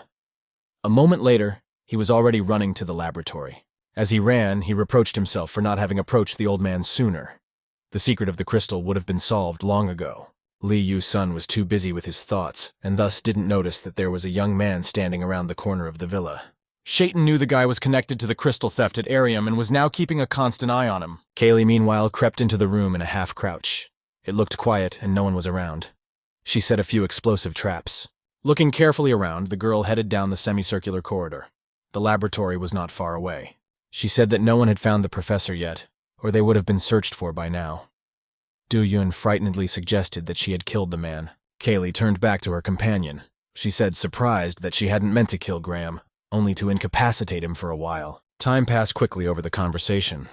Stopping at a massive door with reinforced glass, the girl said they were already there. The laboratory was unlocked. The young men stopped on the threshold. The sunlight was falling on them from behind. The shadows seemed huge. It was dark in the lab, and I had to feel around. Luckily, the room was quite wide. Do-yoon angrily said that he didn't understand how he could work in such darkness. Kaylee immediately ran to find the switch. The young man looked around, his eyes quickly becoming accustomed to his surroundings. He noticed the double doors not far from him, steam coming from beneath them. The automatic doors opened as the visitor approached. A large cylinder of murky liquid stood in front of him. Hearing the gurgling in the tank, Do-yoon was wary, but he still decided to move a little closer and take a closer look. At that moment, Kaylee finally fumbled for the toggle switch. The room was flooded with bright light. The young man was horrified when he saw what was in the tank. In the bluish liquid was his little sister Do-hee. Do-yoon stared at it with all his eyes, trying to figure out what the tank was. He turned to Kaylee and shouted angrily that you could hardly call a man who was submerged in water and breathing through a tube alive. Do-hee looked directly at the young man. There was a hose attached to her breathing mask that went to the ceiling. Kaylee returned from the room with the switchboard. When she saw the girl in this state, she froze with surprise. Stammering, she stated that it was after her visit to Earth and ran to the huge console. Kaylee ran through the keys and formed a query. The girl said Do-hee was alive, but something strange was happening to her. If the lab readings are to be believed, his sister should be senseless. But in this tank, she is conscious. Kaylee took a closer look at the screen. She was also confused by the fact that the sensors were going off the scale. They were registering an incredible amount of energy. The girl confessed that she had never seen such high figures. It seems that the professor managed to achieve his goal. The young man was not interested in these details. He timidly asked if Do-hee would wake up and how they could get her out of the strange tank. Kaylee asked her interlocutor to wait a bit. If the girl was extracted too quickly, she could be killed. She made a sign to the young man not to touch anything and continued to stare at the screen. Kaylee mumbled that this was strange.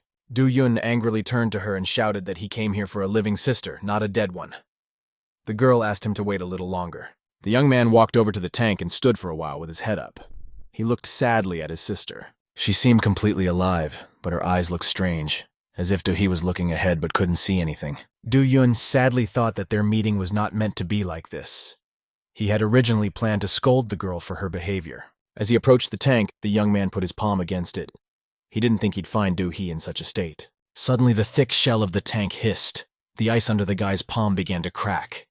He looked down at his hand in surprise. In the same instant, a bright white flash illuminated his face. Do-yun was surprised to think that he had never experienced such a thing before. A bluish aura began to envelop the young man's body, and he felt a surge of energy. Kaylee was at the console and didn't see any of this. After a few seconds, Do-yun felt surrounded by a purple aura. His body relaxed and his eyes began to close on their own. The light was so bright that he squinted his eyes. The source of the light grew brighter and brighter. Do-yun blinked as he got used to the light. For the first few seconds, he couldn't see anything at all. Everything in front of him was white. The sensation was so incomprehensible that Do-yun couldn't even realize whether his eyes were open or closed at first. At least he could see his hands. The white light was no longer so bright. The young man was finally able to open his eyes normally and exhale in a relaxed manner. He had a feeling that this was some other place. Do-yun was standing in the middle of a boundless white space with absolutely nothing around him. Suddenly the young man heard someone sobbing. He sighed tiredly, shrugging his shoulders. Only new riddles were not enough. The sobbing was getting closer and closer. Do-yun turned his head in a puzzled manner. He was sure that he was completely alone in this void. To his surprise, the sound came from Do-hee. She was sitting on her knees in front of the guy and roared, cursing the circumstances. The young man looked at his sister puzzled. She was so absorbed in herself that she hadn't noticed his presence. Besides, she hadn't cried in years.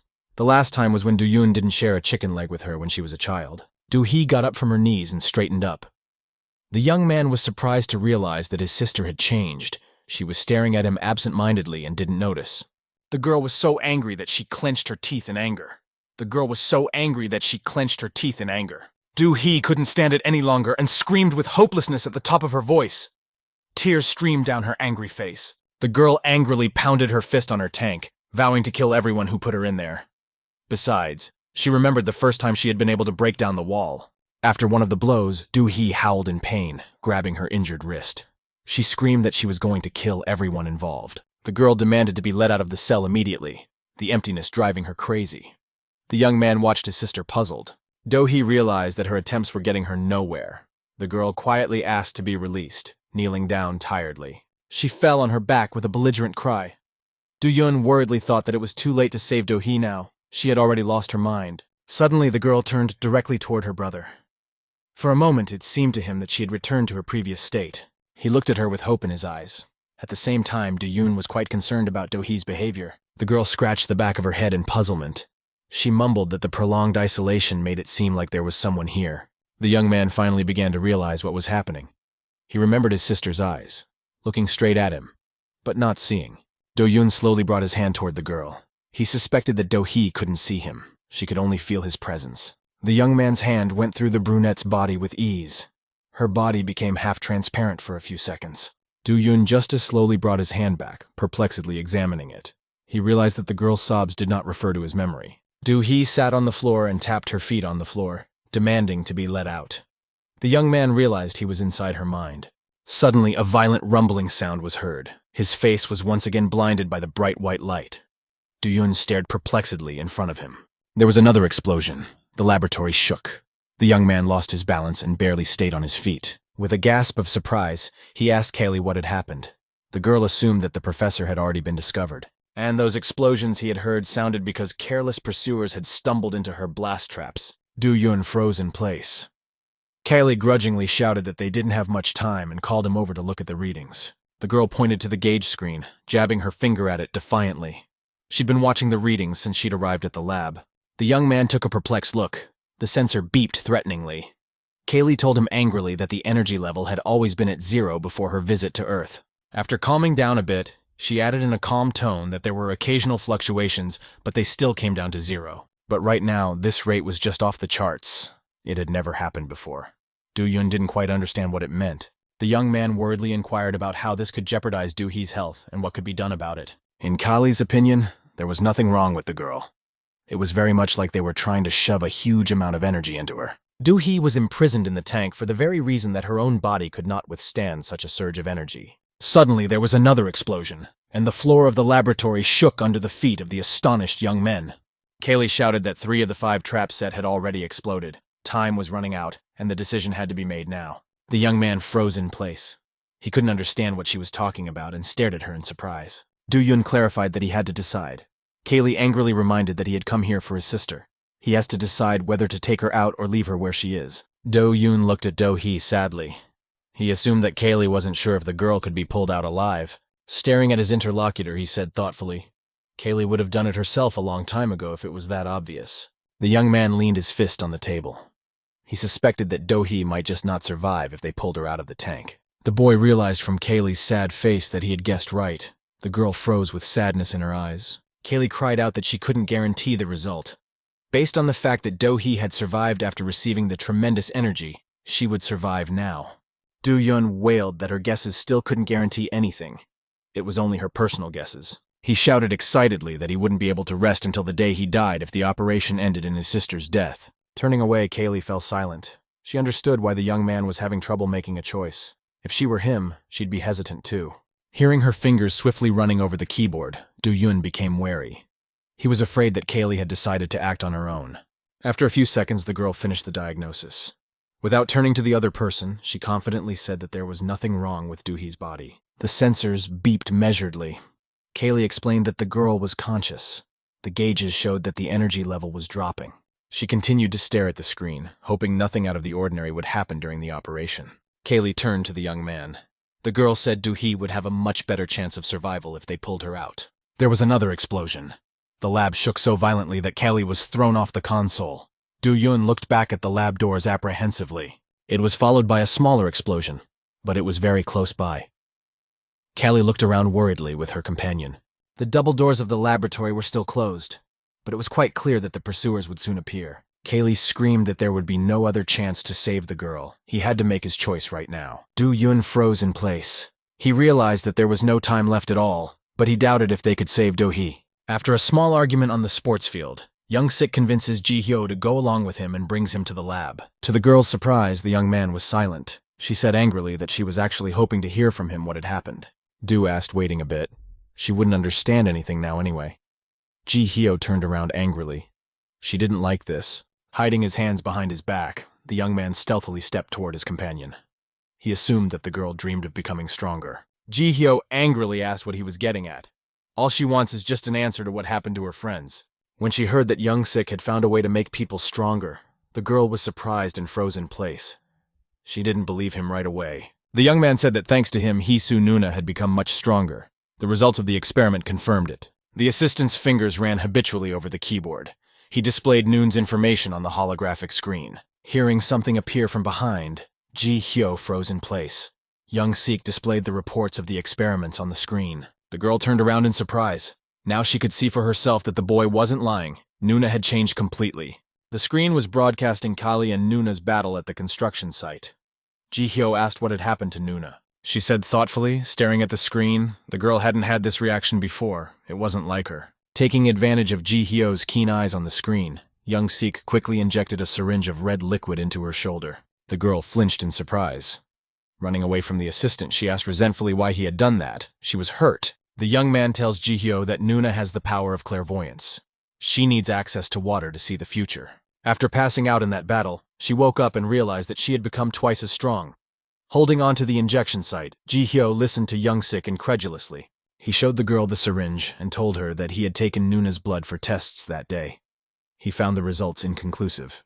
Thoughtfully looking at the mirror image in the syringe, the young man admitted that he had discovered a remarkable gift in himself. Because of that, he achieved a similar effect. Ji-hyo angrily shouted that he could tell normally. She didn't understand what kind of gift he was talking about. The girl's body trembled more and more. Young-sik reminded her in a calm voice that he had already talked about it. She just doesn't understand. Ji-hyo felt like something strange was happening to her. She angrily asked the guy what he injected her with. Young-sik carelessly unclenched his fist. The syringe of red liquid fell to the floor and rolled to the girl's feet. The young man reached for his hair and slicked it back to keep it out of his eyes. Ji-hyo looked at him confused. The smug young man quickly walked over to the holographic screen that displayed the results of the tests. Frowning, Young Sik said that now it was time to find out if the results of his experiment were just an ordinary coincidence. The syringe with the red liquid rolled slowly across the lab floor. Ji-hyo looked at it puzzled. After talking to Lee Yu-sun, the director thought for a while. After smoking another cigarette, he put his pass on the table. The young man couldn't believe his happiness. It solved a lot of questions. He asked why the man had decided to help him. The director smirked enigmatically. He offered to take a company pass before he changed his mind, then it would be too late. After heartily thanking the old man, Lee Yu-sun ran out of the mansion and headed towards the Arium Pharmaceutical Company building. When he stopped at the elevator, the young man caught his breath a little. He took out his pass and looked at it more closely. After talking to the old man, Lee Yue-sun understood his friend a little bit. Do-yun had the same assertive character as his grandfather. Suddenly an alarm sounded. An unauthorized intrusion had been detected in the compound. The young man turned around. Behind his back, the guard grabbed the brown-haired kid by the arm and asked what he was doing here. The young men's eyes met. Recognizing the visitor as one of the night guests, the boy frowned. It was hardly a coincidence. Lee Yue-sun also recognized the man he had encountered in the lab. He sighed tiredly and held his head. The elevator door closed. Yu-sun stood defiantly in the corner and folded his arms across his chest. Shatton stood with his back to him, holding onto the handrail. Lee Yu soon inquired why the guy was following him. The man raised his eyebrows in surprise but didn't say anything. Without waiting for an answer, the young man sighed and angrily asked how long the man had been doing this. The man was silent again. Only when the elevator door opened did the brown-haired man turn around. He glumly assumed that Lee Yu-sun had arrived here without authorization. This time, the young man decided not to answer. He stepped out of the elevator and headed in the right direction. When he caught up with the boy, the brown-haired man shouted that Detective Han obviously wouldn't have asked him to do something like that. He turned his head in surprise. Lee Yu-sun snidely wondered who he was supposed to ask for help. He assumed it wouldn't be an interlocutor. Satan angrily shrieked that his brother would either do without any help at all or put Hisu Nuna in charge of it. Yu-sun asked what he would say if he found out he was mistaken about that. The man froze in place with surprise. Turning his head, the young man smirked caustically. Yu-sun stated that in fact, Detective Han had indeed assigned the case to him. Satan couldn't believe the boy had been assigned this case. Knowing his brother, he was sure Han would never trust a man outside the company. Lee Yue-sun laughed, happy that he was able to fool his interlocutor. He confessed that he had actually joined the company of his own free will. The young man stated that it doesn't change anything. Satan can't even complain about him because he doesn't know why the guy came here. Clenching his fists, the man shouted angrily that he actually knew everything. He was unhappy that he had let himself be led around. Yu soon snidely inquired what exactly he knew. Satan said that he had taken one thing from the lab and brought it to Detective Han. The young man asked what that got him. He said that Detective Han had given that item to young Sik to study. Yu-sun turned away tiredly. The conversation was starting to annoy him. The guy asked the brown-haired man to finally stop following him. Something suddenly buzzed in the corridor. All the lights turned off. Yu-sun looked at the dark room with a perplexed expression. He had no way of knowing that the cause of this strange phenomenon was his interlocutor. A yellow energy aura was accumulating around his hand. Lee Yue-sun perplexedly asked what happened to the lighting. Satan, shrouded in energy, gloatingly said that he would still tell what happened to the crystal. The explosion in the lab was so powerful that it cracked the walls of the room Graham was in. A coworker asked worriedly if everything was okay. Coughing up dust, the professor demanded to check the rest of the room for casualties. The man helped Graham up and led him toward the exit, hooking his elbow around the professor's neck. The man sighed tiredly. Remembering his recent run-in with Kaylee, Graham worriedly asked the guide if he had seen his assistant. Hearing that the guards had detected signs of unauthorized entry, the professor angrily pushed the guy away. The man said it happened 2 minutes ago. Graham shouted angrily that they should have been at the scene by now. The heavy rumble of boots sounded at the door to the lab just as another explosion occurred. The lab shook. A group of guards ran into the room and quickly looked around. One of them shouted that there was no one in his corner. Turning back to the group, a man in dark glasses reported that there was no sign of the fugitives in his line of sight. Graham realized what had happened as soon as he stepped on the threshold. The guards didn't understand anything, but he noticed at once that the tank with the prisoner was empty. The professor gritted his teeth in anger, cursing the guards who heard the alarm sound but didn't react immediately. He angrily shoved the staff aside, shouting that the fugitives had been missed.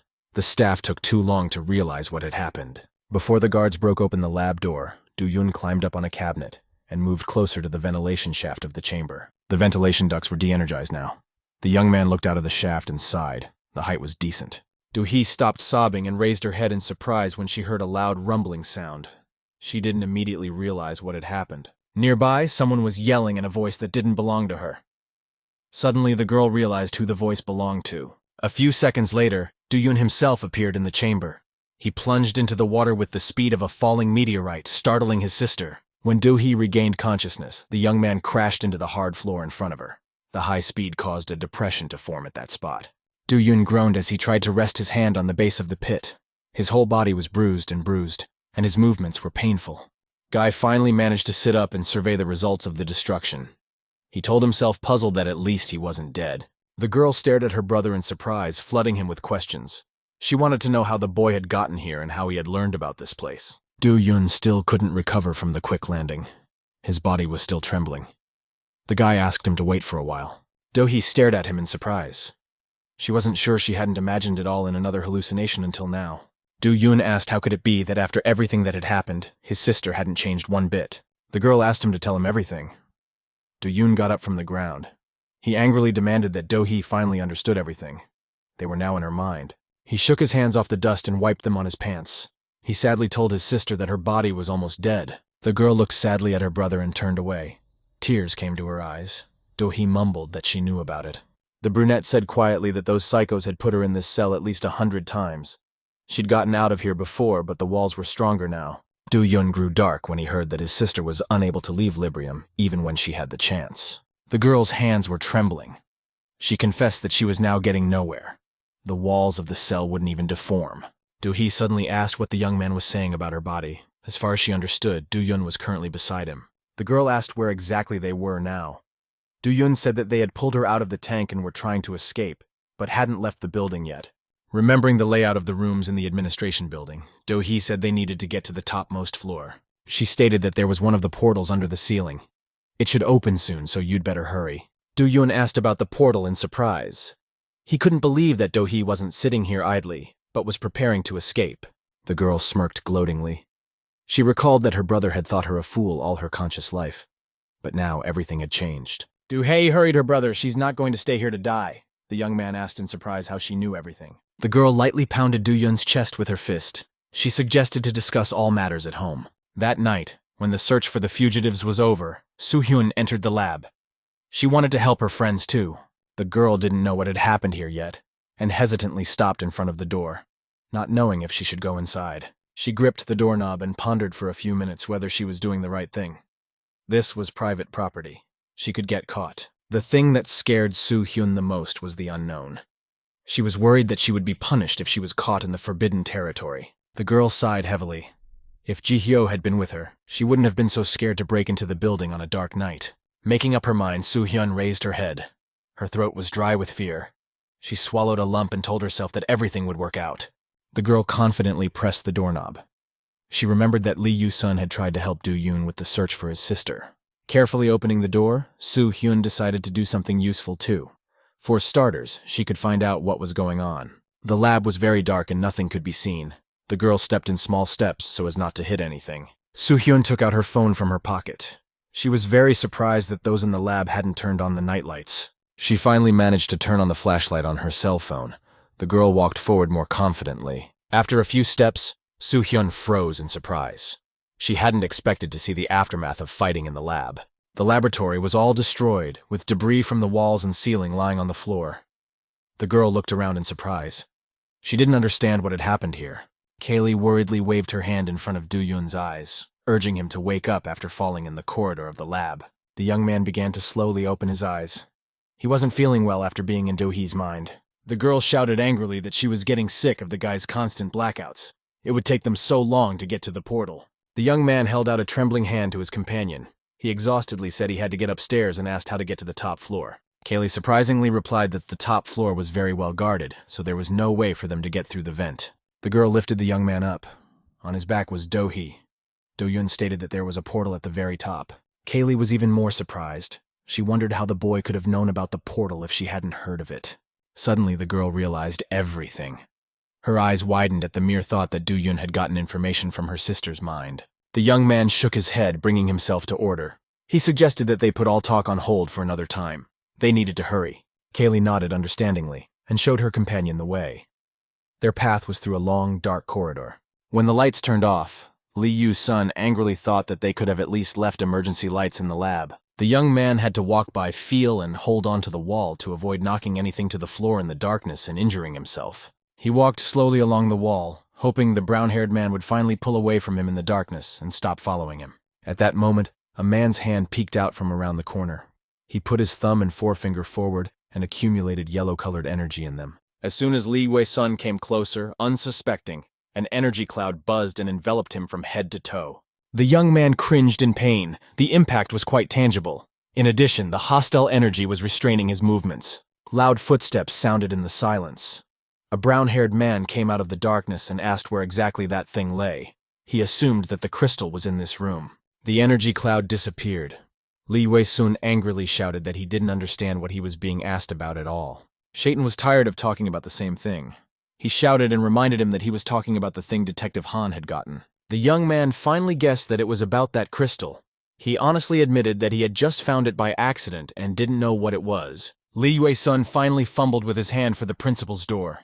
Unfortunately, the brown-haired man noticed that the young man was about to escape. He unleashed a stream of energy at his opponent and demanded that he stay where he was. The man asked where exactly the crystal was. With an incredible effort, Yu-sun pulled out the pass and opened the door. In the same second, he flew into the room after being struck by the brown-haired man. The man slowly approached his victim. Watching the brown-haired man fearfully, Yu-sun asked in a trembling voice what the object was. The young man tried to get up from the floor. The man said that thanks to the crystal, Young Sik had managed to make him stronger. He angrily wondered if that was the reason the guy had snuck into the lab at night and stolen a valuable item. Yu-sun looked puzzled. Shaitan hesitated for a moment. He was sure that Detective Han had sent the guy to look for the same crystals. The entire room shone with a bright yellow light, tightly enveloping the man. He shouted that Yu-sun had decided to take everything for himself. A strong electric shock knocked the young man to the ground. He crawled backward, cursing his opponent and covering his head with his hands. At a safe distance, Yu-sun turned around and tried to explain that it wasn't like that at all. The brown-haired man didn't want to listen to him. His face turned gray with anger. The man demanded to tell the truth immediately, or the boy would be electrocuted. The young man looked fearfully at the brown-haired man. He added that he would do it faster than Yu-sun could get up from the floor. The man's hand slowly turned toward the boy. The familiar buzzing of electrical discharge resounded on his heel. Lee Wei-sun realized that the guy wasn't joking. With such abilities, he would really incinerate the enemy in a few seconds. At this time, Soo-hyun was slowly making her way towards the laboratory. The semicircular corridor was cracked from the recent explosions. The girl didn't meet anyone along the way. She was a little confused by the fact that the destruction was becoming more and more noticeable as she approached the lab. Soo-hyun was getting more and more scared. This dilapidated place was terrifying. Besides, there was no one around. Desperate, the girl decided to call for help. She timidly asked if there was anyone nearby. Soo-hyun only heard an echo. The brunette tried calling for help a few more times, but no one responded. Soo-hyun shrank back, afraid to go any further. In the distance was a dark square corridor. From there came a barely audible sob. The girl realized that someone was there. When Soo-hyun reached the corner, the sobbing turned into sobbing. The brunette felt uneasy. She didn't know what might be lurking in the dark corridors of the lab. The girl walked slowly to the corner. Pieces of stone crunched under her feet, torn from the walls and ceiling by the explosion. The further Soo-hyun walked, the more her body trembled. Her legs were braided, refusing to go any further. Her common sense told her to turn around and leave. The girl stopped on the spot. The sobs and sobbing were joined by an incomprehensible banging of a hard object against the wall. Then there was silence. Cautiously making her way along the wall, Soo-hyun asked loudly who was left in the lab. No one answered her this time either. The atmosphere was getting more and more eerie. A dry lump came to her throat. Overcoming her fear, Soo-hyun slowly moved on. She didn't look under her feet and didn't see that some pebbles were floating in the air. The girl reached another corner and stopped for a moment to rest. Her heart was already pounding at a furious pace. Gaining courage, Soo-hyun carefully peeked out from around the corner. She decided that she would run away as soon as she saw something suspicious. But what the girl saw made her freeze in place. She was afraid she had forgotten that she was going to leave if anything went wrong.